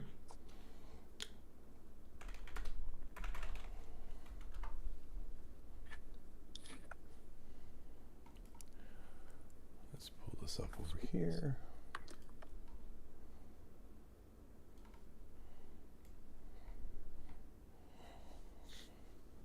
What is the best translation of the Bible into English available today? Hey everybody, I'm Dan McClellan. I'm a scholar of the Bible and religion, and I get this question every single day. And to kind of give away the store a little bit, the updated edition of the New Revised Standard Version is usually the translation that I recommend. However, I usually start off by saying it depends. It depends on why you're engaging the text, how you want it to function. Do you want it to have a literary function? Do you want it to have a missionary function, an administrative function, an apologetic function? And what are you bringing to the table? Do you have degrees in English literature, or is English a second language for you? Are you looking for a translation for a 12-year-old? There are a lot of different reasons people engage the Bible, and so a lot of different dimensions of quality that can intersect. And usually when I tell people this, they say, I just want to try to get the closest to what the authors originally meant. So there's a degree of originalism that is being prioritized. Most of the time I'm asked this question. And Yeah, so we don't have to watch it all, but you see my point. Okay, but he didn't say. He said. So on how Impact, much, we get a ton of Nope. questions I mean, what the original on which authors Bible meant. translation you. Sorry about that. Go ahead. He said, "What's the most accurate to what the original authors meant?" Yeah, he said. How do they know what the authors meant? And anyway, There are people who make I'm whole more- careers doing this. That's why he knows. He's literally a very well-known scholar of the Bible. No, but what he's saying about this translation is the best because it really says what the authors meant. But the point what we're talking about right now is the word seed in this version. So you think Right. seed radically changes the meaning of this from offspring? Yeah, there's intent. Yeah, I'm sure that we could find another time in the Old Testament where offspring is mentioned. It's never going to be of a woman. The seed, the word seed right there, Like if we can go find out where else it's used in the Old Testament. So And these things what do point you think that to Isaiah Christ. 7:14 says? Let's pull it up. Well, I don't want to pull it up in the NRSV. So what are you familiar with Isaiah 7:14? You don't want to pull it up in the what? I don't want to pull it up in the NRSV until I show you what I'm talking about. Are you familiar with Oh, because Isaiah there's something. 7:14? There's an error about it. Let me I'm read it asking right you here. if you're familiar with Isaiah 7:14. If I read it, I don't know by the verse. Therefore, the Lord Himself, this is NIV, will give you a sign. The virgin will conceive. Yeah, okay. Okay. And I will call him Emmanuel, So what do you think that talks about? the Messiah. No, I'm sorry. So let me show you why. Because in Isaiah 7:14, the word that they're using, that they're translating there to virgin, does not mean virgin. It means young woman. So this is a perfect example of why you can see what places have more. It's still faithful about the Messiah, translations. even if it's a young woman. No, it's not. So let me tell you exactly why. This is Isaiah talking to Ahaz, a king who lived hundreds of years before Jesus. And Ahaz was being pressured for vassalage from other competing kings around him. And Isaiah is coming to him, trying to demonstrate to him that the Lord is with him. And Ahaz, who died hundreds of years before Jesus ever walked the earth, Isaiah comes to him and says, ask a sign of the Lord. He's trying to get Ahaz to basically name his terms for what he will need to see to understand that the Lord is with him. But Ahaz refuses. So let's read this specifically. Again, the Lord spoke to Ahaz, saying, ask a sign of the Lord your God. Let it be deep as Sheol or high as heaven. But Ahaz said, I will not ask, and I will not put the Lord to the test. Then Isaiah said, because this is really quickly going to start to annoy Isaiah. Hear then, O house of David, is it too little for you to weary mortals that you weary my God also? So he's basically saying, dude, I'm telling you to give us a demand that we can show you that God is with you. Therefore, the Lord himself will give you a sign. Look, the young woman, the proper translation on this is not virgin. The young woman is... This is at the time of Ahaz, who lived hundreds of years before Jesus. The young woman is with child and shall bear a son and shall name him Emmanuel. So he's telling you right now, there's a woman out there who's going to have a son named Emmanuel, and she's pregnant with that son right now. He shall eat curds and honey by the time he knows how to refuse the evil and choose the good. In other words, he's going to know at a very early age what's right and what's wrong. For before the child knows how to refuse the evil and choose the good, the land before whose two kings, he's talking about the other kings who want to extract vassalage from Ahaz, the land before whose two kings you are in dread will be deserted. The Lord will bring on you and on your people and on your ancestral house such days as have not come since the day that Ephraim departed from Judah, the king of Assyria. Now, we could go on through this, but the point here is that It's about someone specifically at the time. Yes, this is in the time of Ahaz, and Isaiah is essentially berating him because he's annoyed because he's trying to show Ahaz that the Lord is going to be with him, but he's trying to get Ahaz to demand a sign, because then he's going to deliver it so that he can show that, hey, see, he's with you on this, but Ahaz won't do it. So then he's like, fine. If you're not going to ask a sign, then understand this right now. There is a woman right now who is pregnant with a child who will be named Emmanuel. And before he knows how to choose the evil, by the time he knows how to choose the evil and the good, these other two kings that you are in dread of their land will be deserted. There is nothing in this in any way that speaks to Jesus. And I brought it up specifically, first of all, because it's one of the most famous so-called prophecies of Jesus in the entire Hebrew Bible. It's not a prophecy of Jesus, which you can tell just by looking at the time frame and the specific idea that Christians try to tie to this. It is about the Messiah because we've made it about the Messiah. Oh, so because you say it is? God's plan. Yeah. I'm sorry, dude. Did you Obviously, hear what you said? when you go to church and you hear Emmanuel, who's it about? So because you have chosen to make it about Who's it about? No, it's about Jesus when we go in church say Emmanuel, right? it is about Ahaz. The text. So in clearly- Sunday service, when you go to church, Well, and yeah, say- you can make up say, any story you want. I can You're tell talking you, about Ahaz. I can tell you that when you go to church, you're thinking about SpongeBob, but that doesn't make it true. I'm showing you what. Well, you the can tell me in text church that says, God is dude. non-binary. It doesn't make it true. I My am point is that telling you what the text. I'm showing you the text right here. It's called dual fulfillment. It's a double. That's called a fantasy. That's And the beauty. No. It's called the beauty of the cross references in the Bible that everything is an illusion. The whole Old Testament, like you said at the beginning, is. Do you know why Luke and Mark said that he You're was born of a interrupting virgin? me, man. But Wow. do you know why Luke and Mark said he was born of a virgin? Why? Because the authors of the Gospels did not they had the Bible, that the Hebrew Bible that they had access to was the Septuagint. The Septuagint was the Greek translation of the Hebrew Bible. Do you know how the Septuagint translates this verse? Which verse? The Isaiah verse? The one that's highlighted in front of you. I can look at my copy here. Let me see. It's translated as virgin. So because they were Yeah, reading the Greek. because The Greeks. yes, they were translated as Basically, virgin. the educated Jews at the time. The Greeks mistranslated Who the spoke- word as virgin. It actually wasn't Greek. It doesn't mean it was the Greeks. It means that it could have been Greek-speaking Jews. I didn't say it was the Greeks. I said the Septuagint was written in Greek, Koine Greek. You just said Greeks, like right before I said that. Okay, maybe I said, you know what I'm talking about, dude.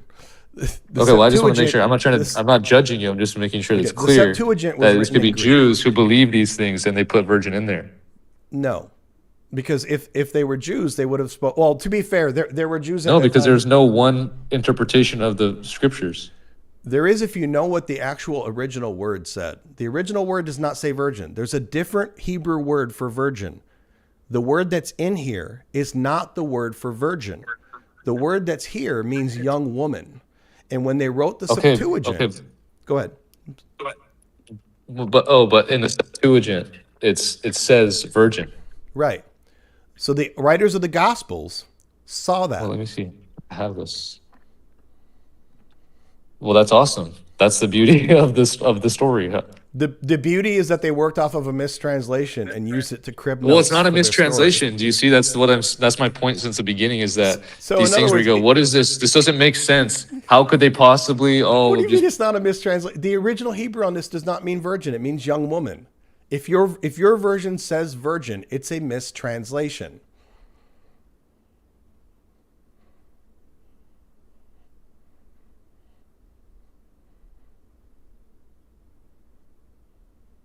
Okay, I guess I think he hung up. He dropped off there, but so I guess he did not. Guys got tired of being. Maybe he's back. So okay, he's still there. Oh, he's still there. Okay, I'm sorry. So I thought you hung up on me. Philippos, are you there?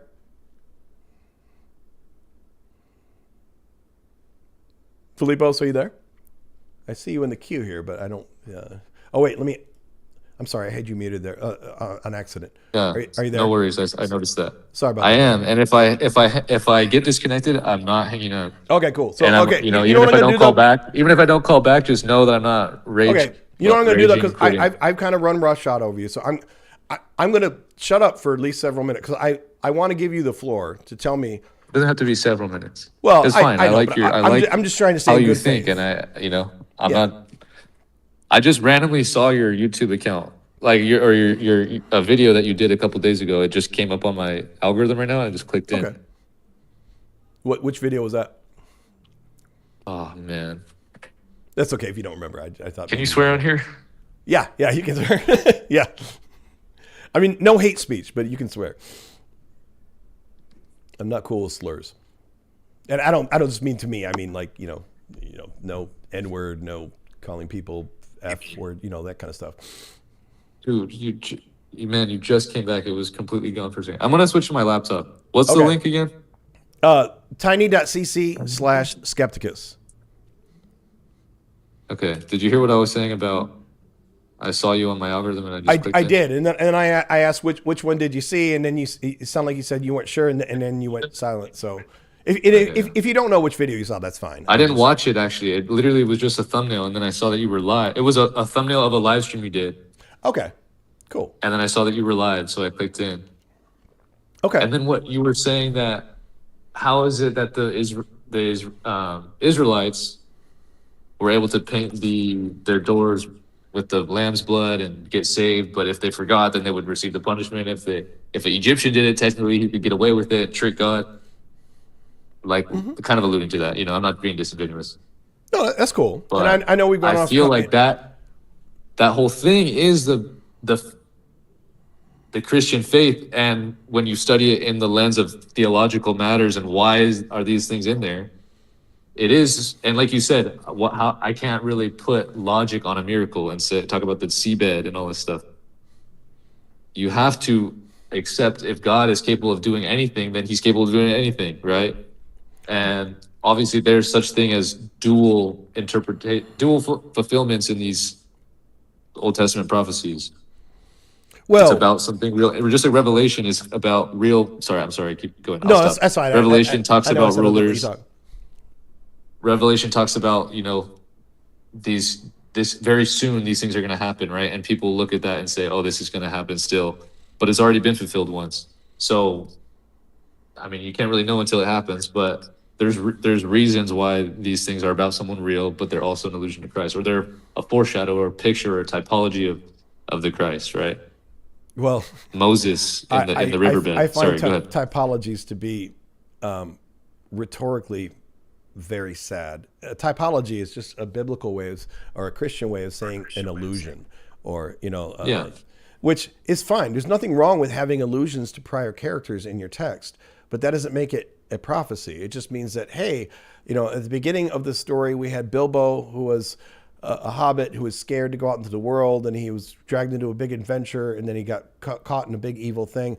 And then later we have Frodo, who's also a hobbit, and also, like Frodo is, you could clearly say that except Frodo that is an there's allusion to 40 Bilbo. There's 40 authors over thousands of years. Like Moses didn't get to see any of this stuff. No, that makes it And worse somehow they because the have- later authors knew about the prior text. That's what I Well, was sure, talking. but like you said, there's multiple interpretations and all stuff. Somehow the Bible. Okay. Do you think that the Bible is the most interesting piece of literature in the world? That's.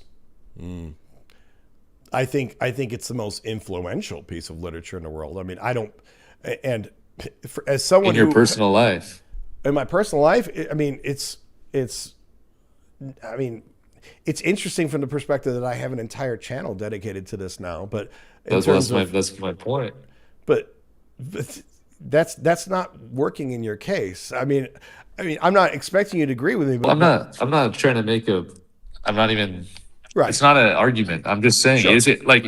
I'm wondering if we agree on that. Like, the Bible is the most interesting debated piece of literature in the world. It's so unique with the. Again, I'm not trying to split hairs, but I would say influential, because when you say interested, I mean, Yeah, for me 100% personally, influential. Yeah. For me personally, I find some of the like the Greek philosophers' texts and stuff to be much more interesting to. Well, that's great. debate. Influential is an even bigger compliment to the Bible.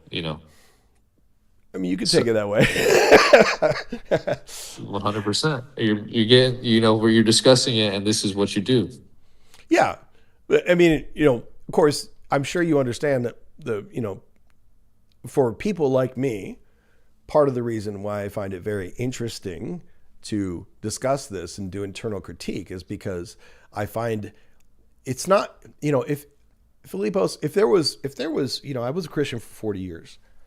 If I left the religion, I said, now that I'm not a Christian anymore, there's just this one little thing about the Bible that just, never sat right with me. I wouldn't have a channel right now. I wouldn't be doing this. But instead, what I've found is that not only, for me personally, of course, just talking my opinion, not only do I find there to be one after another of just odd, immoral, nonsensical things, either from the Bible itself or from the manifestations of the church. religion. So I found that to be true for me personally, but I have found the influence of religion in my daily life to be toxic. And I don't mean like I don't have church hurt. I wasn't beat by the priests or anything like that. But I mean, in terms of, I don't know where you're from, but I'm in the deep south of the United States. And, you have a rainbow flag behind you, so I think I know where you're going with this.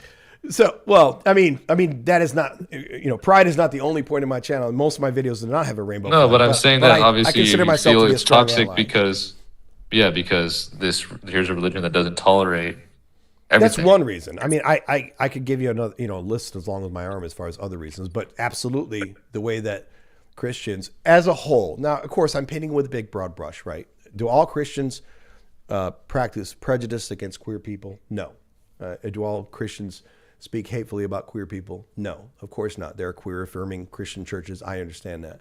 But the overall influence. There are people who are not queer affirming who are still plenty polite, who don't tell their opinions to everybody they meet. They don't represent, Sure. Yeah, there are. But in terms of the influence that it's having in my society right now, it is on the whole toxic. In your society, in the Deep South? In America in general, and specifically what's going on? Well, first of all, in America right now, 1/3 of the people in this country do not believe that evolution is real. Okay, but let's talk about the gay thing. Well, I mean, I'm not trying to switch Christians subjects, are retards. but I'm saying as far as let's things. talk about the gay thing. Okay. So you want to keep it on? Okay, that's fine. I mean, we can talk about that like after. Okay, that's fine. Yeah, I'm not trying to gish gallop you on a bunch of different subjects, but yeah. So in terms, like, what's going on where you say it's so hot for these people? Like, it's so. What do you say in my? The administration right now is doing doing everything that it can to undermine every aspect of queer rights that have any new aspect of queer rights that might come about, and they are trying to reverse every aspect of queer rights that has happened in this country in the last 25 years. Like what? I mean, if the administration would love to overturn Obergefell. That is one of their goals, to overturn Obergefell. What's Obergefell? Obergefell is a Supreme Court decision that allowed for same-sex couples to get married. Prop 8 or whatever? Okay. No, it's not a prop. Props are state. It was the Obergefell decision in the Supreme Court in 2016, I'm going to say, but I might be off on that. But it's 2015, 2016, something like that. So they're going to leave it. So after that, it'll be up to the state to say if gay people can be married? That would be the effect of it, yeah. So what's so terrible about letting the people decide rather than take away from the federal? So democracy is two wolves and a sheep voting on what's for dinner. So while I'm not some communist or anything, but I will tell you that the idea that, hey, we'll just leave it up to the states, we already know how that goes, because if it was just always up to the states, there would still be segregation in this country right now. People can go where they want to go. That segregation has nothing to do with going where you want to go. And the idea that I think what you're getting at is people can move to another state, and that with people choose segregation. Like, what do you mean? Are you familiar with Jim Crow? Yeah, that doesn't happen anymore. That was a long time ago.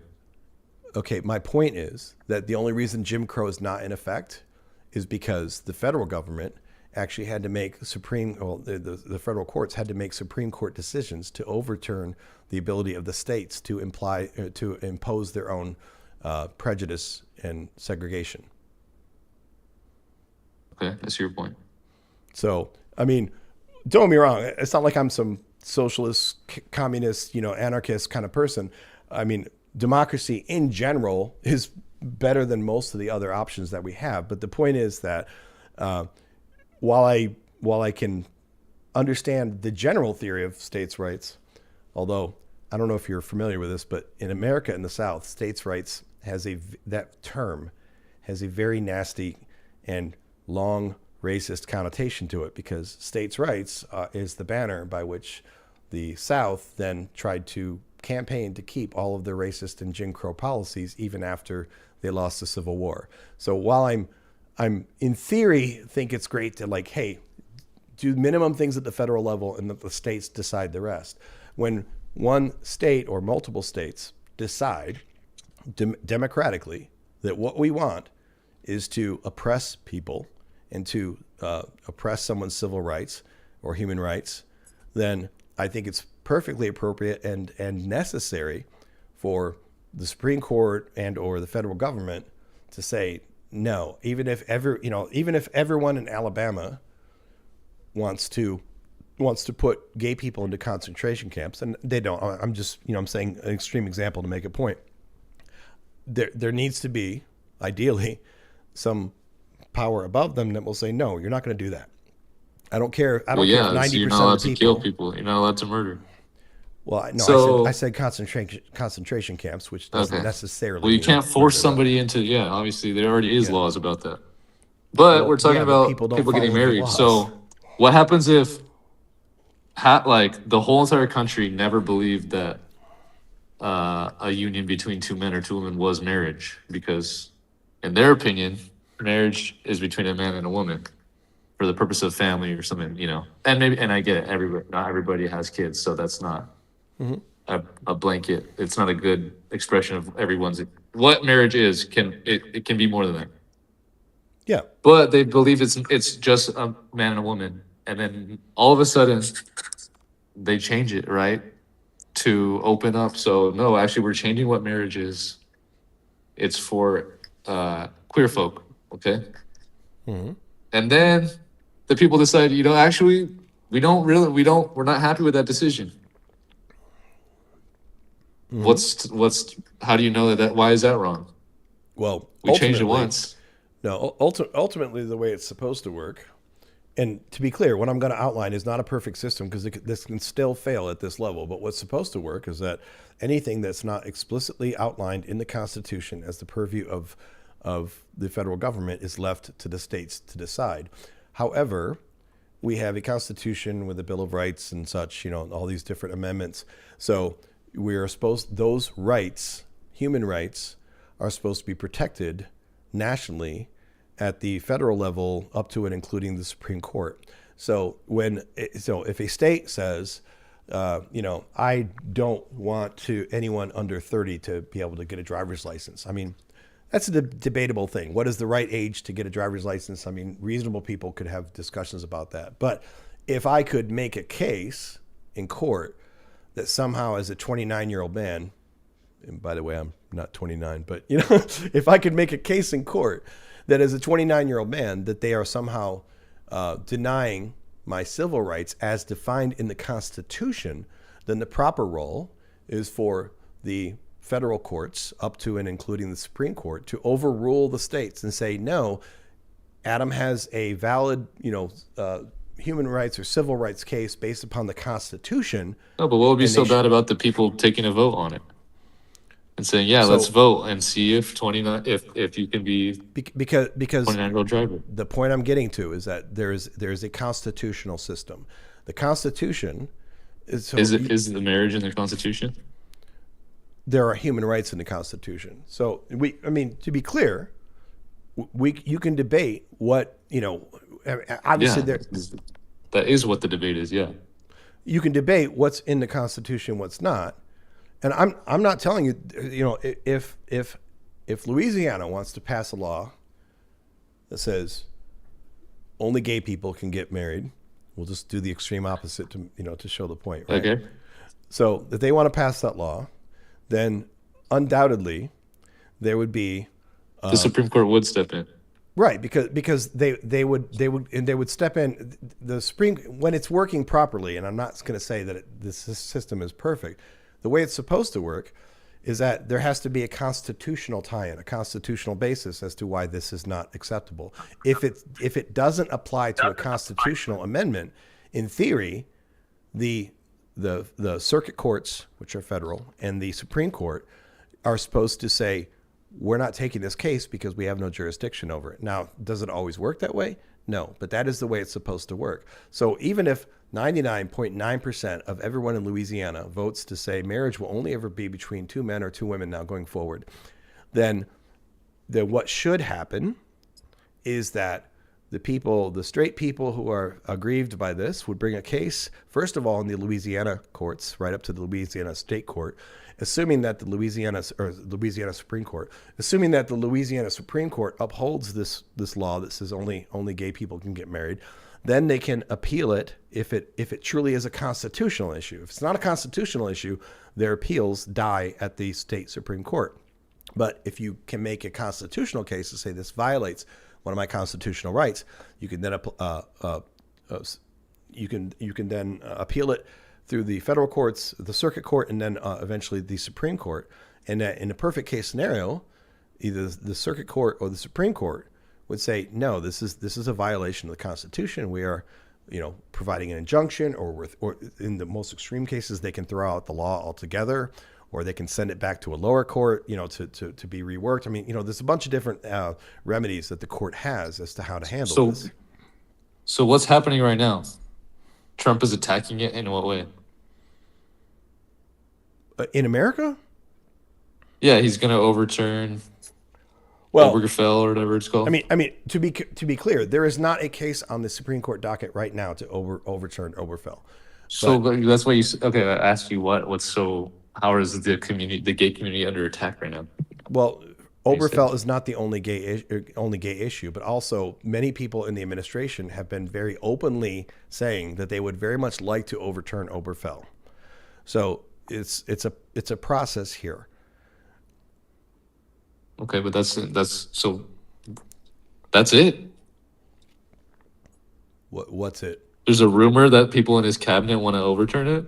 So it's so bad for the community. Well, I mean, the queer community.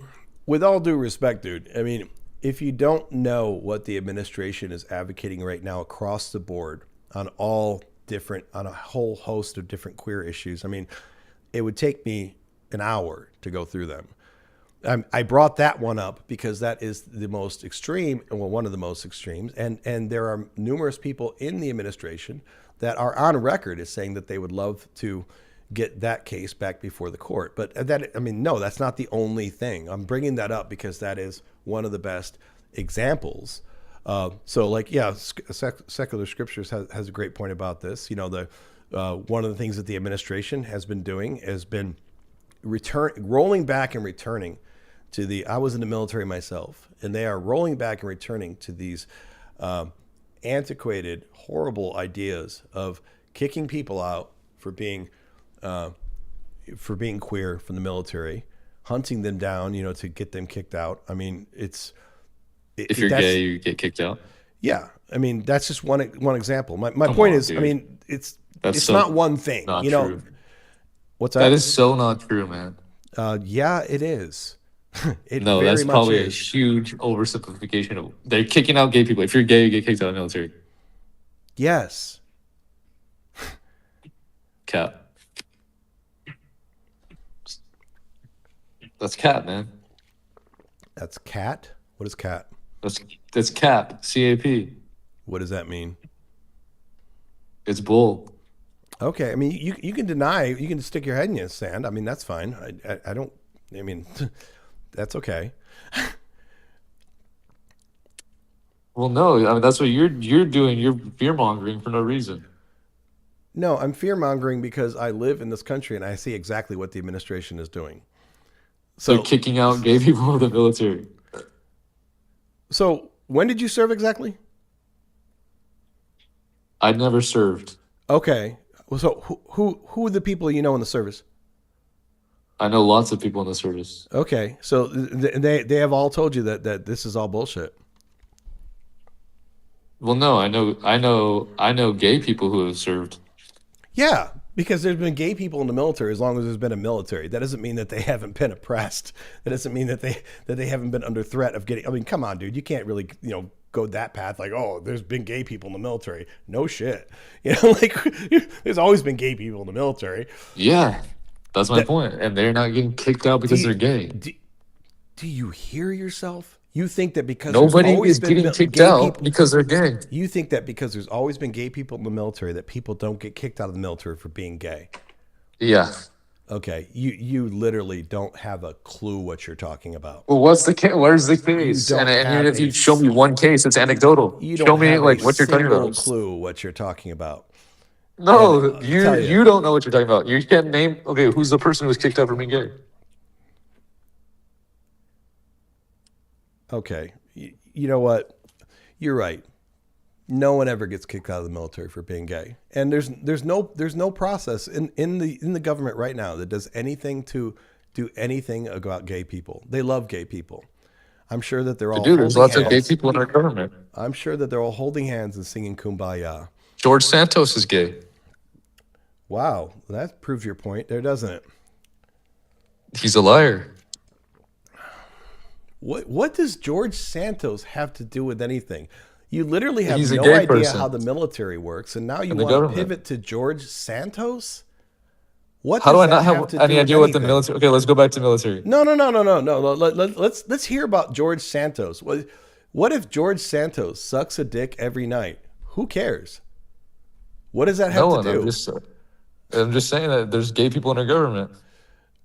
Oh, so as long as there's gay people in the government, then that must be that there's no problem with gay people whatsoever. Yeah, that means that on like de jure, there's nothing that kicks you are out. not making sense right now. The idea that you can point to someone in the military who is gay, or you can point to someone in the government who's gay, and then try to hand wave things away as though No, show that me what. somehow I'm not hand means- waving anything. You just said people get kicked out for being gay.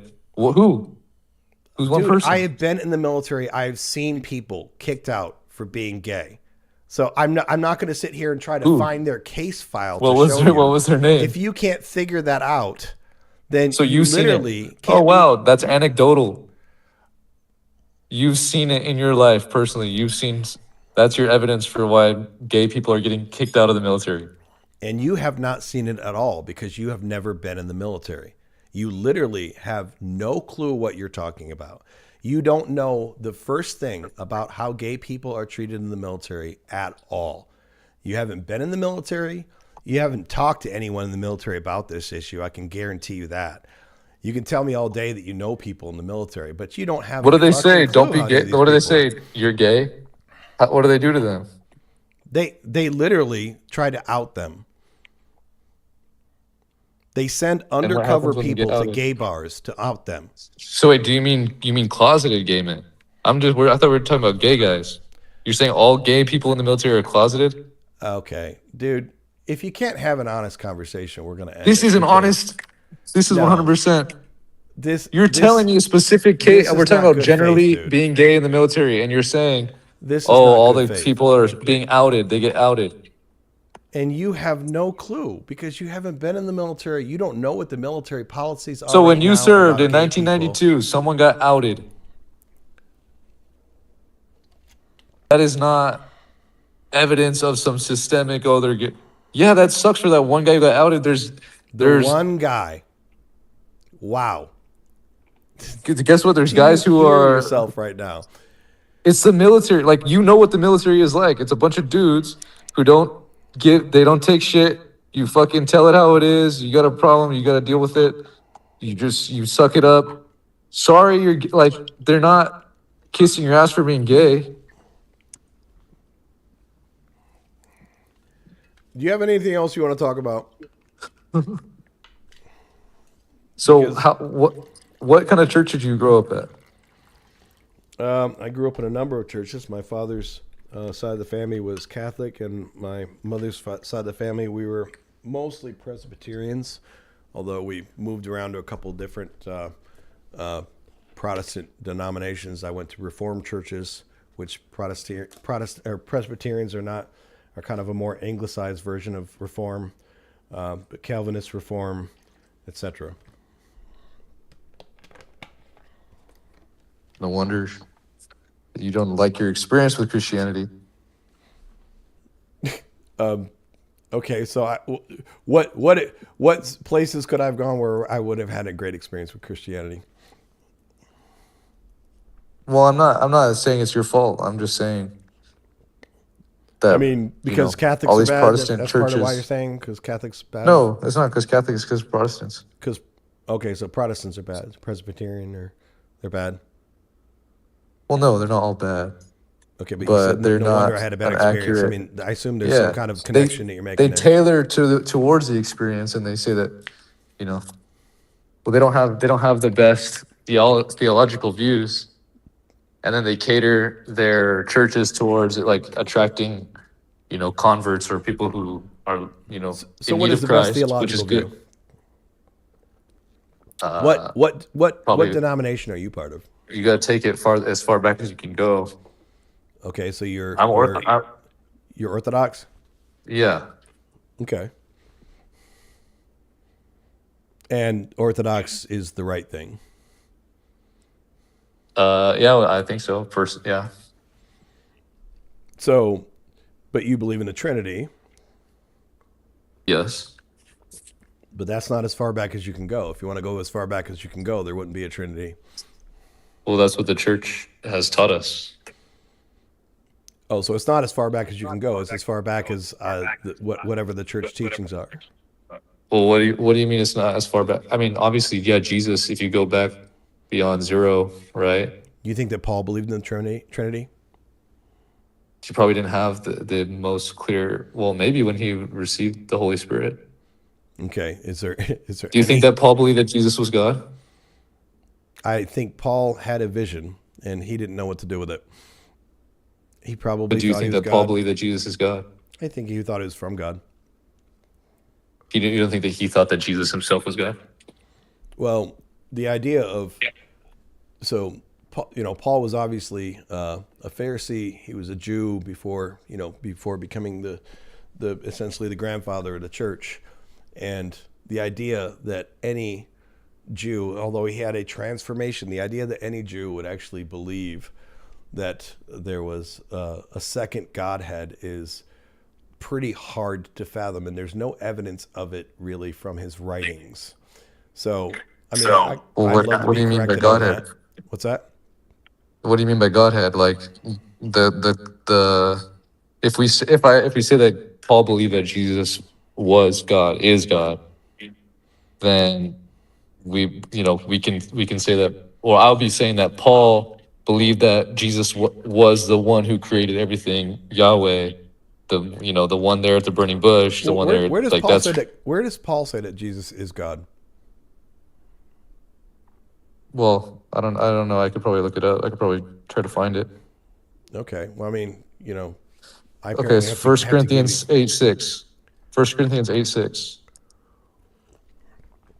Let's see here. 1 Corinthians.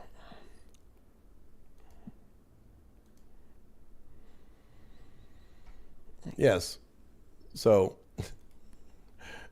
yet Is for it us two there different is people? one God, the Father, from whom are all things and for whom we exist, and one Lord, Jesus Christ, through whom are all things and through whom we exist. So you read that statement and you want to tell me that this means that Paul says that Jesus is God, even though Paul explicitly in this exact Says God verse and on one statement and says Jesus on there's another statement. God the Father, and then he says that there's one Lord, Jesus Christ. So what is Lord? In this context, it just means Lord. What do you mean in this context? How do you know what the context of the verse is? What I mean is that through the entire Hebrew Bible, when you see it in a different, This is not written in Hebrew. This is in Greek. Okay, I know that. If you let me finish what I'm saying, you It's asked not what I in the mean by Hebrew Bible. Lord, so I'm giving you the answer of what I mean by Lord. Through the entire Hebrew Bible, you see it in a different font. Every time you see Lord in all caps in the Hebrew Bible, it doesn't actually translate to Lord. It translates to Yahweh or Yad-He Vav-He. But in this case, this is not Yahweh or Yad-He Vav-He. He's here referring to Lord as an honorific. So this is very different. It's Kyrios in the Greek. I'm looking at it right now. It doesn't change the fact that there is a name for God throughout the entire It's Hebrew capital. Bible. Kyrios. There is a name for God throughout the entire Hebrew Bible. It's called Yahweh. It occurs hundreds of times in that is not here. Yes. So you are imposing your own desire. Where does on it say this. Yahweh in the New Testament? And where does Paul use the word Yahweh? I know. So my point is, why do you think that a Hebrew... What is the word God above it? Why do you think that a Hebrew who understands who Yahweh was would then, in this verse, tell you that Jesus Christ is God, even though in the exact same verse he tells you that the Father is God, and he doesn't actually call Jesus Christ Yahweh? It is completely inconsistent with any logic that anyone with a Jewish background would have at that time. Yeah, Paul was a Christian. He continued the Jewish. You don't know where Paul came from?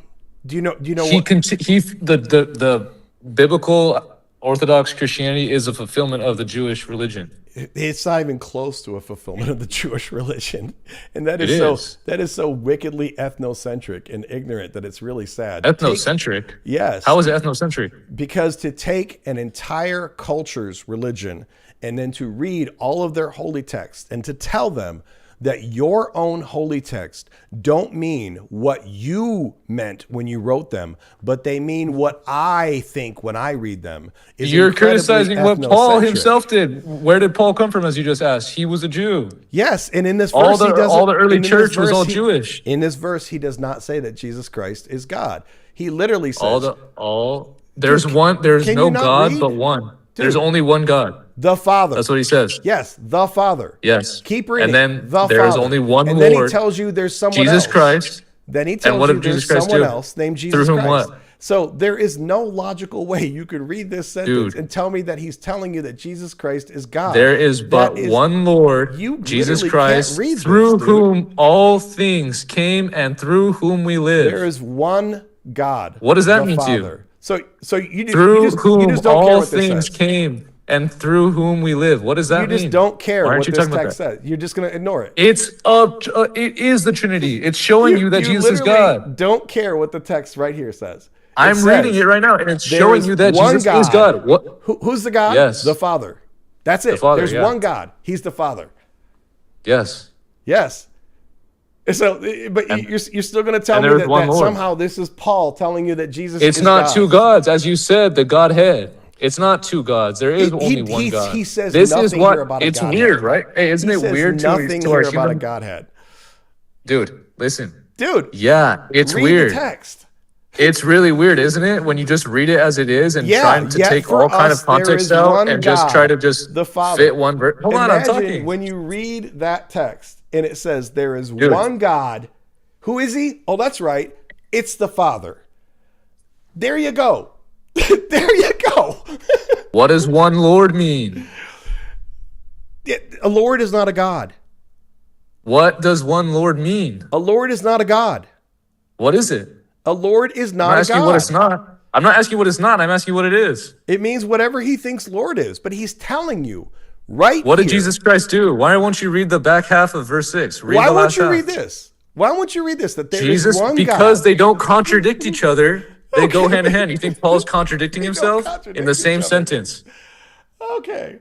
You're right. They don't contradict each other because he's telling you whose God is. Father. Okay, so what does it mean? Did he say there is one God, Jesus? Can I ask the question? Sure. What does it mean when he says there is one Lord, Jesus Christ, through whom all things came and through whom we live? You don't think that a Lord has any different than a God? No, what does that mean? You ask me to answer a question with a question. Lord. You're being disingenuous. It means there's one Lord. No, I'm not being disingenuous. I'm telling you, it means there's one Lord. I thought that Lord was just a title. I thought that Lord was just a title that people throw around all the time in the Old Testament. Yes. What do you mean? Here he's telling you who God is. I thought there's only one Lord. No, but you just said there's one Lord. That Lord is not a God, dude. You're making that Okay, but you just said Lord is a title, right? Yes. Then why is there only one Lord? You're saying there's no other lords? Because that's Jesus, and the God is the Father. So there's no other lords in the Old Testament that you just mentioned? No, you can have a lot of lords. It's a title. You can have all kinds of lords. Well, what is Paul saying? There's only one Lord. Who cares, dude? And who cares about there's one God? What do you mean? We're talking about the verse. Yeah, but you literally cannot read what's highlighted on the screen. You have to read the full sentence. You're stopping at the comma. It's not a period, it's a comma. There is one God. It's a comma. The Father. I mean, you just gotta jump through any rhetorical hoops that you have to. Dude, you can try to make me look bad, but you're not answering the question. Which is fine. You've broken out of your worldview, so now you have to 100% stand by. No, this is all bullshit. What is my worldview? And now that you're looking at this verse, please tell me what my worldview is. Well, that Jesus isn't God. Okay, like whatever. I know that. Like you don't believe that Jesus is God. Okay. Okay. So now that you've attached yourself to that ideology, you refuse to read this and explain it, and you know that you're not doing a good job of explaining why you're interrupting me. Please show me where it says that Jesus Christ is God. There's one Lord, Jesus Christ, through whom all things came. What does Lord mean? You don't think there's any difference between the word God and Lord? You don't. There's a grammatical difference. So you think it's just grammar? You don't think there's any difference at all? Because words don't mean anything. So then about eating. Okay, let's read it. Let's read from verse 4. An idol is nothing at all in the world, and that there is no God but one. Okay, we know that there is no God but one. For even if there are so-called gods, whether in heaven or earth, that's with a lowercase g, as indeed there are many gods and many lords, both lowercase. Yet for us there is but one God, the Father, from whom all things came. Okay, there's only one person from whom all things came and for whom we live. And there is but one Lord, Jesus Christ, through whom all things came and through whom we live. Bro, you are so disingenuous. Those two things are the same. Like, yeah, he's showing you that this Trinity is so beyond understanding. I have to tell it to you like this. There's one God. There's one Lord. That's the only thing that we came through. And yet it's these two. It's Jesus Christ. It's God the Father. He doesn't care. It's God the Father and it's Jesus Christ. He doesn't care about logic at all. What do you mean? Paul doesn't care about logic? It's called the law of identity, dude. So I guess, we don't need to worry about logic when we're reading the New Testament. Because even though it says to us right there that there is one God, the Father. What does it mean? Do you think he's contradicting himself? There's one thing that we all came from. There is one God and it's the Father. That's what it means. So what is from whom all things came and for whom we live? What does that mean? First of all, God can put his power in anyone he wants to.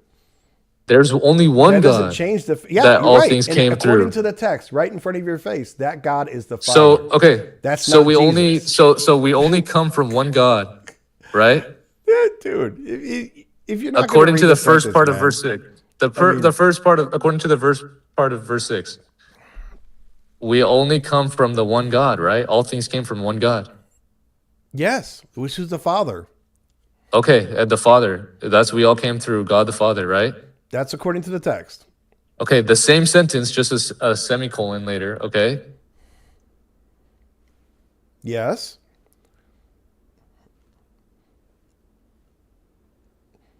I think I lost him there. Anyway, I'm sure he's going to call back. We are definitely going to change subjects if he comes back here because, I just can't deal with it. Like when the sentence literally tells you that there's one God, and it's like words don't have any meaning. I guess. Like what's the point of even talking about words if we can't even agree when it says that there's one God? And he's like, oh, but look, it says Lord Jesus. I'm giving a chance to come back here because I didn't mute him, but he didn't drop off. But he seems to still be there. Okay, I guess this is the second incarnation of him here. So hang up there and see if he's okay. You there? Can you hear me? Yeah. It's kind of weird. Okay, there's like two instances of you now in the chat. Which is I'll close the other one. I switched to my laptop. Okay. But you're belittling me, man. You're saying like, oh, this guy, you can't read the sentence. He says it right there. Dude, I'm honestly not trying to belittle you. I'm saying that when we reach the point where words don't mean anything, the conversation loses all meaning. Like when the sentence literally says, "There is one God." There's more than one God. You're being disingenuous if you think I think that there's two gods. There's not. There's one God. I don't know what you think, but I mean, but according to this verse that you brought There's up, only one God. No one's arguing that there is only one God. You're right. And All somehow Jesus Christ is a part of that one God. even though the text doesn't say that, but But you're saying that we're just so important. Read the entire thing, from whom all things are. yeah, What does that mean? Why did Paul include that? but he's not God. Do you know why he's doing this? He's doing this to show you that Jesus is God. And now here you are 2,000 years later going, dude, this is logically doesn't make sense. This and that. Paul was like, he talks about the Greek philosophers and stuff like that. This is a very smart person. He's not messing up his words. All right, We can change the subject. sure. Where else you want to go? So, do you have any takes on like the Vatican or the Pope or the Catholic Church or anything like that? Well, I mean, despite the fact that I was raised half Catholic, I mean, I don't have a big.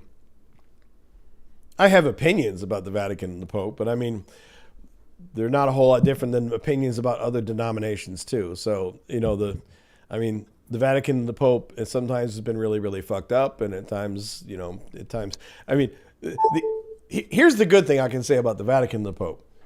Okay, I'm going to try to be as complimentary as I can be. That amongst Christianity, amongst Protestantism, which is, of course, of course, there are Catholics here in America, but there's a huge Protestant base here in the U.S. If there's anything I can say positive about Catholicism and about the Pope and the Vatican, it's that at least for Roman Catholics, at least they can make a reasonable claim to this idea of having hegemony of beliefs. Meaning, Protestants, here's what they do all the time. Protestants snipe at each other about, you're not a Christian, I'm a Christian. And Protestants snipe at each other about, you're not saved, I'm saved. And they snipe at each other about, that's not the way you get baptized, this is the way you get baptized. And then they all want to talk as though they have some kind of authority on it. And they all want to talk as though everyone who doesn't believe what they believe is not a Christian. And while Catholicism has some of the same problems, because even Catholics cannot tell you who is or is not a Christian, at least Catholicism in writ large, I know you're Orthodox, but as far as the Roman Catholic Church, that's the largest sect of Christianity in the world. And while they can't logically tell anyone that you're a Christian or not, at least they can tell you you're a Catholic or not. At least they can, make decrees on behalf of the largest sect of Christianity on the earth, which is far more than I can say for most Protestants around the world. They still fall into the same problems as far as, trying to act like they have the one truth of God, and saying that, like, every time they read the Bible, the way that they read it is correct, even though others can read the exact same sentence and say that's not what it says. But at least they have the hegemony of a very large denomination. They do that. I agree with you. That is one of the best. I mean, they have the unity. Yeah, but at the same time they don't, because they're sedevanticists and all these. Well, I mean, even the Catholic Church has splintered, right? Because we have different flavors of Orthodox. We have Ethiopian Orthodox and Eastern Orthodox and all that. But I'm saying they're not Catholic. Even if, see, there we go. But even if we just say, you know what, Roman Catholics, okay, let's do the Roman Catholics. At least then, when if a Pope wants to tell me that this is not, usually they'll call it a Christian idea, which is bullshit. Like, if you want to tell me this is not a Catholic idea, or this is not the Christian idea that the Roman Catholics believe in, then I'll be like, okay, you can make that call because it's your group, it's your organization. But, to some extent, even the Roman Catholics get caught in this trap where they, especially the Pope, have decided that they are the mouthpiece for all of Christianity. And the sad thing is that there is not a single person on this earth who has the authority to speak on behalf of all Christianity. And there's not a single person on this earth who can tell you that you are or are not a Christian. Being that I said this is enough of this shit. I'm tired of it. I don't feel deeply about that, but I still get annoyed with it even as an atheist because I see the divisions that Christians constantly create amongst themselves. And I think while I understand that every group has a right to say who's in our group and who's not, I think that the problem, in my humble opinion, is that Christians en masse always want to think that they personally or their denomination or whatever are the undisputed kings of deciding what is or is not a Christian. And I even as an atheist now, I find that to be damaging to our world. But you just said that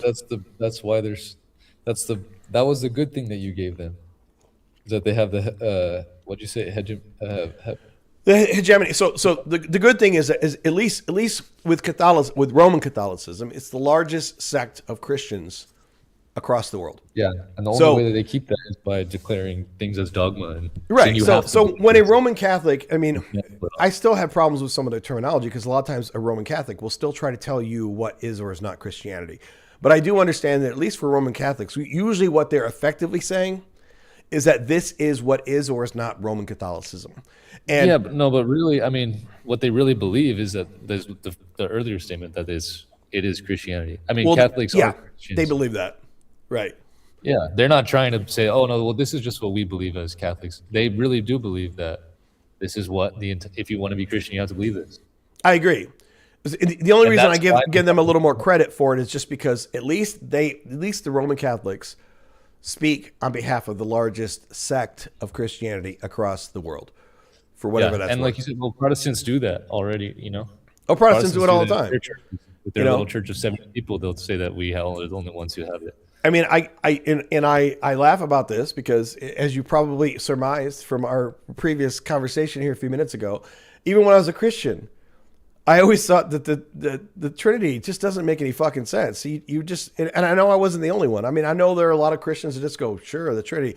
But even if you ask most hardcore Christians to explain the Trinity, usually, not always, but usually they will explain it either in terms that are logically incoherent, or even worse, half the time they will bring up heresies because they don't even know they're bringing up heresies because the logical description of it violates almost every sense of logic. So to make sense of it in their mind, they will come up with some way. They'll be like, well, you know, God has three parts, and one part of it is Jesus, one part of it is the Holy Spirit. Well, guess what? That's a heresy. You know, I mean, like no matter how you try to parse it in a logical way, you always end up back at a heresy. So.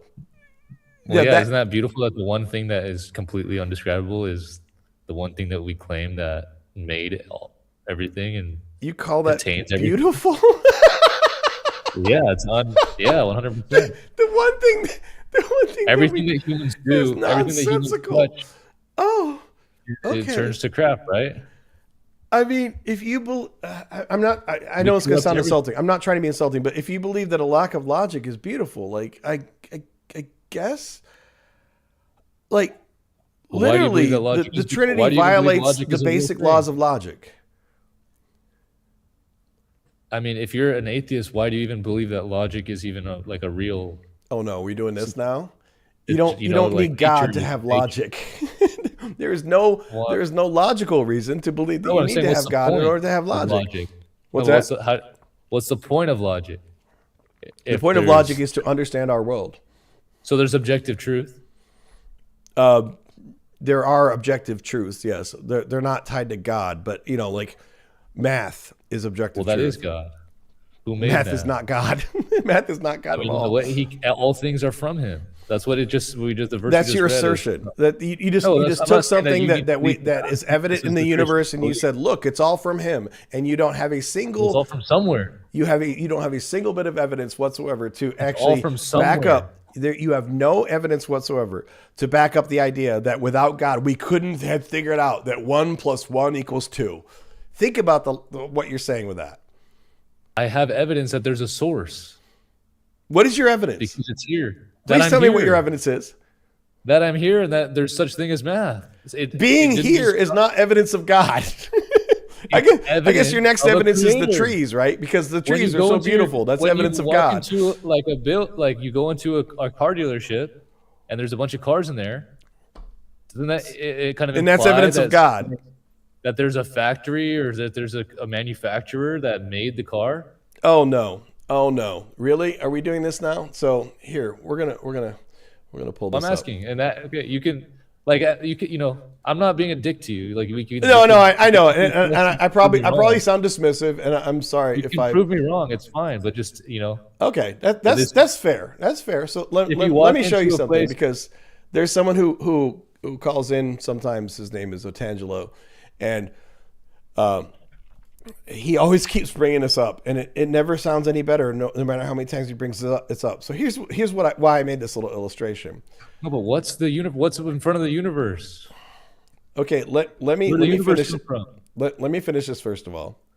Okay. So we can debate where the universe comes from. Okay, I'm sure we would. All right, but we know that's my point. I'm not literally saying. Okay, go ahead. Okay, but let me finish. I mean, maybe this is not what you're trying to say, but let me just get this out. So, essentially what you're talking about is a watchmaker argument. Like, oh, there's cars, so there must be car makers. And, and here's why the watchmaker argument is so bereft. All right, because we have a universe which we have ideas of, about what was happening in the early universe. Nobody, and that includes you, actually knows where the universe came from. We have ideas of how galaxies form, but we don't actually know everything about galaxies forming. We think we understand a lot of the star formation, but again, we don't know everything about that. Same thing for planets. You already said where I was trying to start the. Same thing about life, same thing about intelligent life, same thing about civilization. Now, for products of civilization, it is very true that when logic is a product of civilization, by the way. No, it is not even close to being a product of civilization. That's kind of no. That doesn't even work at all. So for products of civilization, it is very logical and understandable. There's Schrodinger's cat. Are you just throwing stuff out now? Like I'm saying that we've disproved. Do you even know what Schrodinger's cat is? Science has proven that the universe is not just some simple thing that always makes sense. Who said it's simple? I never said simple. Dark matter that does the opposite of what. Okay, physics. I don't know why you throw out Schrodinger's cat, but I'm gonna finish this point one way or another. If it's not meaningful to you, that's fine. But for anyone who's watching, I want to finish this point. So the point is this: the original watchmaker argument is if I find a watch sitting on the ground, I don't look at it and think like, oh, it just naturally came into being, which is fine because we know how watches are made. Watches are products of civilization. So of course you wouldn't look at a watch and assume that it randomly assembled itself because we know how watches come into being. So of course you would look at the watch and say there must have been a watchmaker, but to try to imply that the same logic goes anywhere up the chain is logically inconsistent because we don't know how intelligent life came to be. We don't know how life in general came to be. We have theories, but we don't actually know. So we don't even when we get to like planets, stars, galaxies, we think we know a good bit about how they form in the universe, but we don't know all of the variables that go into making a galaxy or a star or a planet. So to look at any of these other levels that are not at the level of the products of civilization and then say, oh, we can apply the watchmaker argument to anything else is a blatant category error. And I know maybe you didn't want to hear any of that, but I really wanted to finish that point. So go ahead. I'm sorry for bowling over where the universe come from. That's just all I was saying. I don't believe that the universe came from anywhere, but I mean, the simple fact is we don't know, and you don't either. Yeah, we don't know. So that's what God is the unknown. So I'm sorry, but God of the Gaps is one of the most intellectually bereft strategies you can ever employ. I mean, it implies that it can't. If something's here, it had to come from somewhere. Saying that you don't know doesn't mean God. What are the laws of physics? I mean, what all of them? You want me to like sit here and like Google every law of physics or what? Like what are we doing? The law of physics is right that matter and energy cannot be created or destroyed. We actually don't know that.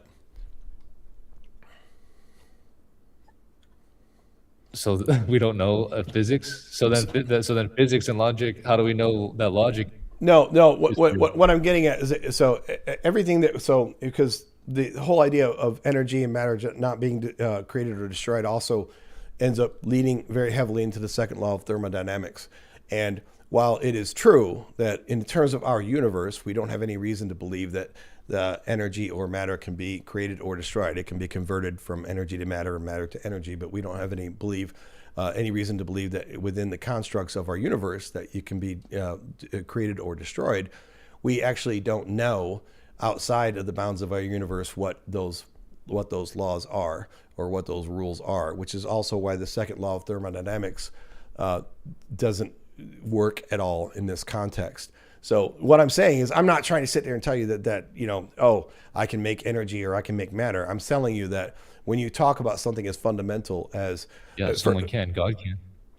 Well, because you say so. Good, you said well, so. Well, something you said so yourself. Because you said so. It's X. Okay, just call it X. Huh? Something can. What you explained right now is that we don't know that because outside of our universe maybe it's. Yeah, that's the X. Because and you're asserting that that's God. Well, I'm just calling it God. Now we're just playing word games. I mean, yeah, you can call it God if you want to, but the point is, I don't think when you say God, you have this idea. When you say God, I don't think that you have this generic idea of this, law of nature that could create the universe. Everything you've told me so far makes me think that you have a very specific, more traditional view of what that God is. Well, yeah, but I'm hoping that you can kind of leave my personal experience and just say that we're talking about, like, my analogy basically made sense, that something had to fashion this universe. No, it didn't make sense. So you don't actually know that the universe got fashioned at all.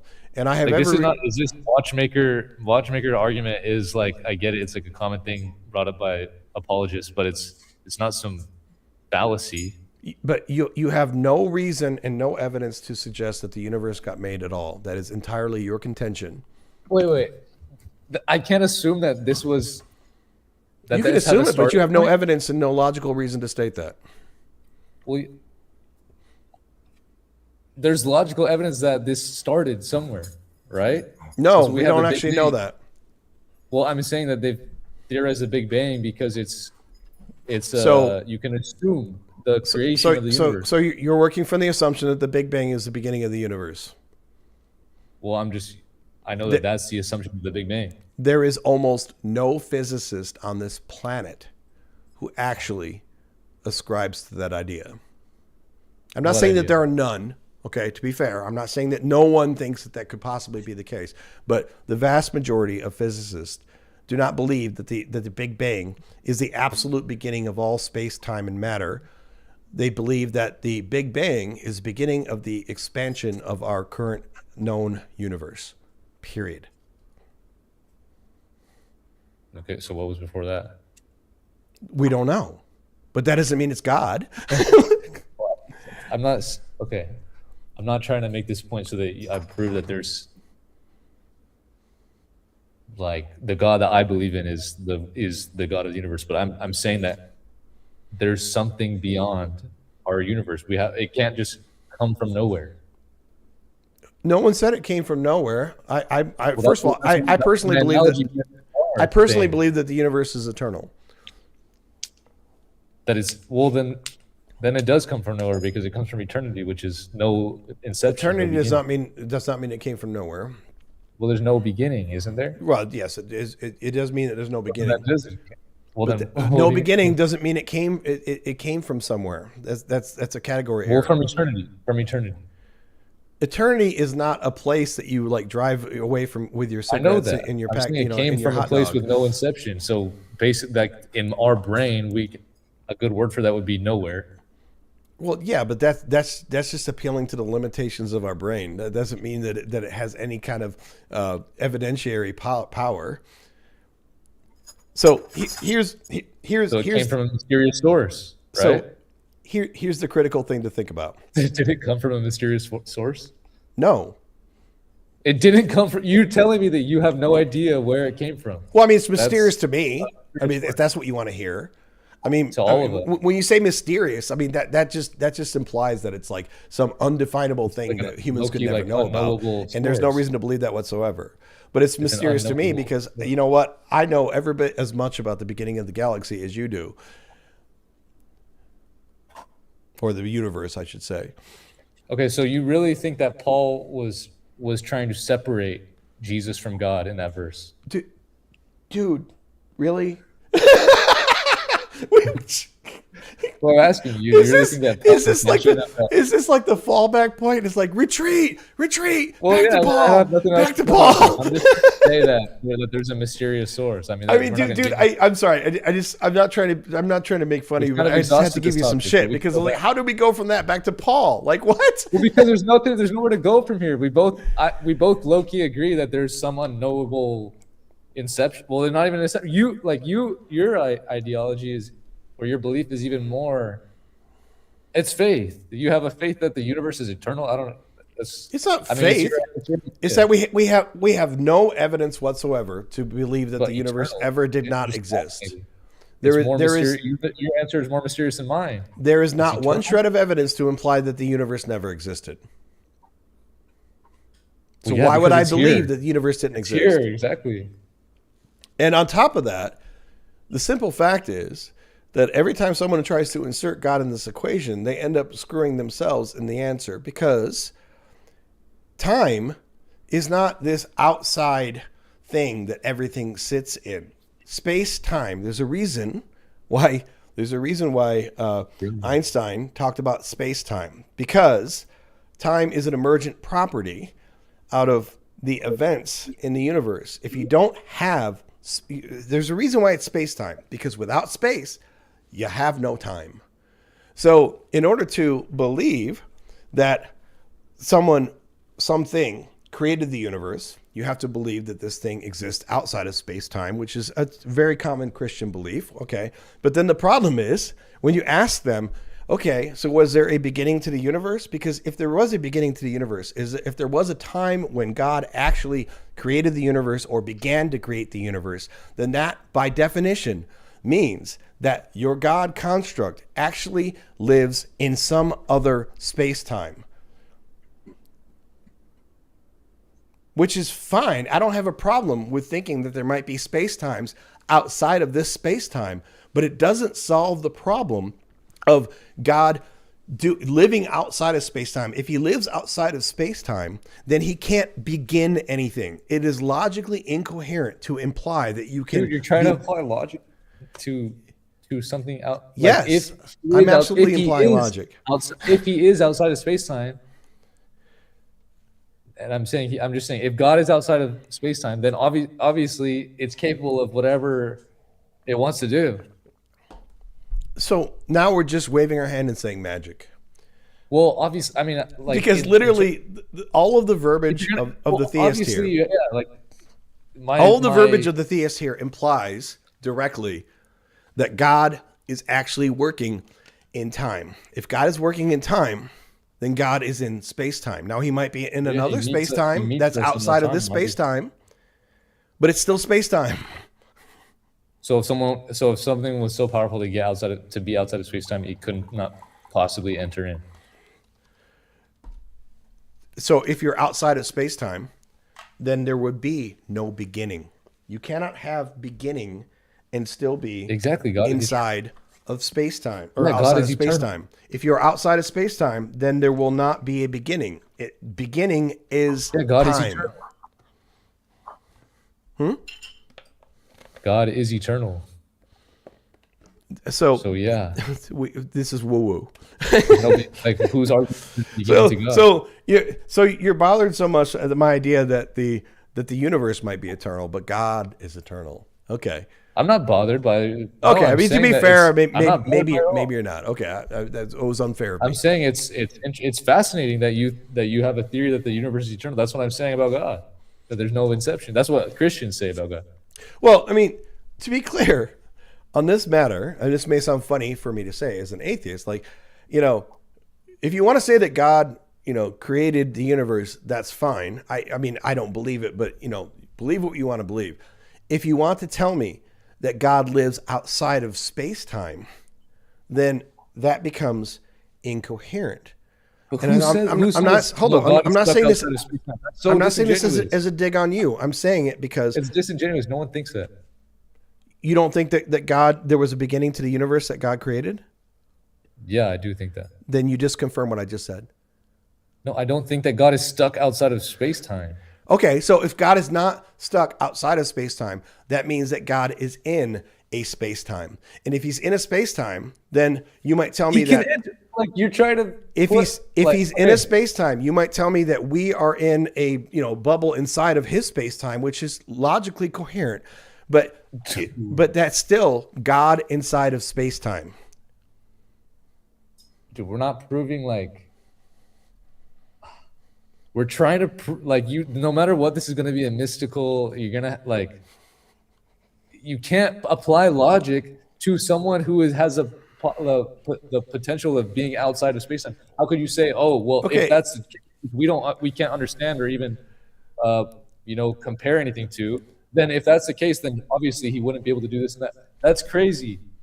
And yeah, I get Philippos. that I'm crazy for even believing in it. That's fair. But I'm saying if you're going to engage in the conversation of this being outside of space time, you can't put a rule on it. It can't come in and out. That's Philippos. I mean, and I'm not saying this to end the conversation. I'm not saying this as a dig on you, but I am saying this, that if we can't apply logic to the discussion, then what is the point of the discussion? I mean, that's a rhetorical question, right? No, it's a very sincere question. In other words, well, you can apply logic. Logically, if there was something that was so grand that it could transcend what we know as space-time, then logically we shouldn't really be putting some sort of logical applications on it because it's beyond what we can even comprehend. But what we're discussing here, I want you to think about this.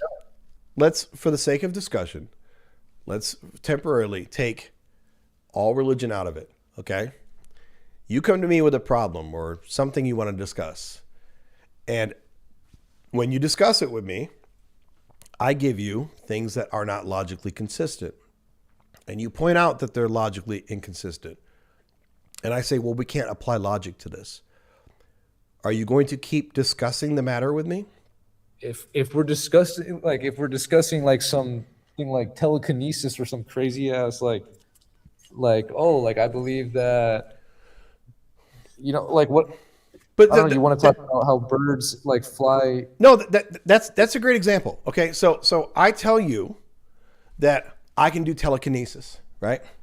And you're skeptical. Let's just say, for the sake of argument, you're like, that doesn't sound right. I don't think you can do telekinesis. And you're like, well, show me how you do telekinesis. And I say, well, you wouldn't be able to perceive it because it's outside of space and time. And you say, well, where's the evidence that you've done telekinesis in the past? And I say, well, you wouldn't understand it. It's not within the bounds of logic. I mean, after a few rounds of this discussion, I contend that it wouldn't be long before you would say, you know what, there's no point in even having this conversation, because clearly, if I can't even have a logical basis for discussing my supposed telekinesis with you, even if you're not calling me a liar, even if, maybe you think I'm trying to tell you truth, but if I can't actually engage with the subject on any logical basis, what is the point of still having a discussion? Well, that's why I try to move it back to 1 Corinthians 5:8. Well, okay. Okay. I mean, I don't mind changing. You have to admit, though, it's kind of funny because we're sitting here talking about origin of the universe, and then you're like, what about Paul in 1 Corinthians again? I'm like, yeah. No, but I mean, it doesn't disprove that it doesn't prove that the guy claiming telekinesis is a liar. Just, he can't explain it. You know what I'm going to do? I'm going to change the subject because I think that this is going to illustrate, in a good way, I don't mean this in an insulting way, but I think it's going to illustrate exactly how, we can talk as friends here online, but as far as being able to have a logical discussion about these things, we're talking about like what we were talking about with 1 Corinthians.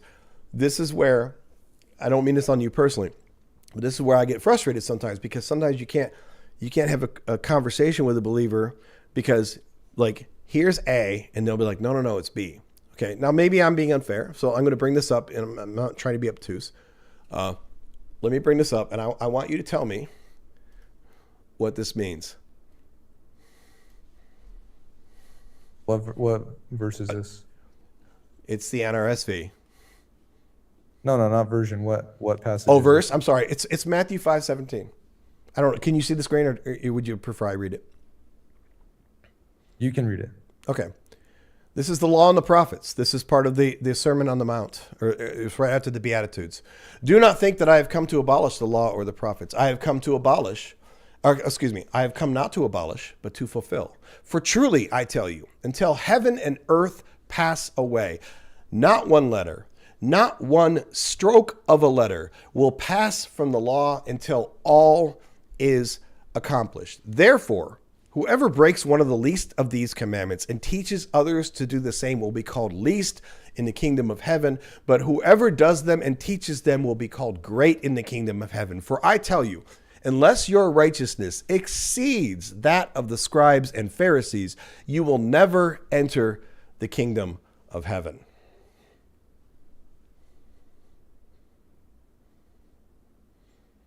So my question to you is, what is that passage telling us?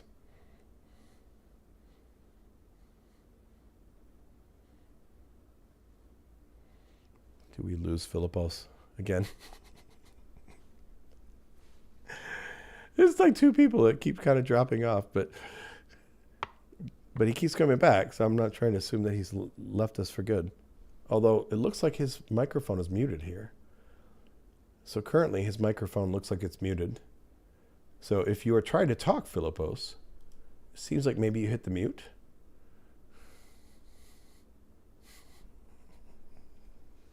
Yes, sorry, I got lost in the. No worries. Do you want me to read it again? No, I heard it. I mean, do I have a clear, like, what is the point of this? I mean, I'm curious to what your point is. Well, I'm not trying to be sneaky or hide anything. I'll tell you the reason I bring this up, because Christians will die on their sword to tell me that this passage says they don't have to follow the old law anymore. And I will also die on my sword to tell you it says the exact opposite thing. Now, of course, I guess everyone can disagree on it, but I bring this up not because we can argue about this if you want, but I bring it up not necessarily to argue about it, but when the words are, in my humble opinion, so blatantly simple and obvious before your eyes, and yet, and I'm not saying you take this position, so I'm not trying to accuse you of anything, but generally speaking, Christians will tell you with a completely straight face that this passage says they don't have to follow the old laws, and it says exactly the opposite. Well, what does he mean when he says he has come to fulfill? So this is one of the first things that Christians always fall back on. They'll say, but he fulfilled the law. Now, I want to ask you, Philippos, I paid my taxes last year. I fulfilled the law. So when I don't pay my taxes this year and they haul me into court, how well do you think it will go when I tell them, dude, last year I fulfilled the law? I don't have to follow that law anymore. Fulfill means that fulfill, what you're saying is that in this context, when it's saying fulfill, it means that Jesus did all the things in the law, and therefore we don't have to do it. That's what that means. That's what Christians will tell you. That's what Christian it means. I'm not trying to speak for all Christians, but I can confidently tell you that this is a very common Christian. Well, I think we have poor understanding of theology, and it's hard to communicate.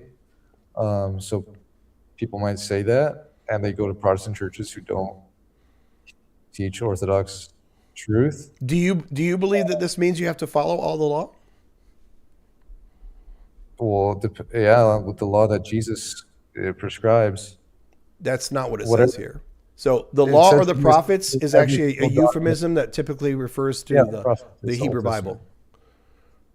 And the law specifically means the Torah. But what does it mean to fulfill? What did Jesus do with this fulfillment? Because you have the other verses where Jesus says that, it's not what goes in the mouth that defiles you, but what comes out. Eating on he breaks the Sabbath. He lets his disciples eat on the Sabbath. in the wheat So field. even if you assume somehow that Jesus fulfilled every law, and that Well, what has does it mean to fulfill? Like, I'm not trying to be like no, facetious. I get it, but Like, we have to define fulfill, because what I'm saying that fulfill means is that he brings the fullness of the law out. Doesn't mean that and it says himself, I don't abolish it. right. But if He says he's makes not sure that- abolishing it, and then he says, "Truly I tell you, until heaven Okay. and earth pass away, not one letter, not one Yeah. stroke of a letter will pass from the law until all is accomplished," which is a pretty broad, encompassing statement. So what if the all was accomplished is the crucifixion? But anyway, my what he's saying about I had a point before you brought that up. The fulfillment of the law, right? So the tax analogy. What's the point of paying your taxes? Because it's the law. So it's just that's the whole reason. It's just a law with no reason. I mean, ultimately, societally, the idea is that you're paying for things that you need to pay for. Yes. So what if the country somehow wasn't corrupted by the human incompetence, and So you next don't think year, right now that we have any of the a- countries are corrupted by human incompetence? No, all of them are. But I'm saying.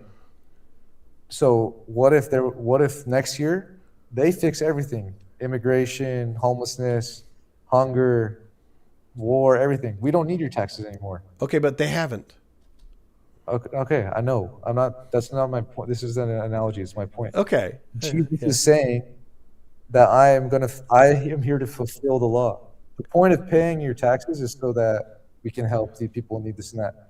Until we make sure that everything is taken care of, that the point of the law, what's the point of not lying?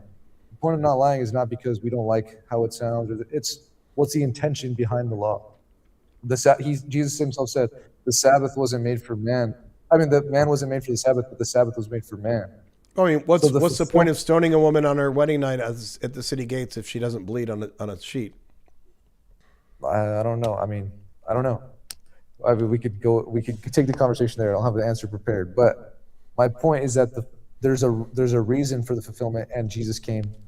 I mean, there's a reason for the law, and Jesus came to fulfill it, so that the true meaning of the law gets through. So someone could say we don't have to eat kosher. Jesus said, "It's not what goes in your mouth that defiles you." So we don't have to keep kosher because we know that, and whatever the church prescribes a way of life for us. We do fast throughout the But year. this is Jesus telling you according to Matthew. Now, to be clear, I understand that Matthew is written by a known Judaizer. So compared to like John, which is essentially theologically the opposite, Yeah, very Matthew is absolutely trying to kowtow to Judaic ideas. So I understand that. But if we are to believe that this is the word of your God is not just saying I came to abolish, or came not to abolish but fulfill, which quite frankly, even if he fulfilled it, he's saying he didn't abolish it. But then he goes on to be extremely explicit and tell you, I literally don't know how he could get more explicit in this passage until telling you that heaven and earth pass away. Not one letter. Like you can say, oh, it was all accomplished with, Jesus dying on the cross, which first of all, I would say even by Christian theology, no, it wasn't, because if that was the case, why are we waiting for the second coming? Like, it doesn't make any sense it's all accomplished. But going further, he says explicitly, until heaven and earth pass away. The last I checked, we're all reading this passage from earth. Yeah, and then you have to read it in context of the entire book of Matthew. Like, what is that really what Jesus is doing in the book of Matthew? Is he coming to say that you have to read the whole book to understand this passage? Yeah. Oh my God, dude. At least the chapter. I have read the whole book, but I mean, I understand taking but I'm verses saying that the in one paragraph context. is not going to just completely contradict everything about Jesus's message in the book of Matthew. That's my point. This doesn't contradict Jesus' messages from Matthew. Well, it does if he says in Matthew any time where he excuses he chastises the Pharisees for holding so tight to the law that they miss the point. That it happens. I don't know if it's in Matthew that one of these stories happened that I mentioned about the Sabbath and the disciples eating and this and that. So it's not going to contradict it. So what does this mean? According to theology, because this wasn't written for people to come like pick it apart and say, oh, here this. It obviously was written to tell a point. And what is a point? And if you keep going through the whole, do you want me to tell you what the point is?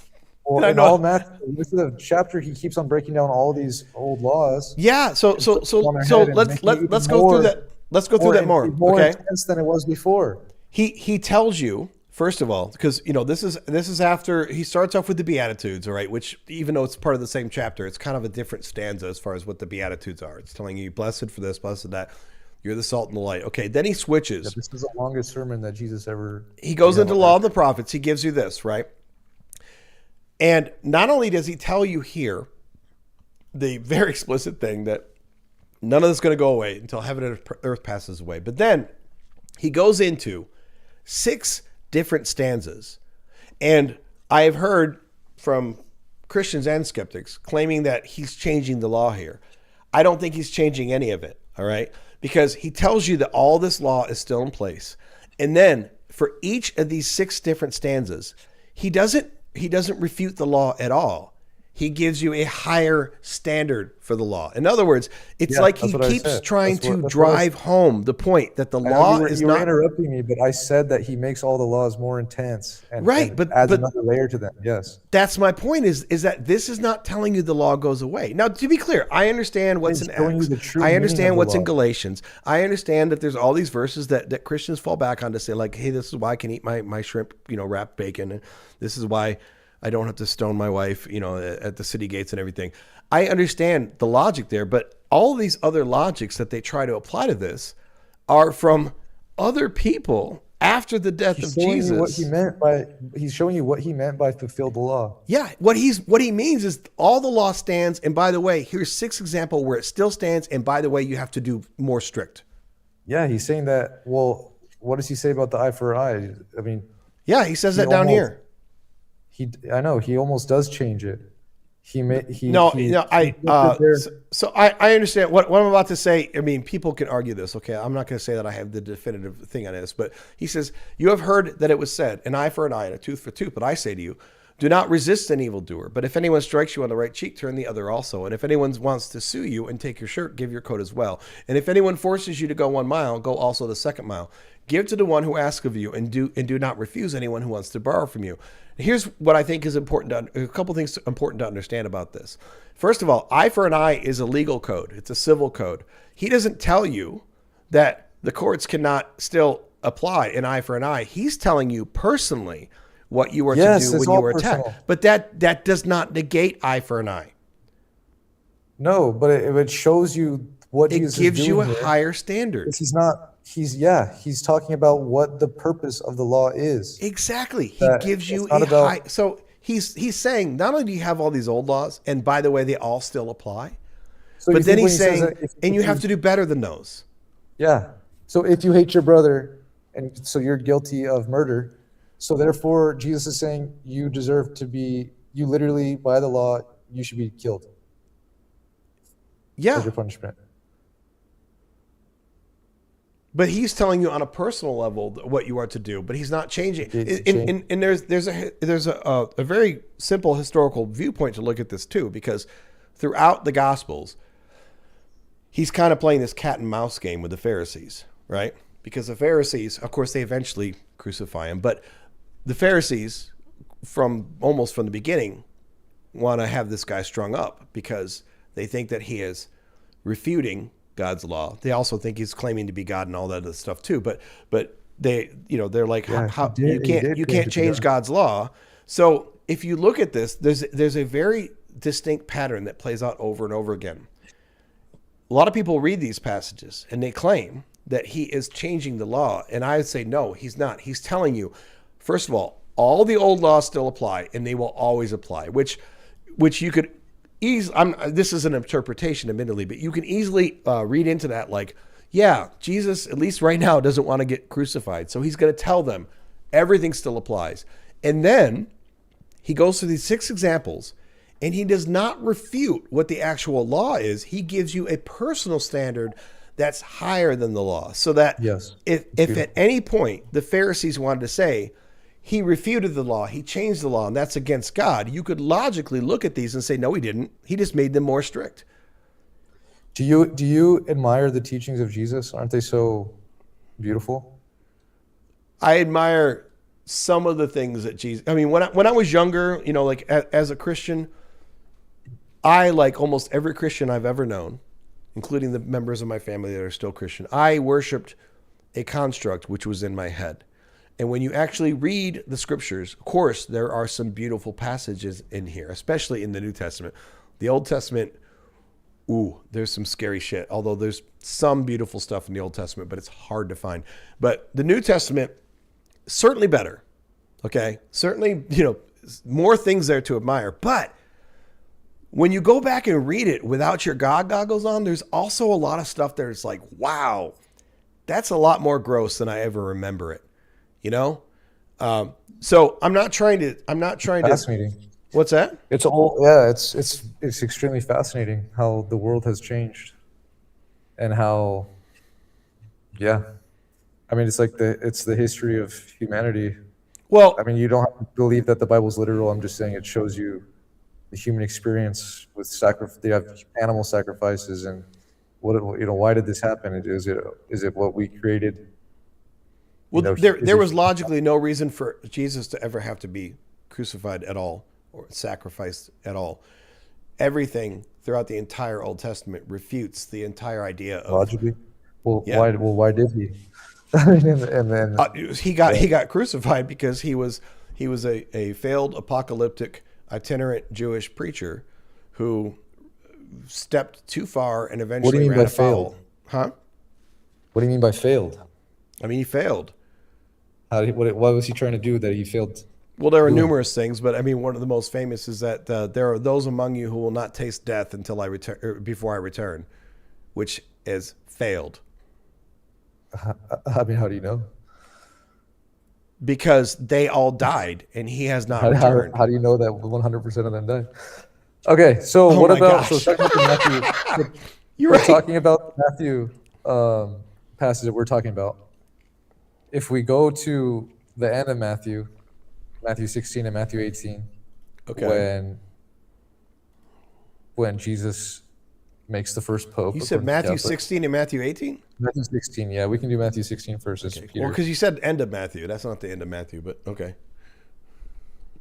Okay, well, the back half. Okay, got it. I don't know exactly what verses. Let me see. Matthew 16, 19. 16:19 is right here. Okay.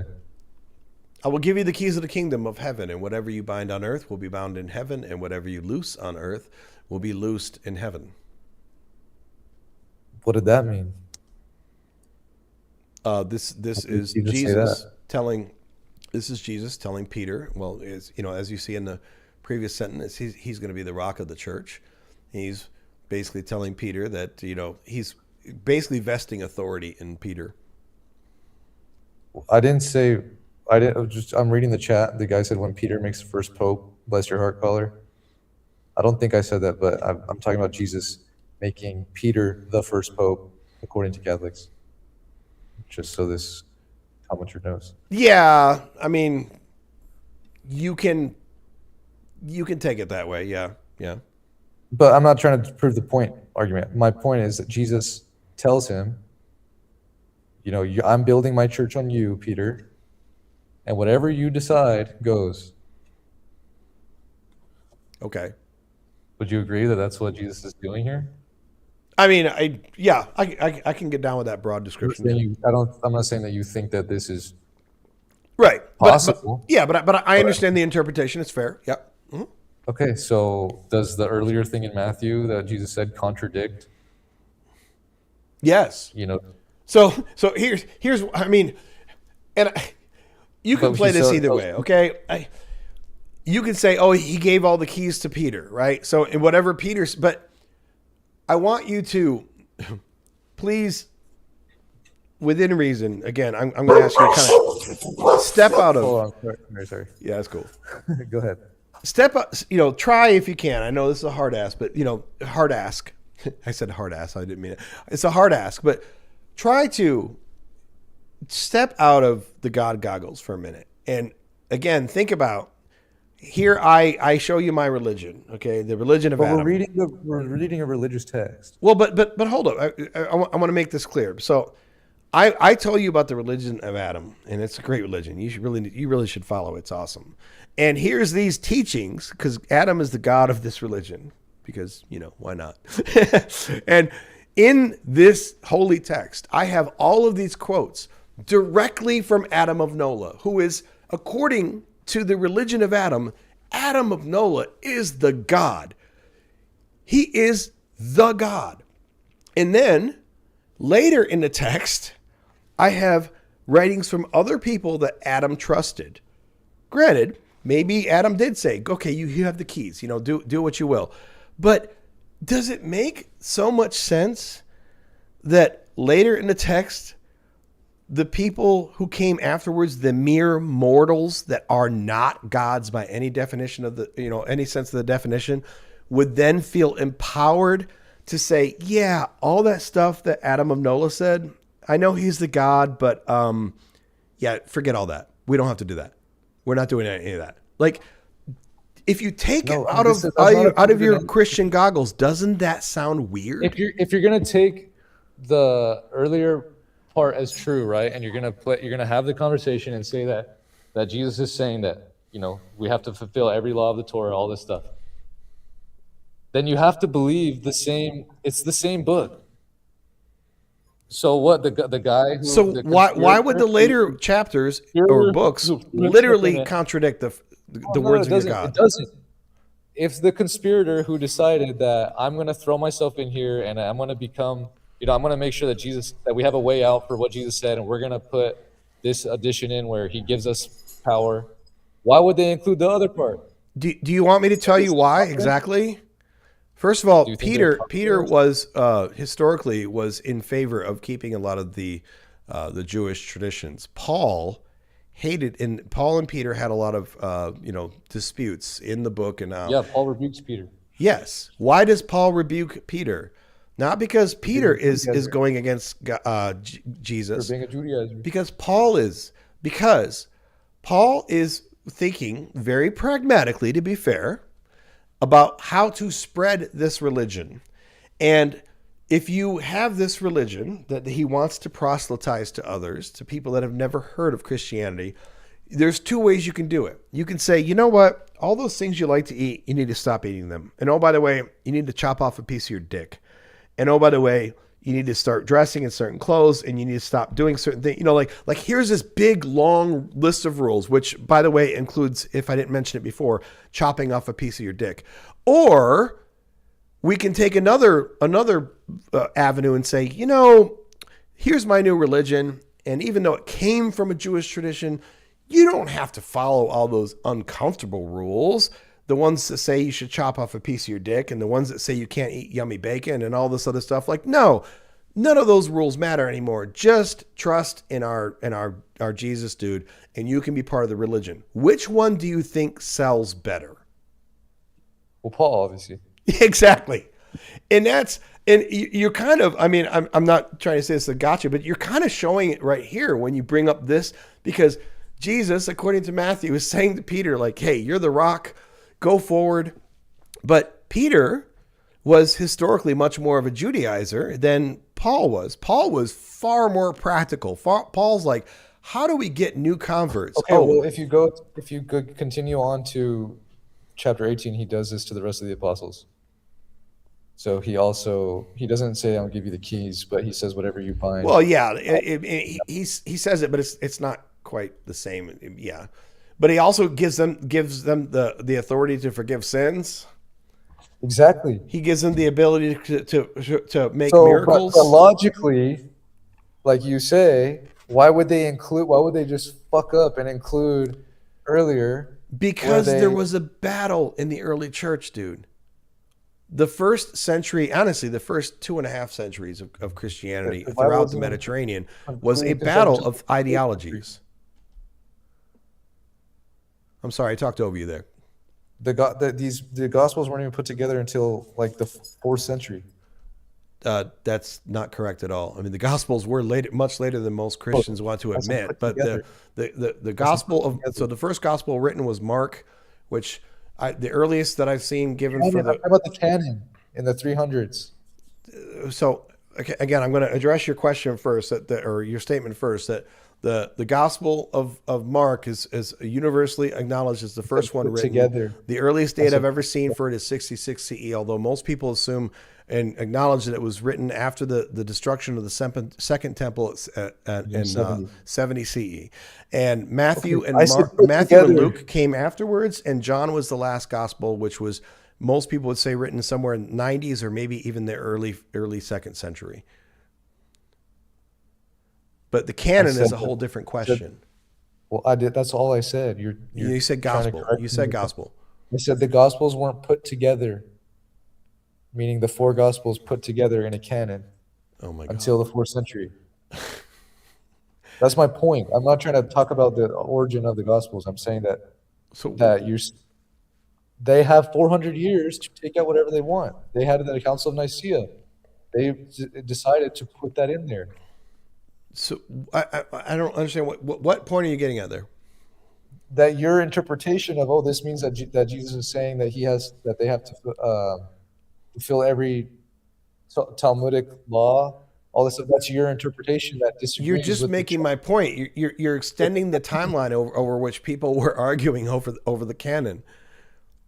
I was at least willing to say, like, hey, if we're talking about the Gospels and the early letters of Paul, at least we can acknowledge that. I'm not afraid of the facts of history that. Right, but I'm saying under the facts of history, we can acknowledge that the Gospels and the early letters of Paul were all written at least within the 1st century or shortly after the beginning of the 2nd century. Yes. Of course, there was a lot more argument and discussion and debate that went around the whole canon all the way up to the Council of Nicaea. My point is that at the Council of Nicaea, if they're corrupt or trying to. At the Council of Nicaea, they did not set the canon. That is a common falsehood. Okay, what council was it? I think the majority of it was set in the Council of Chalcedon, but so there's a very common falsehood, which I'm surprised. I don't mean this as a dig, but I'm surprised that you say that, because a lot of skeptics and atheists often say, like, dude, they didn't even know, they voted on the canon. They didn't even know what the canon was until the Council of Nicaea. No, the canon was actually pretty well set long before that. To be fair, it took a while to coalesce, but long before the council is that I'm saying that if there's corruption in any way where they're trying to make a narrative, why would they contradict themselves in their narrative? Because they were battling for ideologies. Because this was a battle for the early church. That's what I keep saying. No, whoever was there at the council or the church fathers, they had the ability to include or take anything out that they wanted. Yeah, but that was at the councils. Before that, there was a active debate about what was or was not part of canon. I'm talking about the council that decided the canon. There wasn't one council that decided the canon. I know the councils. Right, which is not the Nicene Council. You're missing the point. You're trying to get me on my. No, I'm not trying to be a dick, but I mean, facts are important, dude. So and I'm telling you this because I'm telling you, a ton of atheists and skeptics that are poorly educated on this will throw out this shit like, dude, they didn't even know what the canon was until the Council of Nicaea. It's like, no, that's not true, and it actually falsely paints the church. People are reading these books. Yeah. My point is that they united under this interpretation of Scripture, that what Jesus said in Matthew 5. No one united under it. I mean, there's literally like 4 different canons right now today.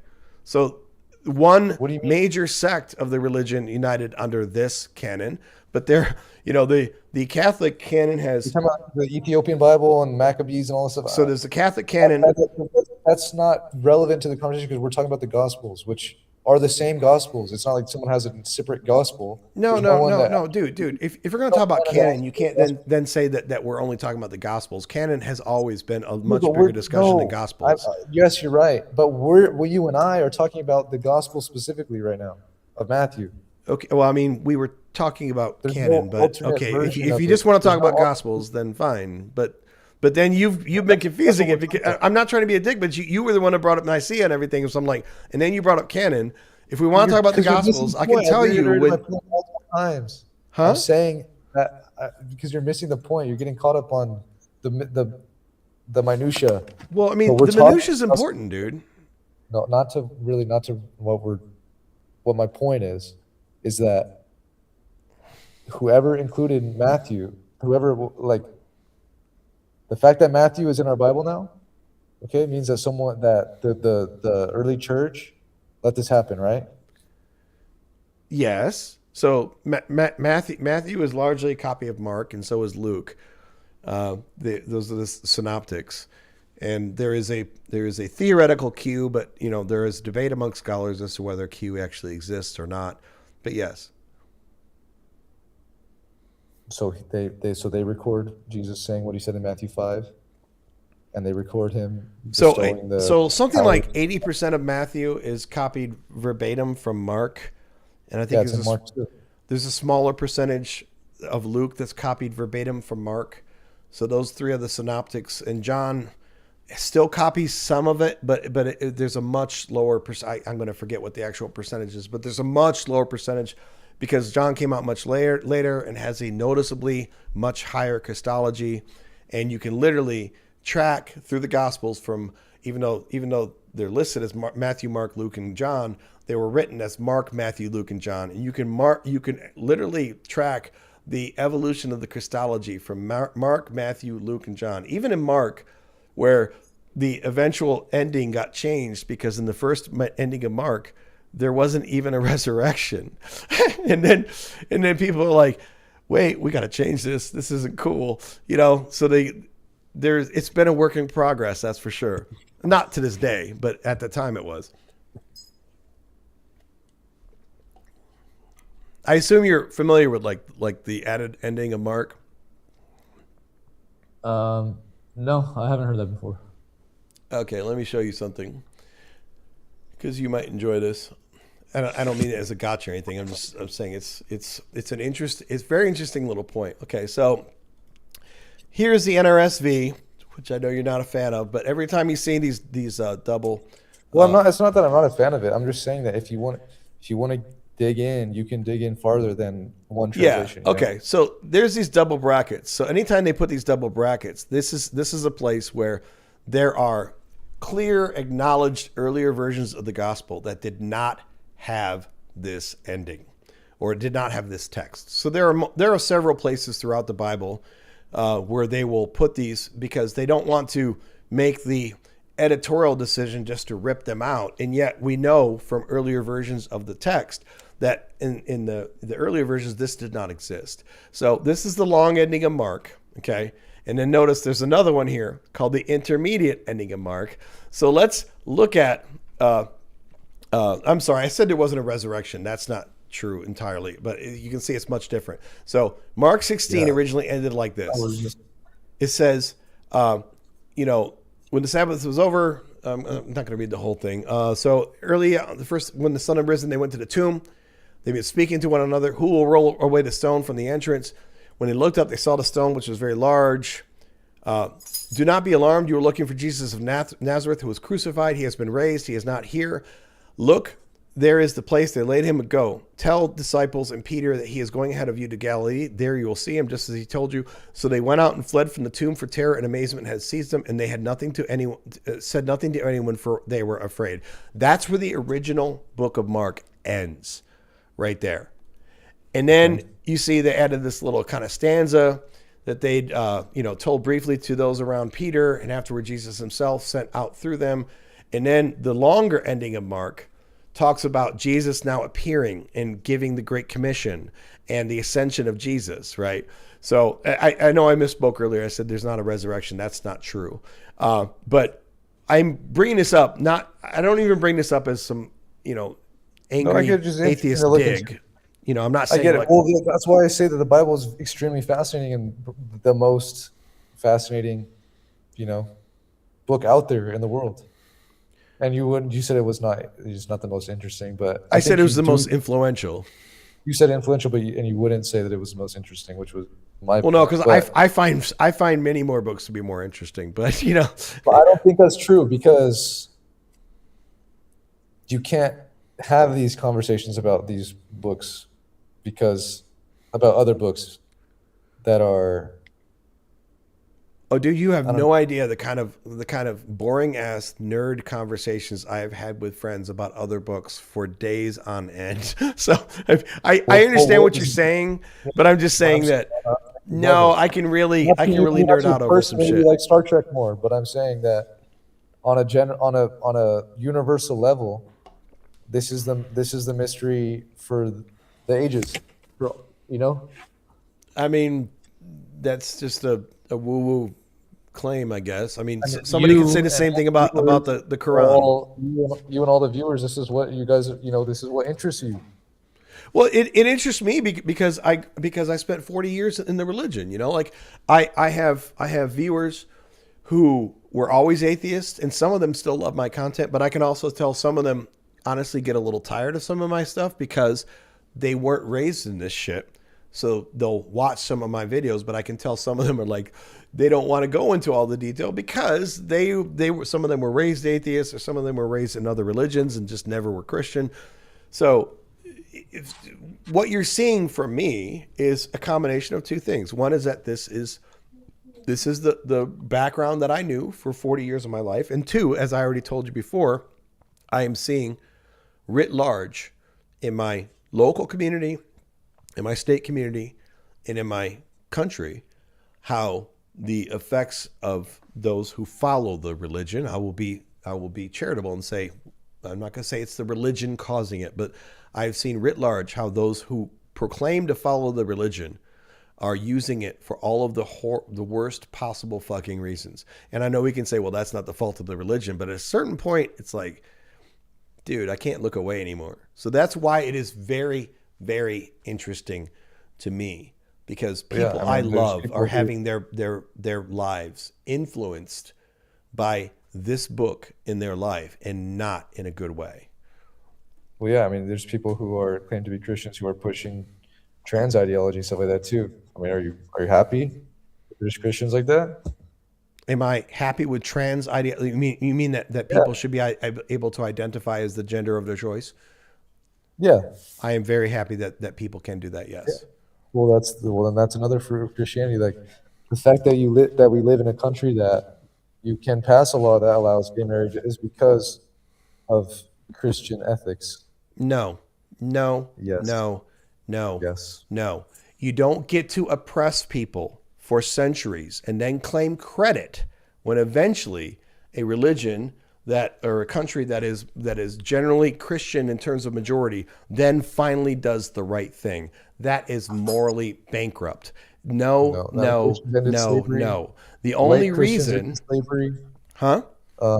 White Christians ended slavery because of Christian ethics. Oh my God, dude, don't even dude, literally, the book is such a rabid endorsement of slavery. And yes, by the time abolition happened, there were people in the abolitionist movement who were using Christian ideologies as they read them as a justification for ending slavery. At the exact same time, there were a ton of people pushing for the continuation of slavery who are using the exact same book to justify their actions. And quite frankly, the book itself is explicitly far more of an endorsement for slavery than anyone who wants to look into it and claim that it doesn't endorse slavery. It is absolutely a complete and tacit endorsement of slavery all the way through. Paul himself said there's no slave or free. Oh, you want to do this? Okay, that's good. Well, I don't have time. I actually have to go, but I might call in sometime. Okay. What's your name? I am Adam of Nola. Adam of Noah? NOLA. NOLA. I live in New Orleans. All right, I'm Philippos. Thank you for your time, man. Thank God you. bless you. I'll see you. Thanks, man.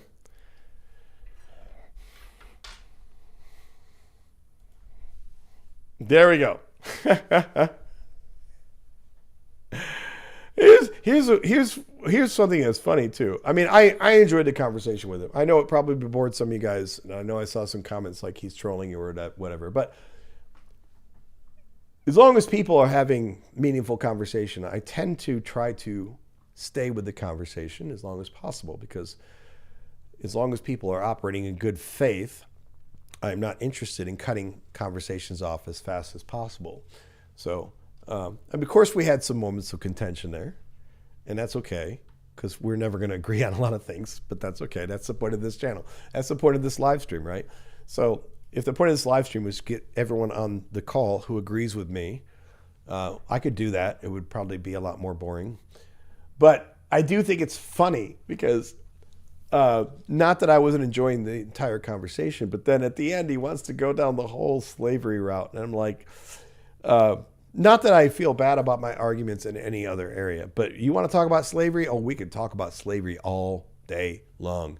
And it's not going to go well for you as a believer. Like, I mean, I got the verses locked and loaded. Like, we can go through it one by one. And every argument that I've ever heard from Christians about, slavery is not endorsed in the Bible. I mean, literally, the thing that he brought up from Paul, we're going to pull it up. I have to take a leak.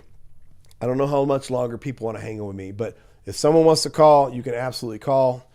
We're going to go through some more comments. I'm going to pull up that verse from Paul, because that is a classic example of, like, this is not saying what you think it's saying. And we're going to go through this in a little bit of detail, but I have to relieve myself. So hang with me, or don't. I understand it's getting late, but hang with me. And if anyone wants to call in, I am still available. I will be back very quickly.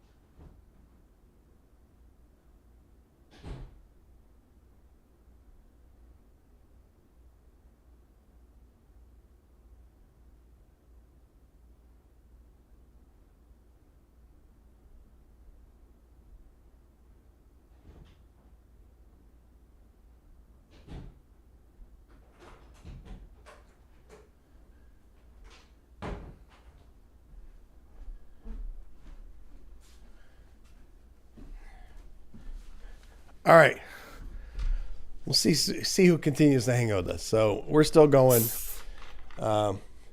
I should probably go to bed, but you know what? Fuck it. I'm having a good time. And we'll at least go through things for a little while longer.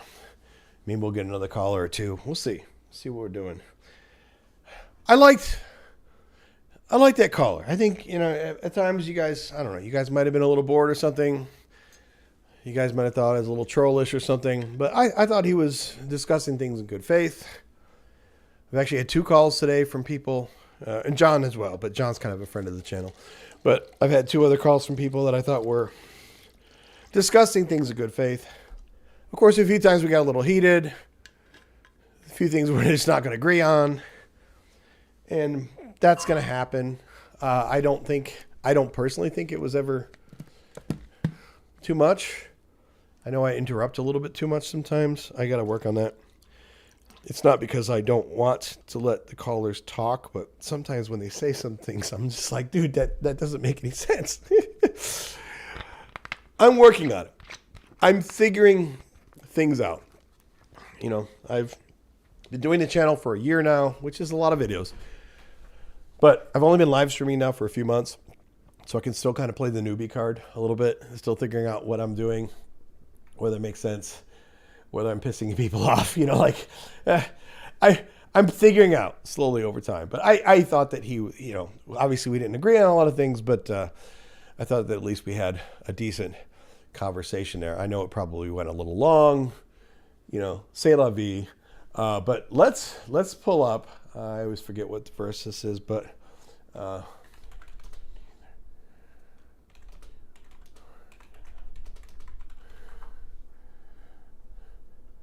I'll put this on screen here because of all the things that you could bring up to discuss slavery in the New Testament, I honestly think this is one of the just most bereft ones that you can bring up because it doesn't say anything like what Christians want to claim that it says.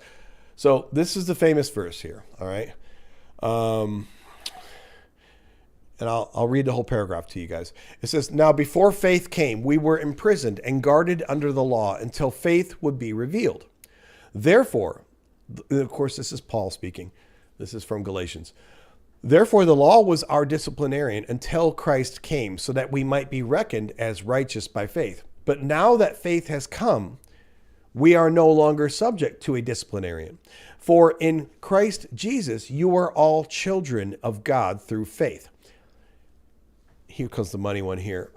"As many of you as were baptized into Christ have clothed yourself with Christ. There is no longer Jew or Greek. There is no longer slave or free. There is no longer male and female. For all of you are one in Christ Jesus." Now, to be clear, it's a lovely verse. I mean, I know I give Christianity a lot of shit, and sometimes I probably sound kind of cynical, but on the surface, it's a lovely verse, okay? To say that there's no longer Jew or Greek. There's no longer slave or free. There's no longer male or female. For all of you are one in Christ Jesus. That sounds lovely, doesn't it? We are all one under Christ. But to look at this verse on any level and try to claim, even in the greatest of stretches, that this somehow is a statement by Paul against slavery is ridiculous. First, remember that Paul is the one who told the slave to go back to his master. There was a whole letter that he wrote where he told the slave, go back to your master. So Paul, like nearly everyone else in the Bible, absolutely had no intention or no desire whatsoever to abolish slavery.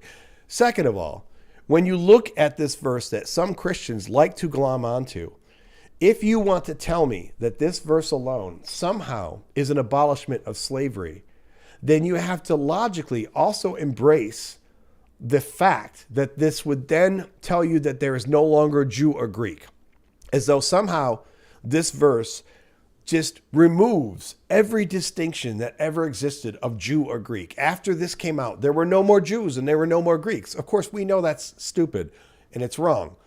There were Jews and Greeks in the time of Jesus and in the time right after Jesus, and there are Jews and Greeks today. Jews and Greeks have not gone away.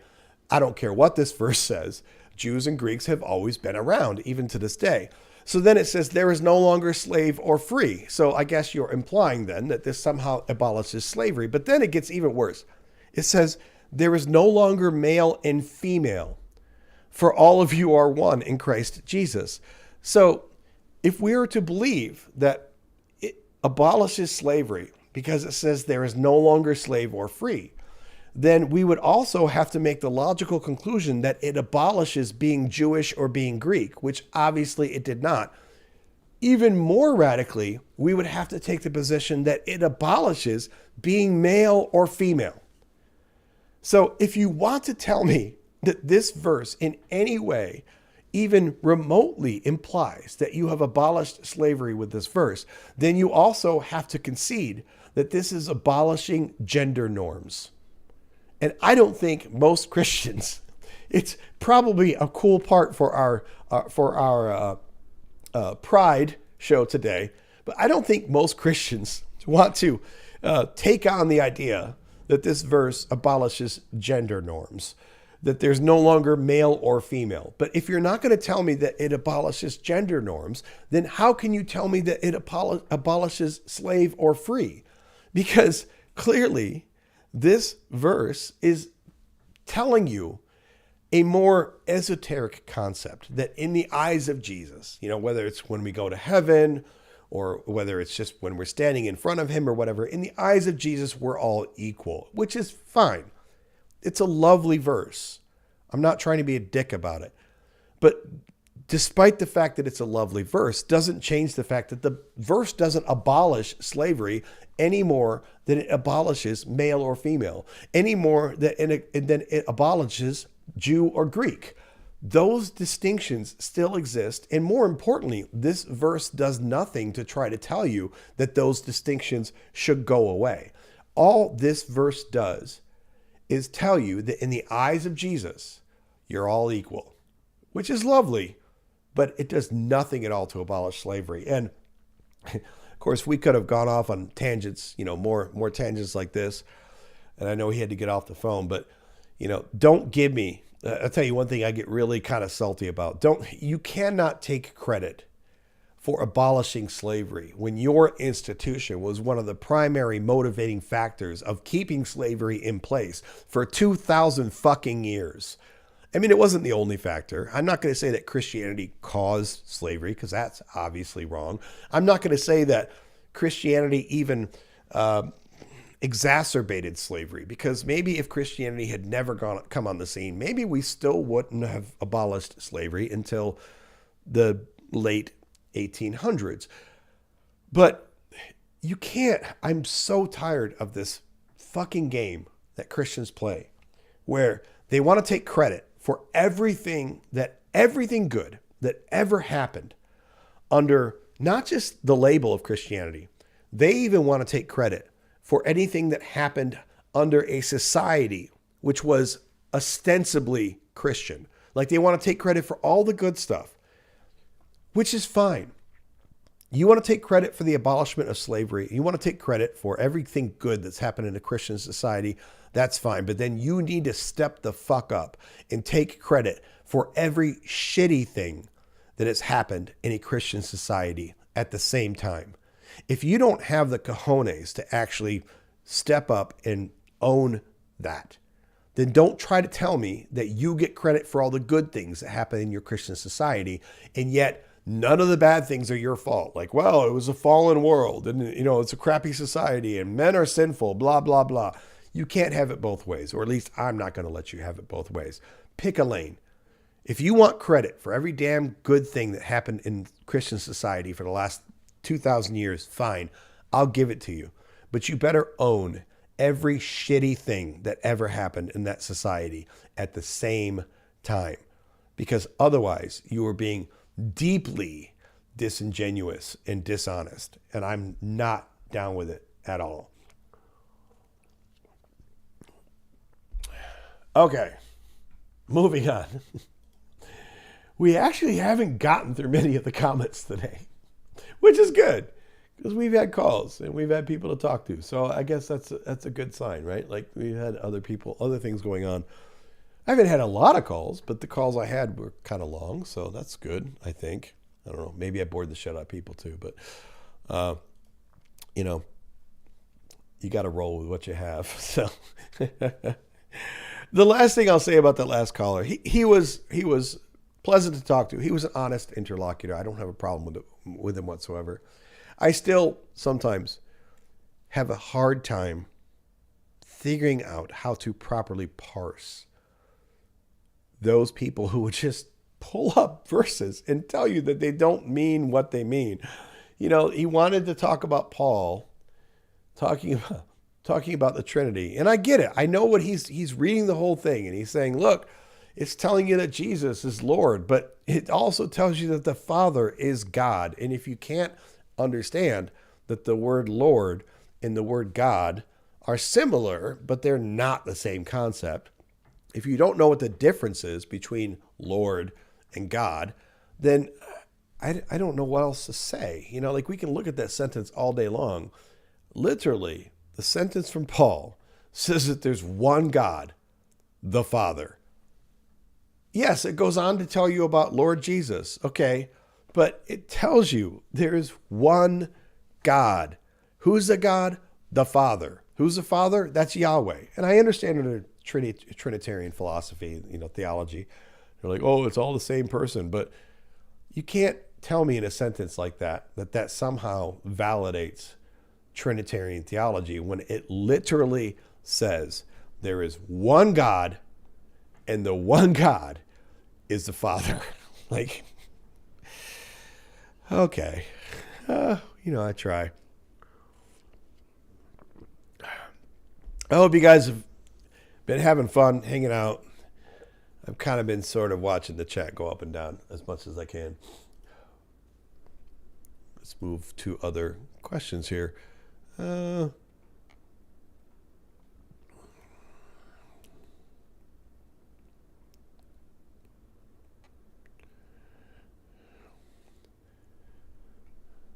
Moving on.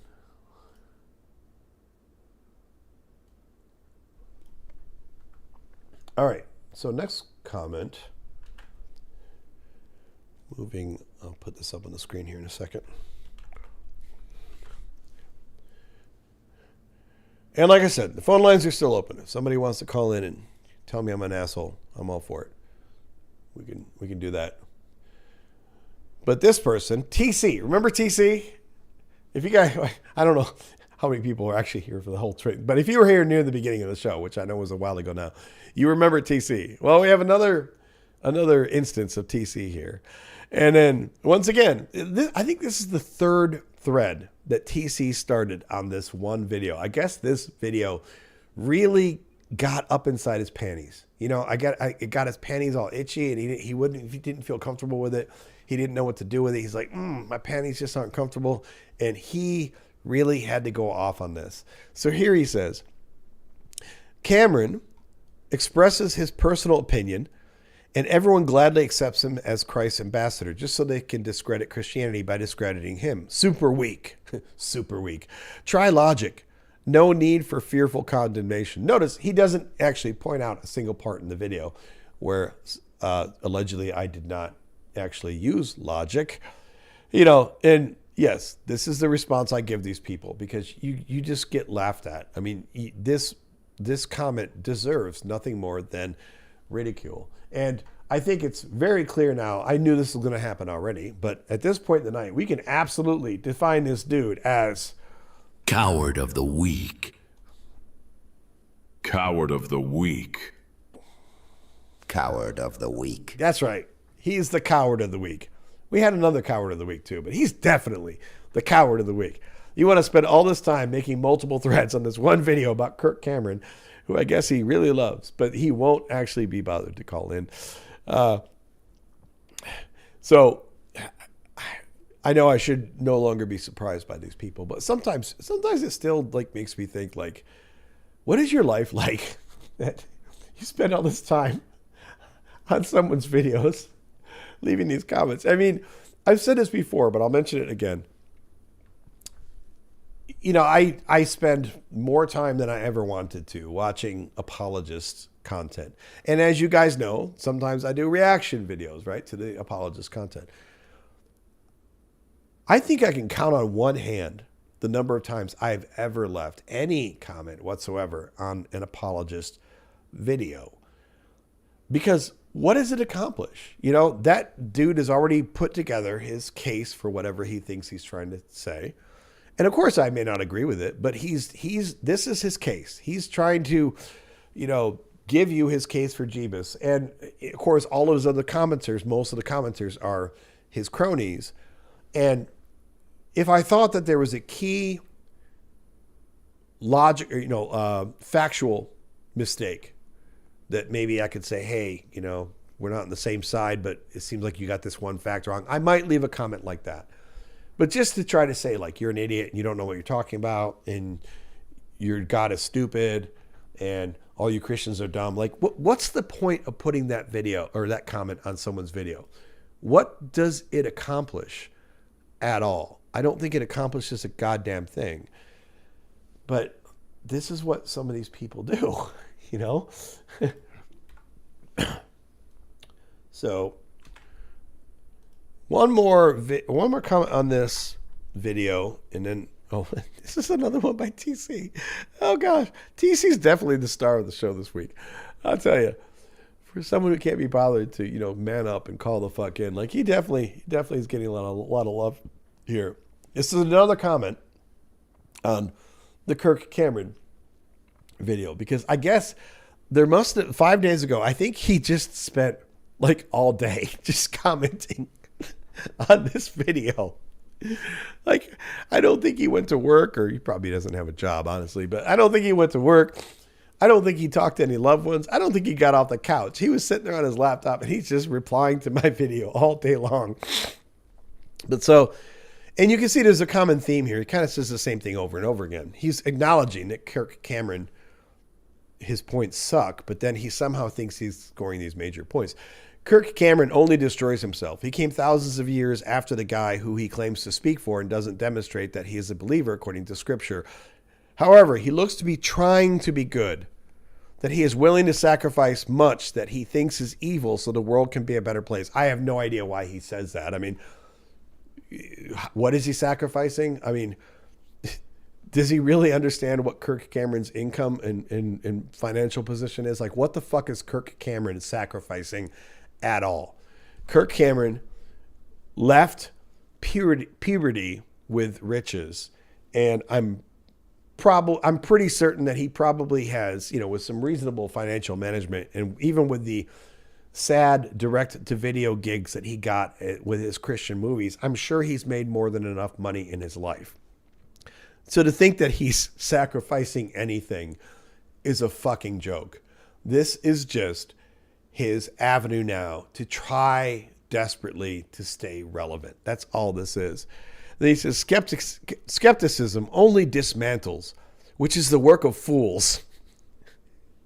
I think this statement is funny because I will admit that the word cynicism normally implies someone who is just cruelly and needlessly picking away at something. A cynic is usually a very unflattering term. A cynic may not have any logical reason, but they're just, you know, telling you it's not going to work. They're telling you your points are stupid, but they can't tell you why. Cynics normally do not have a good reputation.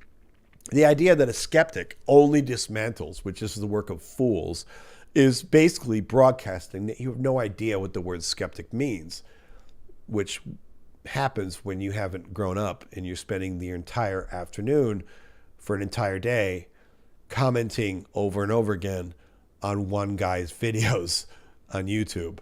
But I'm the one who's a fool. Okay. He says, do you understand Christianity better? Do you want to prove it right here and now? Notice the people who kind of keep fighting. Do you want to prove it right here and now? I'm not a Christian, but I sure will take you to task. You're not better than that guy, buddy. I've noticed this over and over again, that there will be these guys, these total Theo bros or bro chads who get in my comments, and it's not just that they disagree with me. You can tell they're stroking themselves as they challenge me. And I don't mean that they challenge me to answer their comments. I mean, sometimes it seems like they're challenging me to a fight or something. And I think that this is really hilarious because what do you think you're accomplishing? You know, like, do you think you're making yourself look good in these kinds of comments? Do you think that on any level you are making other readers of the comments look at your stuff and say, he has a good point? Like, I was totally going to agree with Adam, but then I read this angry comment challenging Adam to a fight. And now I think I agree with the other guy. Like who does that?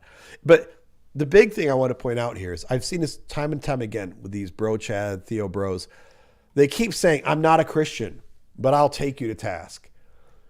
I can't tell you how many times I've gotten this comment, a similar kind of comment from people where they'll throw a bunch of vitriol at me, and then either at the beginning of the comment or in the middle of the comment or the end of the comment, then they will throw in, oh, I'm not a Christian or I'm not a theist.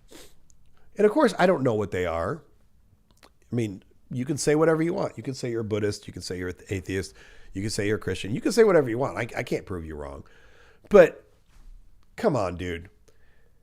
If you're not a Christian or at least a theist, like, who gets this butt hurt over someone's video and spends a whole fucking afternoon creating multiple threads to try to challenge me to a fight, but you're not a Christian? No, you're not a Christian. You're just a neutral interlocutor who wants to talk to me on the rhetorical merits and you want to have an intellectual conversation. No, you're a fucking Christian. I mean, at least own that shit, dude. Like, man up and grow a pair. Really. I see this time and again because I think that the Theo fanboys say, you know, they throw this in there because they think that it gives them more credibility. Because they know damn well that if they come across clearly as a Christian, then they just sound like another butthurt apologist in the comments. So they think that they're going to cut that judgment off at the pass by saying, oh, but I'm not a Christian. I spent all day just arguing with you about how you don't understand the Bible and how you don't understand Christianity and how you don't understand Kirk Cameron, but I'm not a Christian.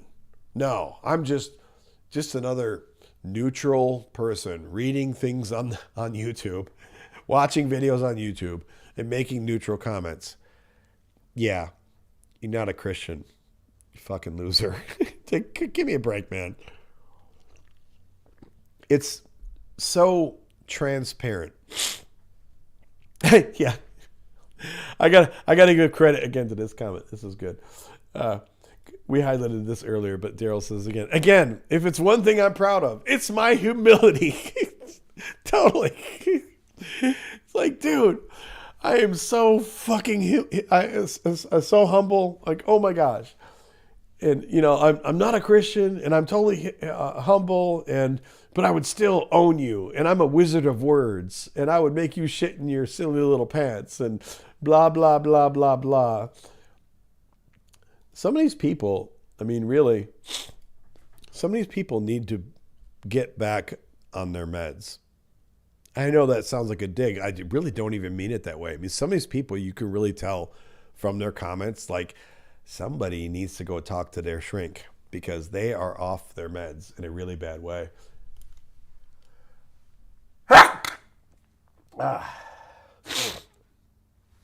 Sneeze alert. Oh, man. All right, moving on.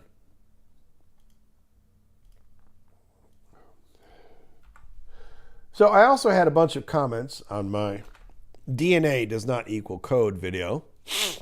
It didn't get nearly as many views or as comments as the Kirk Cameron video, but still, you can tell it kind of struck a nerve with some people.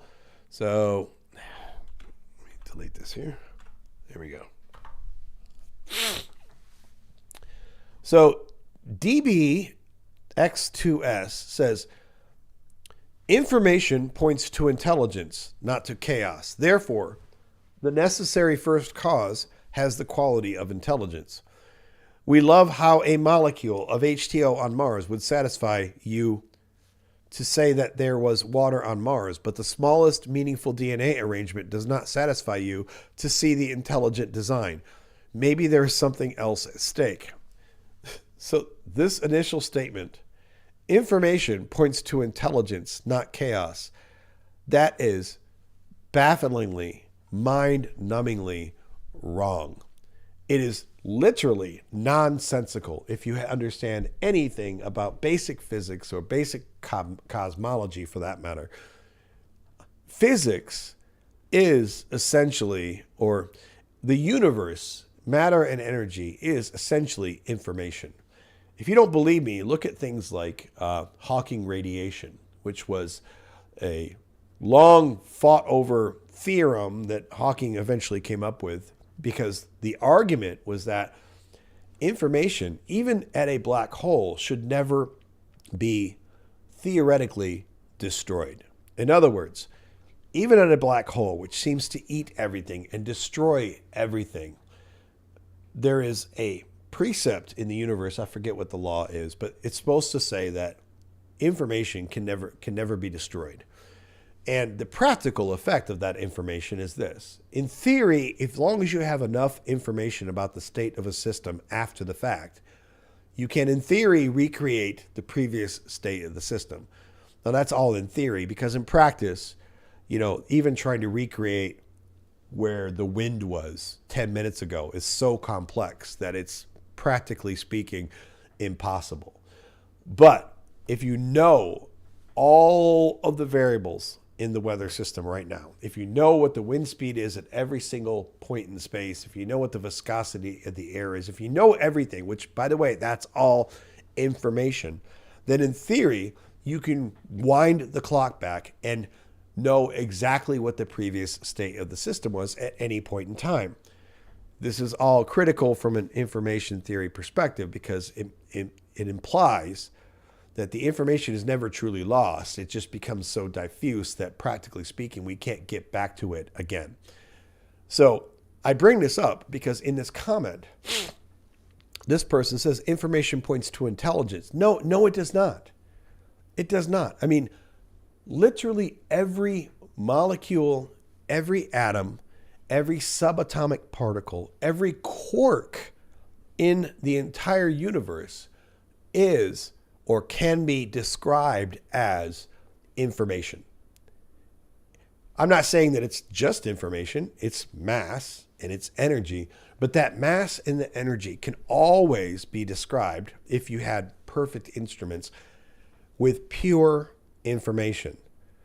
And I bring all this up because whether you understand that chain of logic or not, the deeper point I'm getting at is that to imply that information points to intelligence, full stop, is to imply that everything about the universe, even the state or the position or the spin of quarks at any point in time, to the spin of an electron, the position of atoms, the energy in a system, all of that, to imply that all of that, which is all information, somehow points to intelligence, just means that you don't understand the system.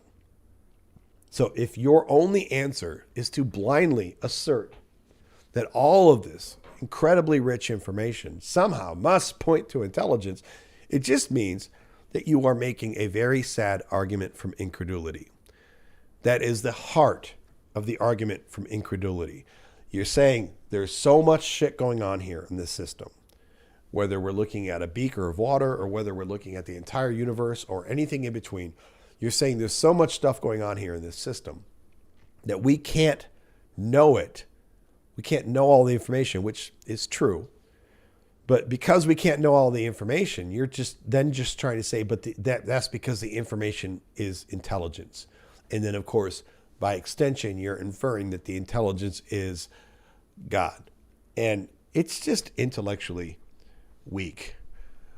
That previous caller, I don't want to bag on him because we had a nice conversation, but his scriptural discussion was, in my opinion, interesting. And of course, I didn't agree with him, but I understand a lot of his points, what he's trying to get to. When he got to a cosmological level, I'm like, dude, this is not working. Like, even by standard Christian apologetics levels, it wasn't really working. But I'm not saying that to dogpile on him. I mean, I'm sure that people who don't like me could go back and look at that conversation and tell you their points that I was making that weren't working. So, yeah, c'est la vie.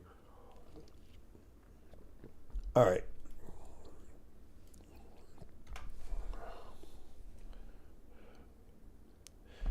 So, this was an interesting comment from a friend of the channel. Even though I try to highlight things from adversaries, sometimes it's fun to bring up friends of the channel. Oh, before I do this really quick, you guys probably saw this, but I still had to point this out on the live stream tonight, just in case you haven't seen this. I really love this. So I put up this post today. Again, you guys probably saw it, but let me make this a little bigger so you guys can see it easily on screen. I claim that my God does unbelievable things. So the fact that you don't believe them is proof that my God exists. And if you're wondering like where I come up with this or why I put up this post, Dan McClellan put up a video earlier today where he was reacting to a guy who was essentially making this argument. I mean, of course, he didn't put it in exactly those terms, and he didn't have the picture of the professor from Back to the Future, but he basically made the same argument. It was so bafflingly stupid that sometimes you just wonder. I know what the answer is, but sometimes you have to think like, are you listening to this? Have you even heard these thoughts that you are allowing to spew out of your mouth like so much verbal diarrhea? Have you allowed them to at any moment go back into your eardrums? Have you allowed your brain to actually process them? Or are you just blindly spitting shit out because it makes you feel good to hear your own voice? And the guy on Dan McClellan's video today that he was reacting to was essentially making the same argument that, you know, my God does unbelievable things. So the fact that you don't believe them is proof that my God exists. I'm going to be frank with you guys. I think of all the arguments that I've heard for God, this might be one of the best ones I've ever heard. Not because it's logical, but because it is so brazenly illogical. You know, there are bad arguments that you can make, which as soon as you make them, I'm thinking like, dude, really? Is that what you want to go with? Like, did you hear yourself say that? But then there's another level of bad argument where clearly the person making the argument isn't just making a bad argument, but they're making it boldly. They're making it arrogantly.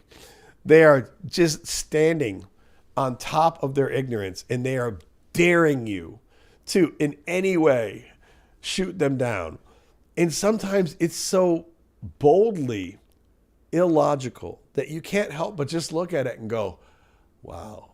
Like that's something right there. JC says that claim has been floating around on several channels recently. Interesting. I mean, I told you I got this from Dan McClellan's site, but although he certainly did not have this meme, but I have not seen it floating around other channels, but I believe you totally.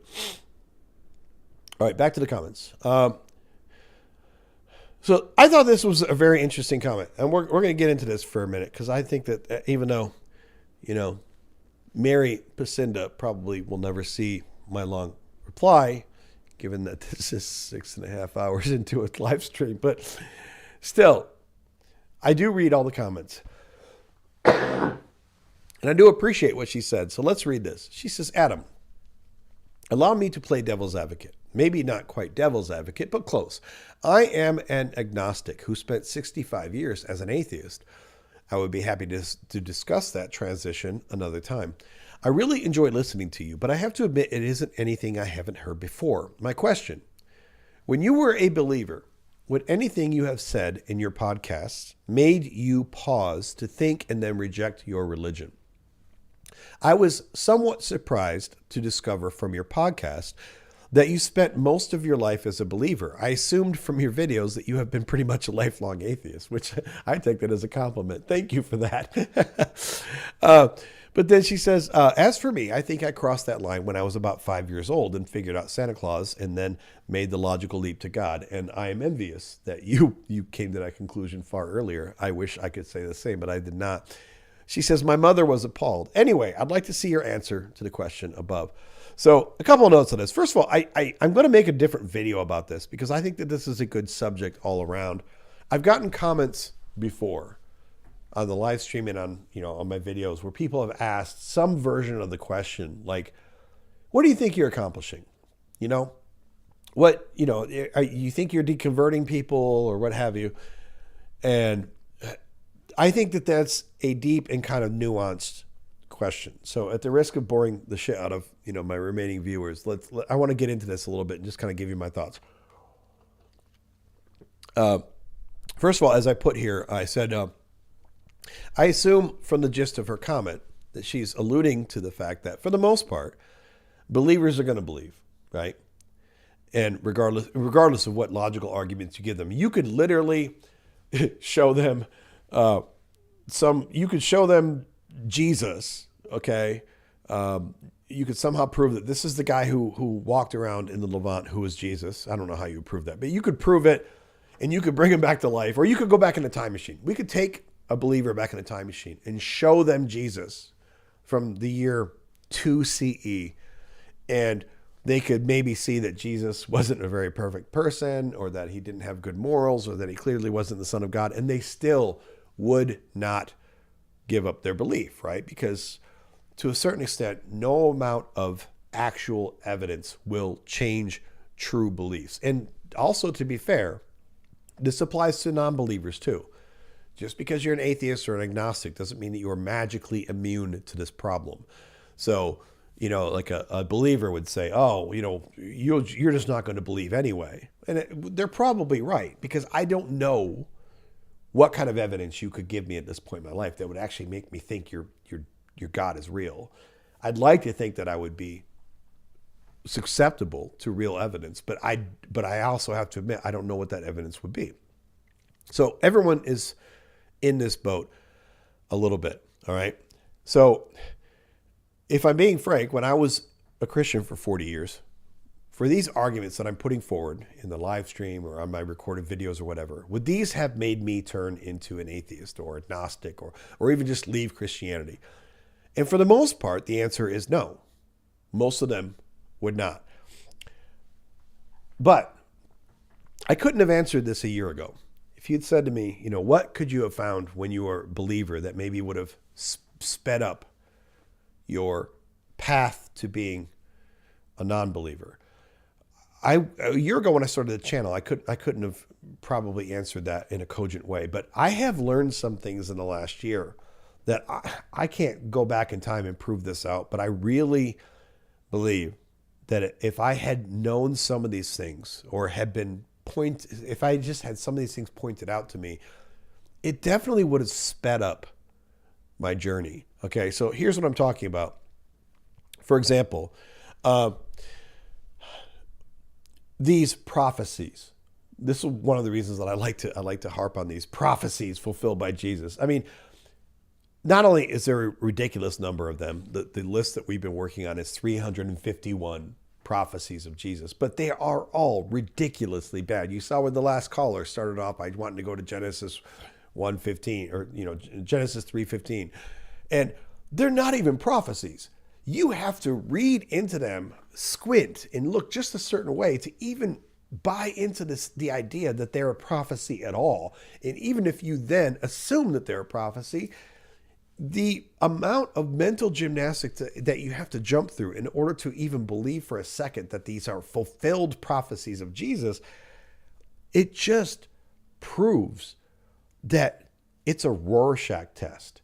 If you can look at that list of 351 fulfilled prophecies of Jesus, and if you can even find 10 of them that you believe in, that you believe they're about Jesus and that he fulfilled them, it means that you have lost your critical faculties with regard to your religion.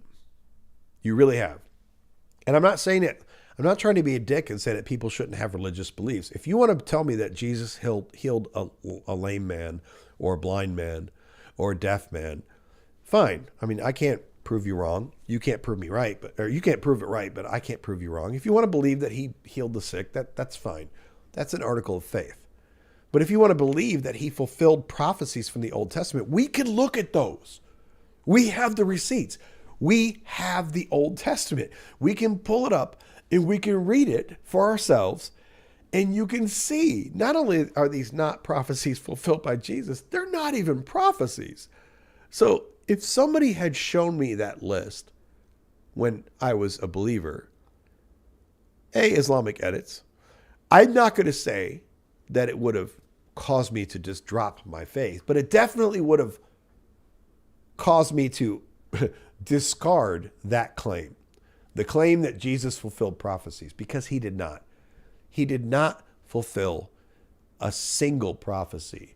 And of course, once you start down that path, then maybe it leads you to full deconstruction. Maybe it doesn't,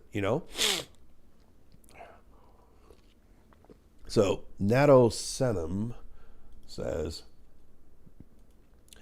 there are separate accounts of witnessing Jesus committing miracles. There are no eyewitness accounts anywhere that we have of Jesus. Let me rephrase that. We have no confirmed eyewitness accounts of Jesus. We have no scholarly or empirical reason to believe that we have a single eyewitness account of Jesus. Everything that is listed as a account of Jesus, sorry, head cold. Everything that we have listed as an account of Jesus, all of the accounts from Jesus, even in the Bible, are not contemporary. We don't have a single person saying, I was standing next to Jesus and I saw this. I mean, that still wouldn't make it proof, but at least it would be more convincing. All of the Gospels were signed or attributed years after they were written. There is no logical reason to believe that anyone named Mark, Matthew, Luke, or John were actually witnesses to Jesus. On top of that, they're not even written as eyewitness accounts. If you wrote an eyewitness account, you wouldn't write them in this way. They are clearly early burgeoning oral traditions about the legend that was growing about Jesus, which is fine. I don't have a problem with the idea that you wrote legends of your God-man and then you put them into your holy text. But let's just acknowledge them for what they are. They're legends, and we do not have a single, or they're mythologies, to be honest, we do not have a single empirical reason to acknowledge even one contemporary eyewitness account of Jesus or anything that he did. I'm not saying that means that Jesus, like Mad Russ says, Jesus is very real. You can believe Jesus is real all you want. I didn't even say that Jesus isn't real. In fact, for what it's worth, I've never been a mythicist. I believe that Jesus was a real person who walked in the Levant 2,000 years ago. He was a failed, apocalyptic, itinerant Jewish preacher. That is what he was. I think that he was a real person. There are mythicists out there. There are mythicists that watch my content. I have never been a mythicist, but even saying, oh, Jesus was a real person. Okay, great. So am I. I'm a real person too. I'm not the son of God. I don't do miracles. And when I finally shuffle off this mortal coil, I will not be resurrected. And by the way, neither was Jesus. So good luck with that. But back to the original point. So, if I had gotten some of this information when I was younger, it wouldn't have made me an atheist. But it definitely probably would have started me down the path of at least feeling emboldened enough to question dogma earlier when I was younger. So going back to her comment, also another thing that really strikes me now as I'm older is that learning, as I've done in the last year, where the whole concept of Yahweh comes from. The whole time I grew up, I thought that Judaism was, from the very, very, very, very, very first day of it, I thought it was monotheistic. I thought it was unequivocally monotheistic. And I thought that my religion, even though we have the Trinity, which is a whole other can of worms, but even then, I thought that I was monotheistic. And I mean, to be clear, if you think that there's one God in the universe and you believe in that one God, you are monotheistic. But I had no idea that Yahweh was a storm god that came from the Canaanite pantheon of gods, who wasn't even the top god. He was a lesser god who was basically in conflict with the other storm god, who was Baal. And that doesn't make me discard all Christian claims, but what it does do is it puts it into this much clearer, much more interesting historical framework. And when you realize that it wasn't that Jews from the very early days knew that there was one true God and they just started worshiping him, like, as one true God. When you realize that the entire religion for a while was, if not polytheistic, it was at least henotheistic. And I mean, when I was younger, I don't think I knew what the word henotheistic even meant, but I just assumed that, of course, there was only ever one God, and that God was, I didn't even know his name was Yahweh. I grew up Christian, and I've spent 40 fucking years as a Christian. I didn't know his name was Yahweh. I just thought it was God or Lord. I thought that was God's name, because every time you read the Bible, it says God or Lord. And I did a whole video on this last year where I talked about, the Christian storm god. And when you realize that his name is Yahweh, and then you go Google Yahweh, there's whole prior Christian religion based on Yahweh that's not monotheistic. And it's crazy. Like, then you realize, like, this tradition that I'm a part of, that I thought was always clearly, unequivocally monotheistic, was not monotheistic. Now, granted, if you want to believe, that's fine. You can say, well, but they had it wrong in the beginning and they eventually got it right. Okay, you can make that argument. But it's kind of eye-opening when you realize that even for those people who want to cling desperately to monotheism, that their own religious lineage was not purely monotheistic at all. And then when you go back and read the Bible, and it's really clear, like, it stands out at you. Like, it's so obvious when you go back and read the Bible, like, it's not even claiming to be purely monotheistic. It's just a layer that we impose on the text in order to support our own desired worldview. Another one that I thought, that I think would have really altered my mindset was when you realize that for the vast majority of Jewish history, which, if you have any sense of history, should be the vast majority of Christian history, there was no concept of hell, at least not anything like what we consider hell today.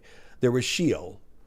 The Jews all believed in Sheol, and Sheol is not hell. It's not the Christian hell at all. It's not even remotely similar to hell. It's a very different concept. And there was not a concept of hell.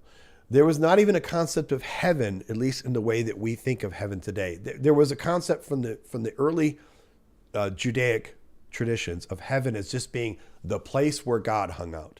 This is where his throne is. This is where his angels are. But in the early Judaic tradition, there was no expectation whatsoever that if you're a good boy, you get to go to heaven. There was no expectation that you're going to get saved and pulled up to heaven. The expectation that everyone had is that everyone went to Sheol. Good and bad, it didn't matter. You all went to Sheol. And why do I bring these things up? Because when you realize that these are constructs, that these are things that people created, they evolved over time, specifically to, in many cases, meet societal or political needs, then it really opens your eye. Because before that, I think one of the last things that kept me in Christianity wasn't even hell, but it was heaven. Because I think, well, but I want to go to heaven. Like, don't you want to go to heaven? And then when you realize, like, this was all bolted on relatively late in Judaic history, then you realize, like, I'm pining to go to a place that was created many centuries after the beginning of the religion just to suit social and political needs. And for me personally, Daniel says, I'm getting a ton of interruptions. Is it the stream or me? I mean, of course, on my end, I'm not seeing any interruptions, but if you guys are seeing interruptions, I'd like to know. What I might do, let me see if I have anything I can close down, because maybe I have RAM running out or something. I might have too many things open. I noticed earlier when I was trying to like open some windows and stuff, it was giving me some lag. But if you guys are getting lag, let me know, or interruptions, let me know. But hopefully not too much. Hopefully it's just you, Daniel. And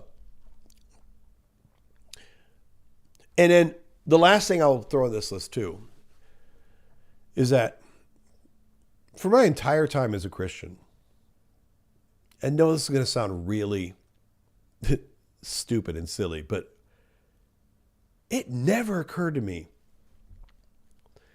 why did Jesus have to die for our sins? You know, I can't tell you how many fucking times in my life I've heard that, you know, Jesus died for your sins. Jesus died for your sins. For God so loved the earth that he gave his only begotten son, that whosoever believeth in him shall not perish but have everlasting life. And it was just hammered into you from the most basic moments of your early childhood that Jesus died for your sins. And on the surface, it almost sounds, I mean, I'm not going to say almost. If you're not thinking about it much, it sounds lovely. God, the ultimate being in the universe, gave his son so that I can, you know, have a better life, or I can have my sins forgiven. I mean, on the surface, it sounds almost lovely until you start thinking about it even a little bit. And you think, wait, why does an omnipotent God have to sacrifice his son so that he can forgive my sins? If he's omnipotent, can't he forgive my sins anyway? Isn't that the definition of, and part of the definition of what omnipotence is? If you can't forgive my sins without killing your son, then you're not fucking omnipotent, and you never were. It's not even close. You can't even pretend to be omnipotent if you are incapable of forgiving my sins without killing your son first. I mean, that makes no damn sense. It makes no damn sense at all. And then when you get further into it and you look at the atonement theology that's given in the Old Testament, of course, the Old Testament is full of atonement theology. It's full of sacrifices. Even that falls apart because atonements are for certain things. Atonement, when you read through Leviticus and Numbers and all that old school shit, it doesn't just say for every sin that you do, you always have to give up, you know, kill a lamb or a bird or whatever. There are a bunch of things that you're supposed to kill animals for, but it's not a blanket statement. There are some things that you don't kill animals for, and there are other ones that you don't. And then, of course, later in the Old Testament, they start moving away from this theology. In Micah, they say that God doesn't want, I think it was Micah, God doesn't want your sacrifices, you know? And even if we assume that that's the law, that you have to sacrifice animals in order to get forgiveness, why? If your God is omnipotent, why do I have to kill an innocent animal in order to be forgiven? And then I did a video like a month ago or whatever, 3 weeks ago, talking, it was inspired by Bart Ehrman, where I was talking about the fact that Jesus' whole theology, even though the Gospels are very different in some respects, almost all of them, almost all the quotes of Jesus talk about forgiveness and not atonement.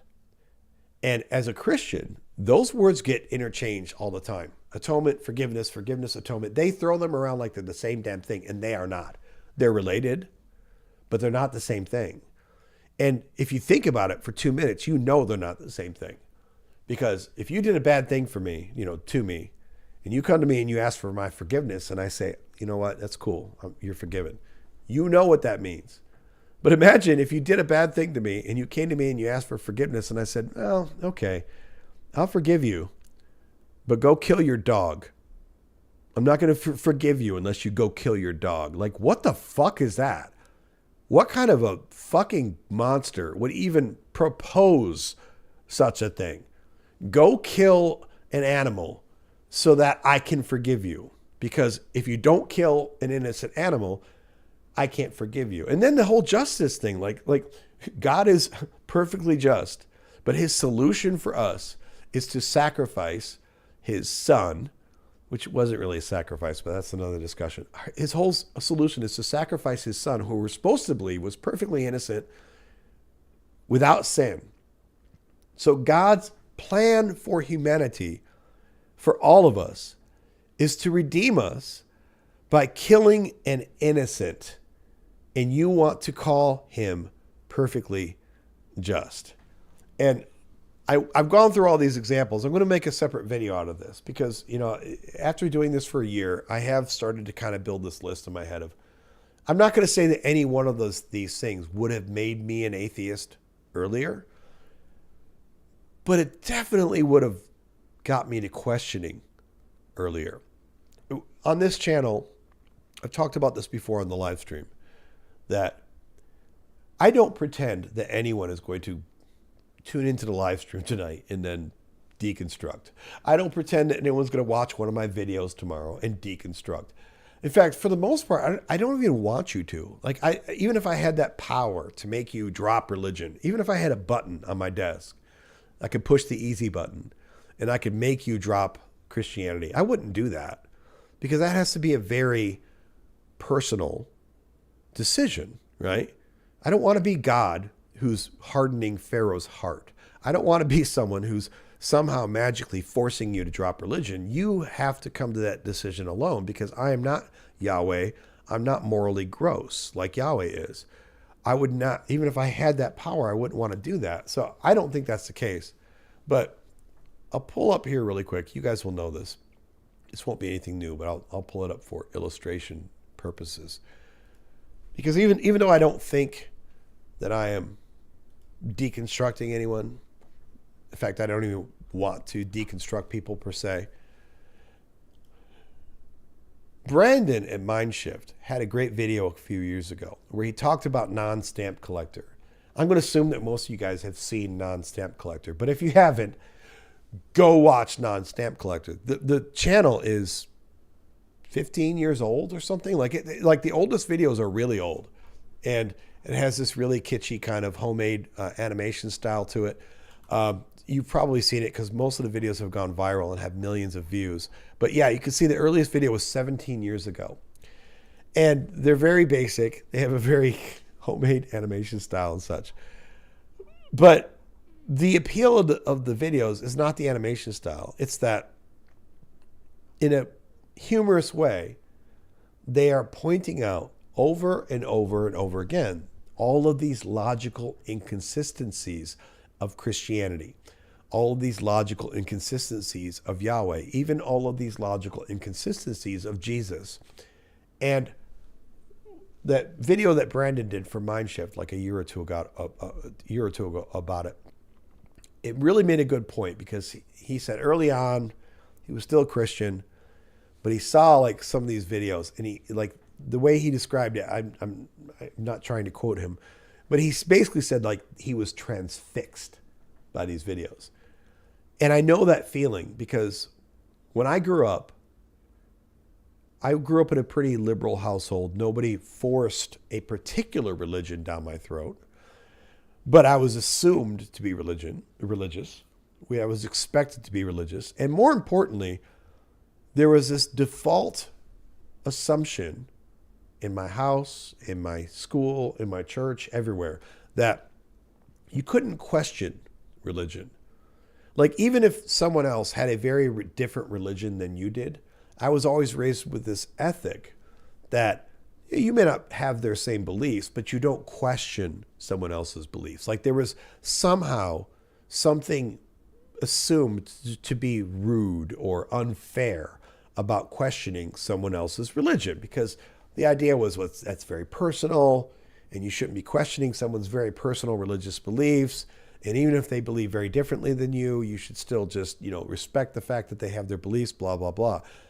But that also led to a mindset where some of the dumbest ideas, not just in someone else's religion, but some of the dumbest ideas in your religion, you just never questioned.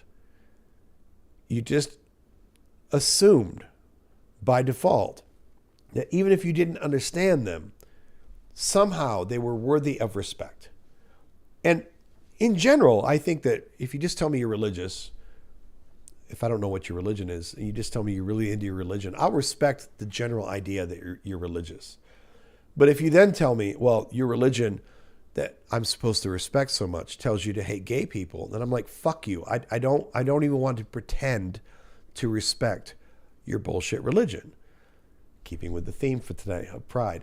But, it's not just pride. I mean, if you tell me that your bullshit religion has a long and rabid history of endorsing slavery, then fuck you. I don't care if it offends you. I don't have any respect for your religion.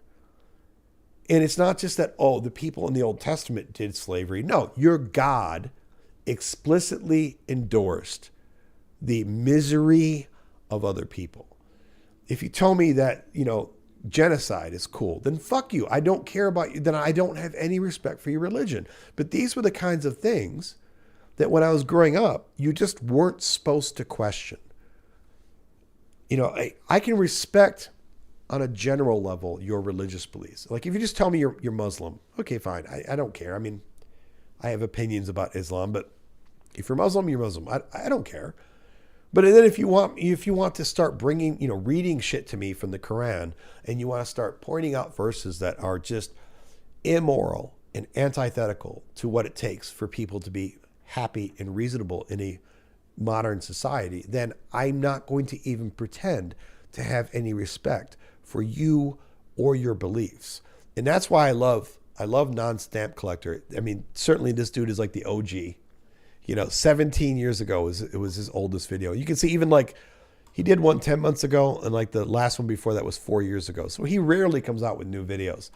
But these things over time, you can see a bunch of them have gotten, 400,000 or 500,000 views.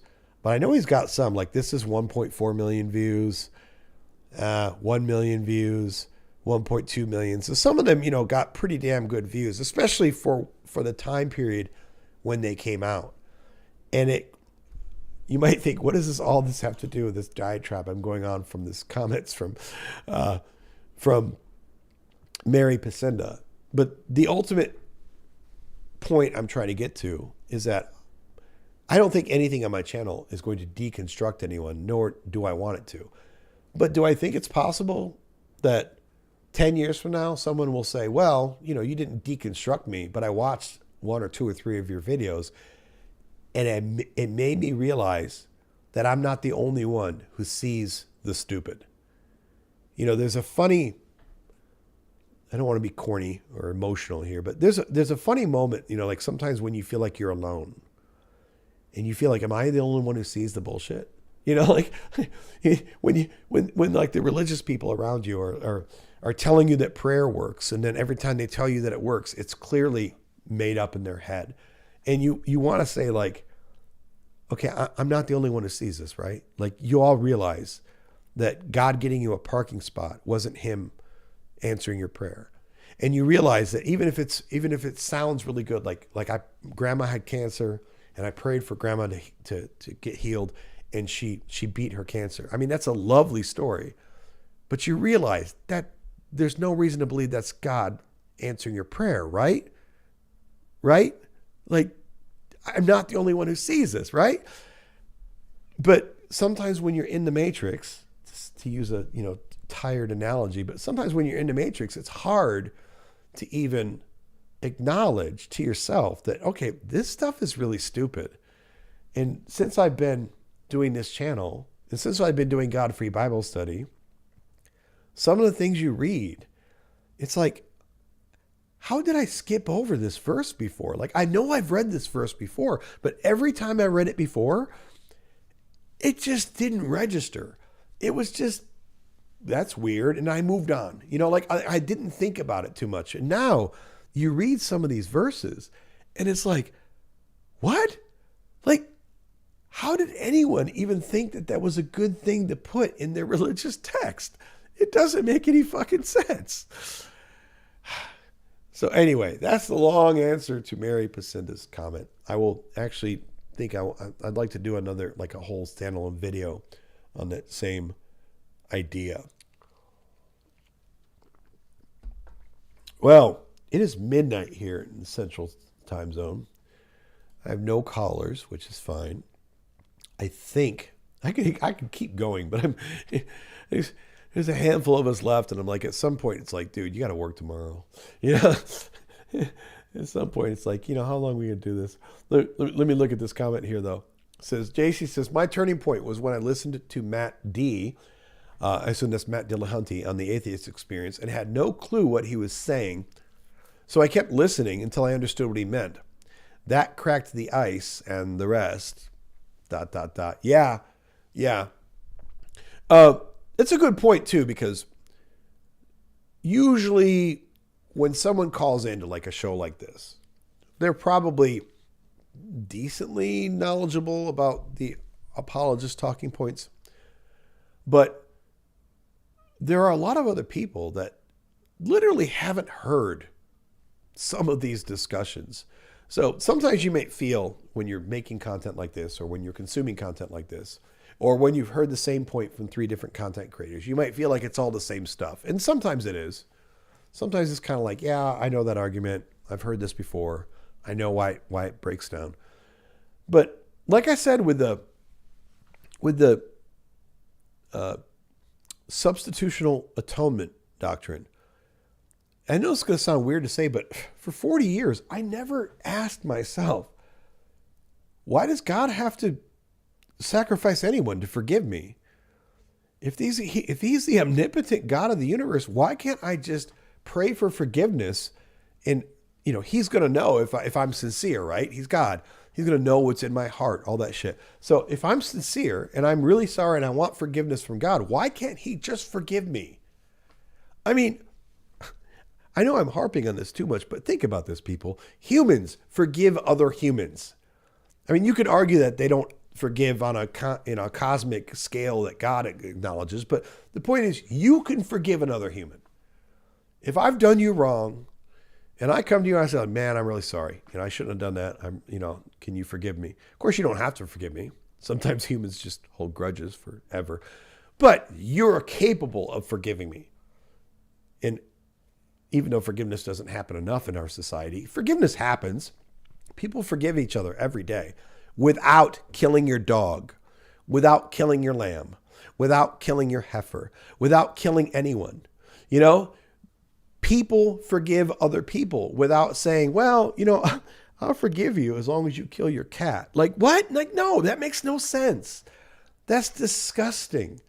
So if I can forgive you, and if you can forgive me, why can't God, the ultimate fucking God of the universe, why can't he forgive me without a blood sacrifice of his son on a crucifix? Like, that makes no sense. That's the dumbest shit ever. And I never even interrogated that when I was growing up, because all I would hear is that God died for your sins. And of course, every time you hear that, the clear, dripping implication of that statement is, and you better be grateful for it. Like, when a Christian throws that shit on you, even if they don't realize what they're doing, let's be honest about what they're doing. They are laying the ultimate guilt trip on you. You know, Jesus died for you. This dude, in their theology, in their mythology, this guy died on a cross for you. And you then won't do the smallest thing to pray to God or accept him in your heart or whatever. Like, it's a total massive guilt trip. And it's disgusting. Okay, so I guess we got like a hate speech motherfucker in here. If you're going to blaspheme, then you're going to have to be okay with people calling you a faggot or some other epithet. Otherwise, you're a hypocrite. Mercy for mercy. No, you know what? I can just block you. So, first of all, I can blaspheme whatever the fuck I want. And blaspheming has nothing to do with hate speech. So if you want to be a hateful piece of shit, then, go fuck yourself. I mean, that's just that simple. And I like how you have the fucking nerve to tell people what we have to deal with. Yeah, you're gone, bitch. That message is gone, and we can do more on that too. We can, but don't fucking tell me what I have to do, what I have to accept. If you're gonna blaspheme, then you're gonna have to deal with people saying faggot. No, I don't have to deal with any of it. So go fuck yourself. Go fuck you and everyone, every horse that you rode in on, you asshole. Daniel, no worries. And I don't even see all the comments in the chat because, if people are chatting regularly, sometimes I see them, sometimes I don't. But when I saw that, I was like, no, go fuck yourself, you little piece of shit. I mean, you guys know, if you watched last week's show, or was it a week before? I lose track now. The guy wanted me to make a case for why we should allow gay people, and even some of the callers today kind of started edging on queer hatred and stuff. And to be frank, I try to be reasonable to an extent. I'm not going to deal with hate speech. Fuck your hate speech. You can take all the hate speech and shove it right up your ass. But if you wanted to call me and tell me why you think we shouldn't allow gay people in society, whatever, I mean, you're not going to have a very fun conversation with me. I can guarantee you that. But as long as you can sort of kind of keep it respectful, we can have a conversation, but it's going to be really difficult. I mean, it's going to be hard to have a meaningful conversation when you are clearly coming from a position of hate, So it's hard. But within reason, it's always hard to figure out where the line is. Like imagine. I know we're talking about queer issues today because Pride Month and everything. Imagine you have someone call up and it becomes pretty clear right away that he or she is a racist, right? But they're not spewing hate speech. They're just saying very racist. They're saying things that have racist connotations. Let's put it that way. Now, of course, you could just sit there and say, I think you're a racist. Boom, you're gone. Block, or, end the call or whatever. And that, I think you would be justified in doing that. The flip side is if they're not going over the top, if they're trying to have a real conversation with you, you have to question, could we have a conversation? Is there anything possibly positive that can come out of trying to have a conversation? Or is this a big waste of time? I mean, usually it's going to be a waste of time, right? Because if someone has racist views, if they have queer hatred views, if they have misogynist views, usually those people, it's going to be very hard for them to not just go off the deep end. And it's going to be very hard for them to have a meaningful conversation. But I know it's going to sound funny for me to say because I hate bigots, I hate racists, But if you can talk to me about your bigotry without spewing this blatant, hatred, and slurs, hate speech, slurs, we can have a conversation. And, it's up to a certain point. But like, if you guys were watching last week, that dude was, what was his argument? Oh, he was trying to go from the whole, he was trying to play the well-being card because, gay people are just hurting themselves and they're hurting everyone else. And that's why we have to be against gay people, not because we're prejudiced, but because they're hurting themselves. And that's why, because we love them, we have to keep them from hurting themselves, which I didn't even bring it up in the conversation with him because he was too scatterbrained to even get to that point. But one of the things that I thought about after that conversation is, even if we grant your bullshit premise that somehow gay relationships are harmful to the people that are in them, or if you want to be more explicit about this, because this is kind of where he's going, even if you want to grant that gay sex is harmful to the people that are in them, which these things are not true. I mean, you know, there are risks involved in everything, but it's ridiculous to say that, oh, gay is just harmful to you, or gay sex is always harmful to you. But even if we wanted to grant those things, the more important aspect of this, from my perspective, is that part of living in a free society, part of having liberty and adult fucking responsibilities, is having the freedom to make bad decisions. Now, again, I reject the premise that gay relationships are under the category of a bad decision. But even if we wanted to grant that, even if we somehow wanted to say, fine, you know, it's going to be harmful to you in the long run. Well, guess what? Part of being a grown-ass boy, part of being a grown-ass man, is that you need to have the ability to... Yeah, I think I did hit the wrong thing, Daniel. So thank you. I appreciate that. But you do need to have the ability sometimes to make bad decisions. That's part of being a grown-ass person. Part of being, even if we assume that gay sex is bad for you, which, again, that's a stupid premise. But let's just assume that's right. Okay, I've done all kinds of things that are bad for me. And granted, you could sit there afterwards and say, oh, well, I wish you had made better decisions, Adam. But it would not have been in my best interest for you to zoom in off the top rope and just stop me from making every bad decision that I ever could have had. Because that is not a way to actually help people grow at all. What is this? This is funny. I got to look at this. Christian DeWitt says, I pray that peace finds everyone here right now. Oh, thank you, Christian. We need some music for this. Let's get the music going, because we definitely got a little preaching going here. So Christian says, I pray that peace finds everyone here right now. No serious discourse ever takes place on TikTok, YT Live, etc. Give yourself rest, guys. So, thank you, Christian. Thank you for those deep and spiritual words. I appreciate that so much. I'm so glad that you're praying that I find peace. And in return for your prayer, I will offer you a wish.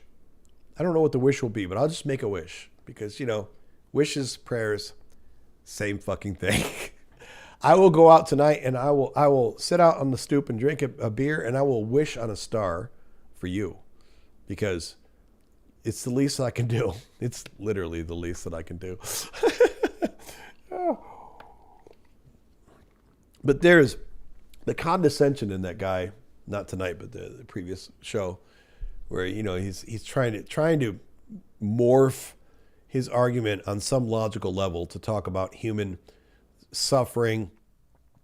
I don't know if you guys watched that live stream, but he went so far as to say, then he goes down the Catholic road of saying, like, well, sex is supposed to be for procreation, which is hilarious. I've heard people make that argument online. I've never heard anyone make that argument to me to my face before, because as soon as you start saying that sex is for procreation, that leads to a whole bunch of problems that most of those conservative Christians don't want to deal with. For example, so you're telling me that in your monogamous straight marriage, once one or both of you becomes infertile because of age or whatever, then you shouldn't have sex anymore because it's not going to lead to procreation. So I guess you just, screw it. No more sex for you because you can't have procreation. I mean, take it even further, even for a monogamous straight married couple, I mean, a woman is only fertile during one time a month. Not 1 second, but, during one period of the month, can she conceive? The rest of the month, she can't actually conceive. So I guess that's all, don't get down and busy with your wife then, because you're not going to have a kid. Like, it just gets So ridiculous. Demented Engineer says, nobody wants to hear you preachity preach. Joel reads Bible. Joel reads Bible is amazing. I'd like to meet that dude at some point. Or, you know, when I say meet, even if I don't know, collaborated with him or something online, that would be cool too. Because like I've met Justin, although I've never met him in person. But he's really funny. And he has a really cool show, really cool sense of humor. Oh, this is a great point, JC. Yeah, you were watching this. That guy used the meth addiction analogy for everything. Yeah, so he kept talking about gay sex. And there was something else he wanted to equate it to too. Meth addiction is something else. And he did it a couple times, and I was trying to be reasonable. But finally, after he did it like the second or third time, I was like, dude, are you really going to sit here with a straight face and compare gay sex to meth addiction? Like you're not mature or aware enough to understand the problem with that analogy. But you're going to sit here and just mindlessly compare meth addiction with gay sex. I mean, I'm all for a good analogy. Sometimes a good analogy can work wonders, you know, but you also have to be very careful because sometimes when you just get too flippant with your analogies, whether you realize it or not, you make your own case look stupid. Meaning, if you want to tell me why gay sex is bad for society, I mean, you're going to have an uphill climb. But then if your first move and your second move and your third move is to compare it to meth addiction, you have lost all credibility in anyone's mind who has any rational capacity for thought. Because whether you are down with gay people or not, whether you like gay sex or not, if you can't tell the difference between a meth addiction and gay sex, then, well, first of all, I'd say maybe you should try some gay sex because apparently you don't realize that they're not the same, and maybe you'd like it more than you think. But, yeah, I love this too. Where's this at? Yeah, JC says he was a closet homosexual with a meth addiction. I try to be measured on those types of things because here's the deal with people who want to spend their time on YouTube or TikTok or whatever, calling into shows and arguing against why gay should be allowed or why gay is horrible for society or why gay is going to hurt all these people. Of course, there's always a significant percentage of those people who are deeply closeted in their own right.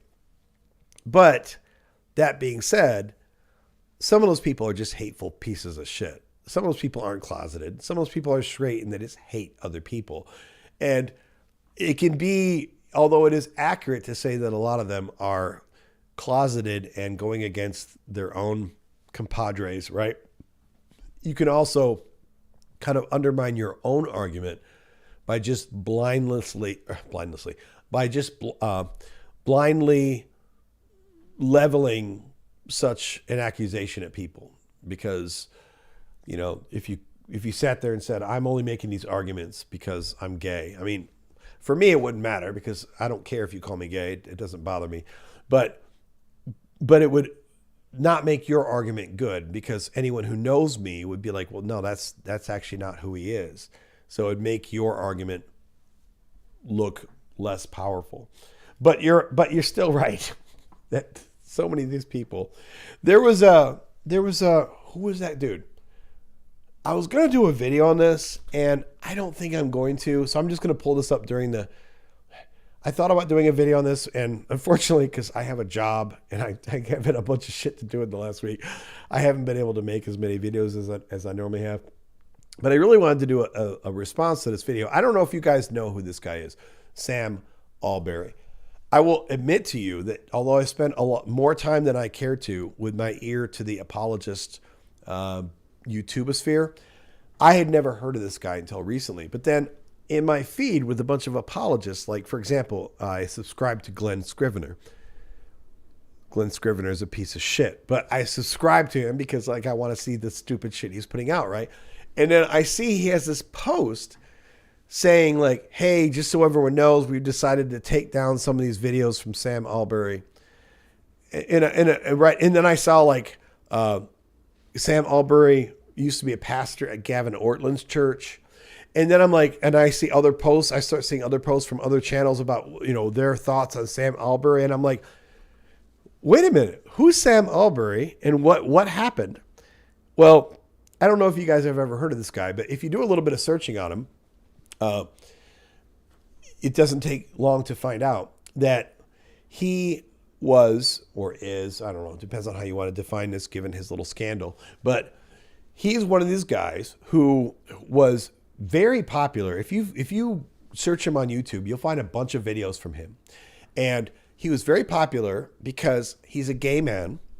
And I'm not saying it as I'm not, imagining that myself. He's on record as being a man with homosexual inclinations.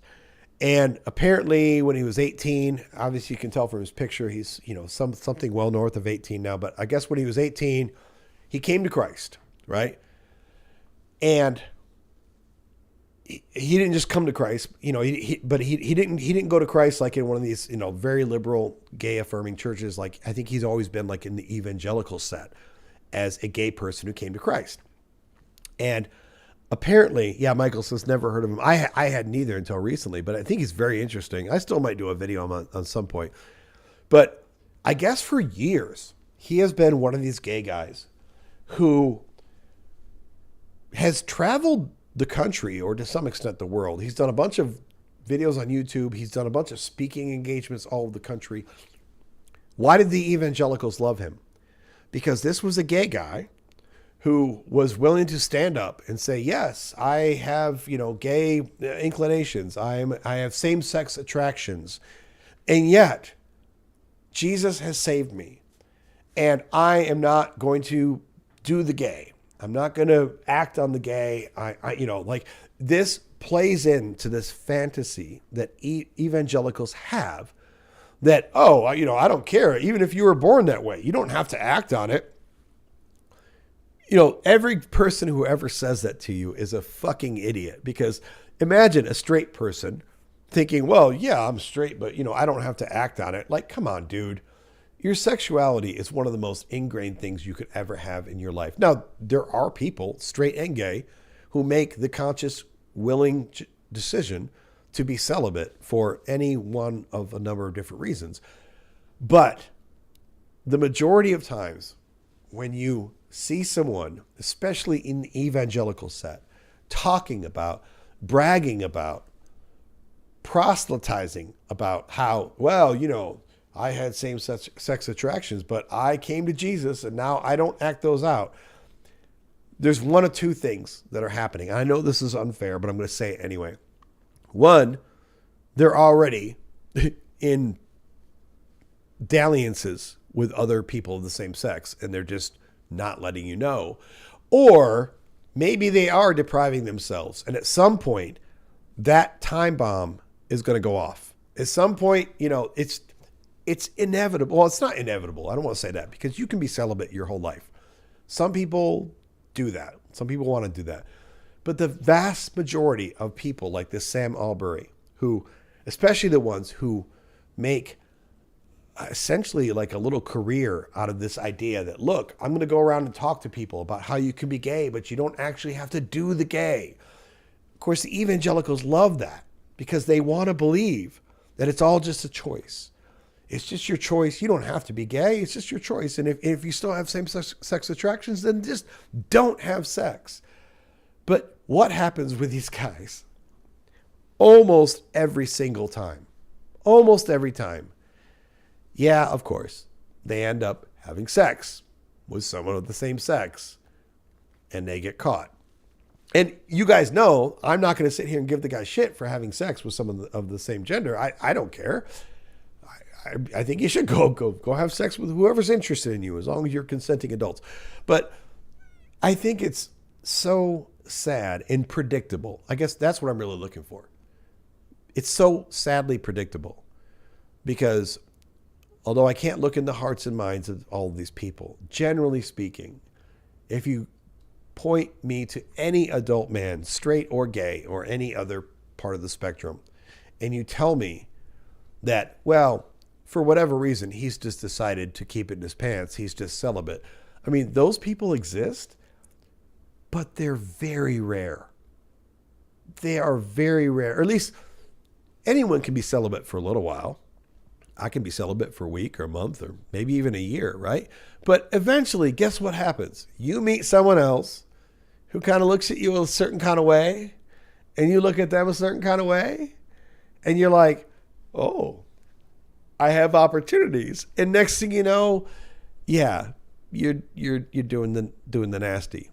And I don't care. I don't care that Sam Albury had sex with some dude. I mean, but it's so sad and it's so predictable that this is the path that goes down. And then once this happens, because it came out that I guess like 6 months ago or something, it was exposed that he had an inappropriate relationship with a man. And now, you know, he's resigned and he's being talked about all over YouTube and he's being pilloried. And I want to be careful how I say this because, again, if you're a person of any sexuality and you want to be celibate, if that is your true desire, then be celibate. But I don't care if you're straight or gay or some other flavor or whatever. Eventually, even if you've been celibate for 20 years, there's still always a reasonable chance that at some point in your life, you meet someone, you run across someone who gives you the eye and you're like, oh, they're into me. And, you know, next thing you know, you guys are in a hotel room doing something. And that's not wrong. The fact that this leads then to this guy being hung out to dry. And to be clear, I don't feel bad for him personally because this is the guy who spent years on the evangelical circuit bolstering the anti-queer views, because that's what these are. These are anti-queer views in the evangelical community. I mean, you could even go so far as to say that this dude is a bit of a traitor, you know? Like, he's admittedly has same-sex attractions, and yet he has devoted his life from the time he was 18 until whatever he is now to going around the country, making a name for himself, convincing everyone that, oh, even if you're gay, it doesn't mean you have to be gay. You don't have to do the gay. Like, it's still a sin. You don't have to do it. Jesus said, don't do the gay. So that's all you have to do. He's selling a false bill of goods. So I don't feel bad for him personally at all. But I do have this kind of general bad feeling for the gay community because it's like this guy doesn't even know at this point, I think, how much damage he's done throughout his career to the queer community. I mean, you can't quantify it.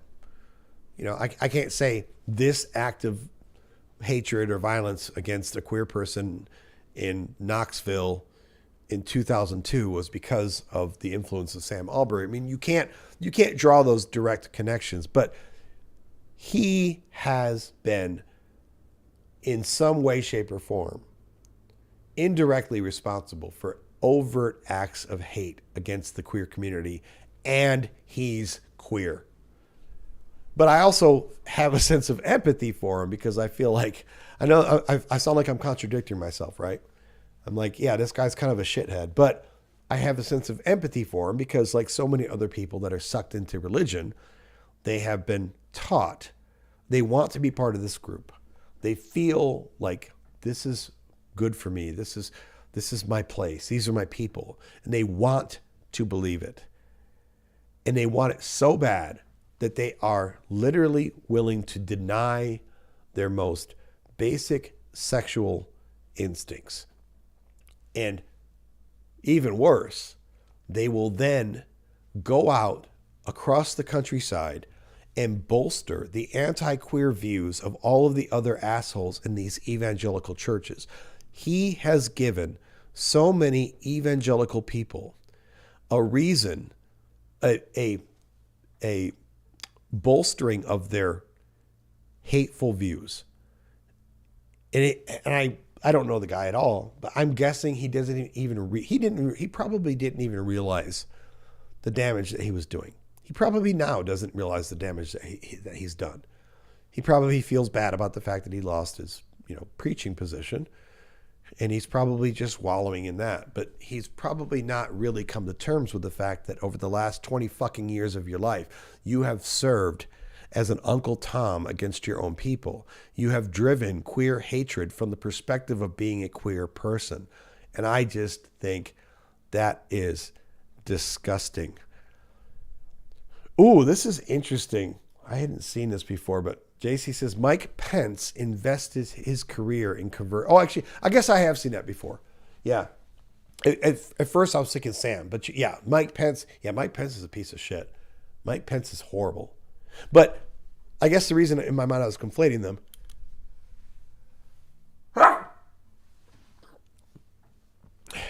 To be clear, assholes like Mike Pence never need Sam Albury to back up their hateful worldviews. All right. So I want to be clear. Like, I'm not saying this is Sam Albury's fault, but people like Sam Albury absolutely serve as a kind of ongoing vindication to people like Mike Pence, because you have assholes like Mike Pence who pay for pray the gay away torture camps, because that's what they are. They're torture camps.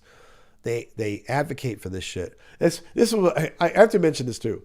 That previous caller, he was nice, but then we were started to talk about LGBT issues, and he's like, "What do you give me an example of what's going on? The administration doesn't like queer people." It's like, dude, I'm not going to sit here and even give you a litany of the shit. If you literally have paid no attention whatsoever to what the administration is doing and wants to do with regard to the queer community, then I'm sorry. Like, I'm not going to be the one to sit here and pull up 20 examples from Google to try to educate you. Like, you can Google.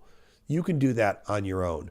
And the fact that he sat there and wanted to, and I bring this up because one of the things that the Supreme Court just a couple things. First of all, they just they essentially reauthorized conversion camps, because they had been stricken down, I think, in Tennessee or something like that.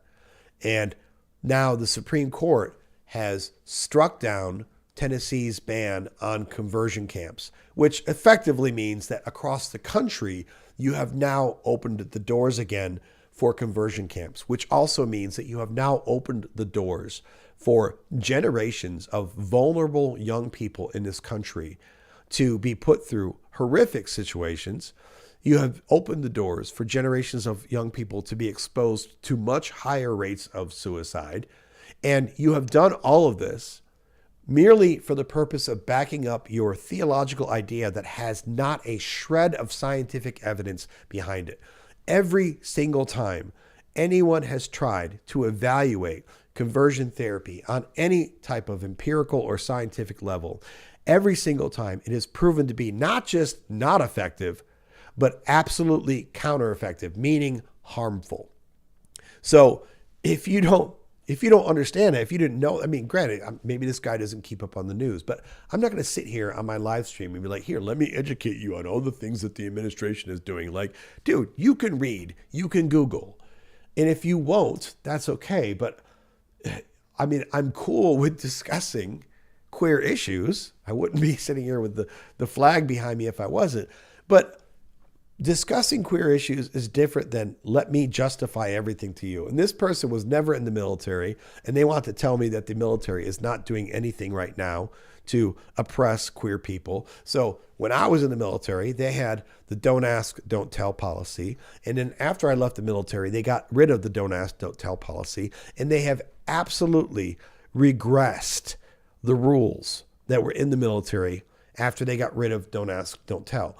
Now, do I know exactly what the state is of the military dealing with queer people right now in 2026? No, I do not. But I do know definitively that they have taken the rules that were in place for a couple decades that came into place after they finally got rid of don't ask, don't tell. And then they continued to roll back the rules to essentially where they were in the 90s.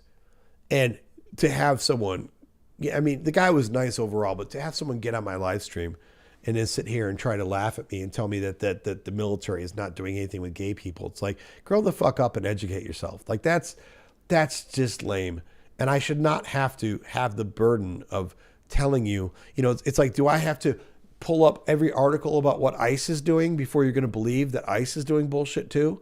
Like, at what point do you have a responsibility to educate yourself and not be a douchebag? So I've gone way off on tangents here, but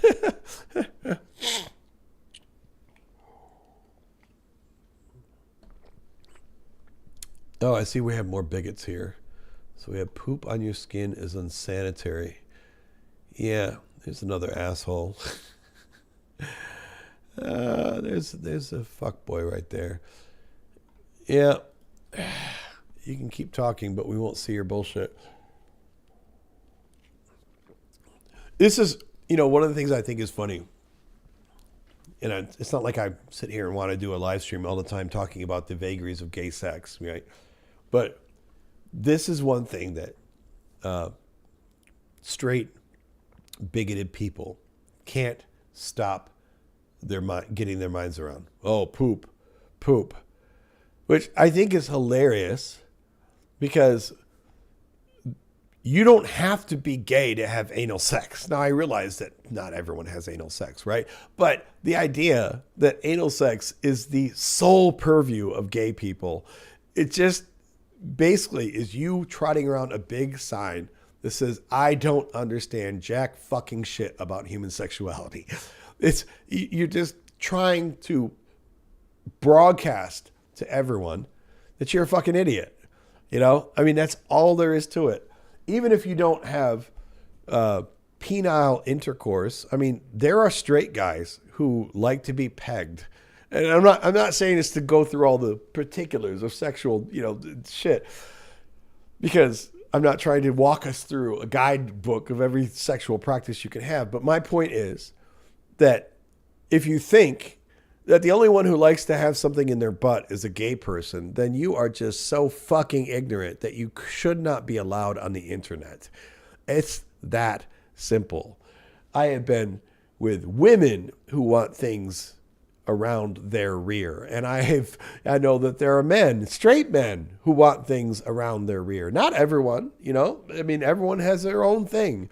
But the idea that your 3-year-old mindset can do nothing more than say, well, poop on your skin is bad for you. Like, okay, thank you for having a fucking 3-year-old's understanding of sexuality, you fucking idiot. Sometimes the stupid just doesn't end,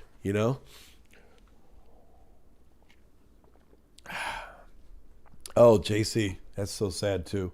So this is another one too. I mean, this isn't a queer issue, of course, but when I talked about the effects that religious fundamentalism has on this country, and it was kind of weird because I wasn't trying to change the subject on him, but I said, I live in a country where 1/3 of people who do not believe that evolution exists. He immediately didn't want to touch that subject, which, to be fair, it was not in line with what we have been discussing. But when he's asking about the effects of religion on this country, I was like, yeah, I live in a country where 1/3 of the people don't believe that evolution exists. And there's a huge overlap between the people who don't believe in evolution and the people that are hardcore religious people. Now, with regard to vaccines, I will say the overlap isn't quite as obvious. So there are people who, conspiracy theorists who don't believe in vaccines that aren't necessarily religious, but there's still an unnatural overlap in the Venn diagram between religious conservatives and vaccine deniers. I'll tell you another one too. These idiots who are, selling essential oils and buying essential oils and MLMs. MLMs are essentially fed by religious zealots. I mean, you don't have to be a religious zealot to be in an MLM. You don't have to be a religious zealot to be interested in MLMs, but there is a huge overlap in the Venn diagram between religious zealots and MLM people. And that's not an accident. This isn't a mistake of nature that somehow we just accidentally got to having a huge overlap of people who are into MLMs and pseudoscience, and there's these other people that are hardcore religious people. Like, no, there's a reason why there's an overlap in those two. And I see this over and over again in this country, where there's this deep current of anti-intellectualism. And anti-intellectualism is not definitively solely attributed to religion, but it's a very high correlation. Okay. Yes, I know correlation does not equal causation, but there's a very high correlation. And correlation does not equal causation, but correlation causes you to make conclusions that tell you to, maybe I should actually look into this issue and see if there is a causation. So yes, Michael says LDS is big. I think he means MLM. He said LLM. But yeah. So like if you go to Utah and essential oils are one and the same. Like everyone in that fucking state is some kind of distributor for an essential oil. Like it's crazy. And does that mean that being a Mormon makes you interested in essential oils? Not exactly. But there's a reason why there's a huge overlap here. All right. I think that I am about to pack this shit up. I've gone a long time tonight. This is the longest I've ever done much. When I did the anniversary one, I went till midnight, and then right after midnight, I was like, okay, I'm done. But the wife's away. Oh, so that's funny. Tubin says they are big in Amway. So a side note on this, I was born and raised, for the most part, I moved around a lot because my parents were in the military, but I was born and raised for the most part in Grand Rapids, Michigan.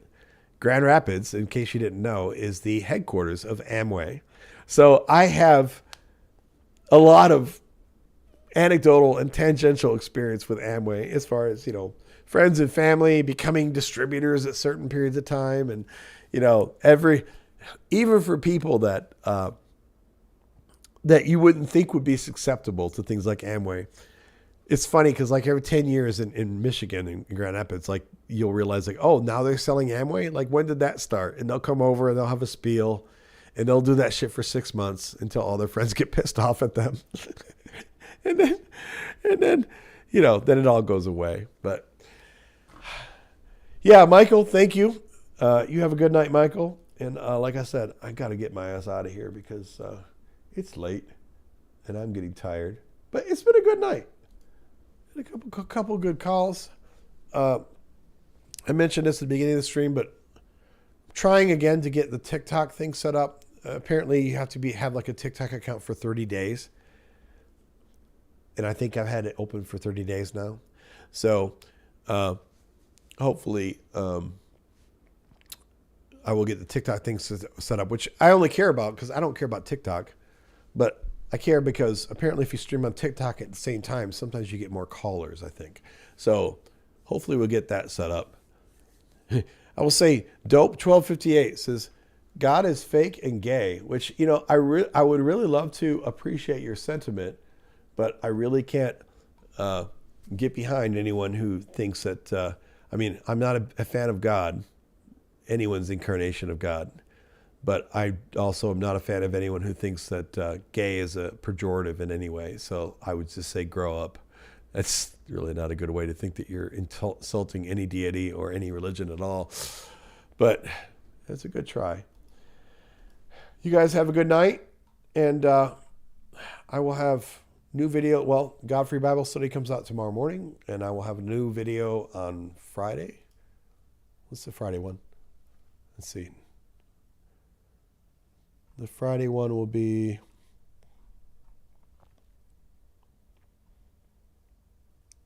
all about objective morality. You don't need God to be moral. So it's a whole treatise on objective morality. So I hope you guys check that out. Daniel, thank you much. I appreciate the pride flags, brother. That's great. I'm glad that everyone enjoyed the show. And we will definitely see all y'all on future live streams every Tuesday. We start at 5 o'clock Central. I've been doing ad hoc ones, but I'm not going to advertise those because I don't want to be committed to having to do them, but I still publish pre-recorded videos a couple times a week. And hope you guys had a good time. I enjoyed the whole night. Thank you very much, everyone. I appreciate everyone's support and participation. It's been a fun night. Have a good night.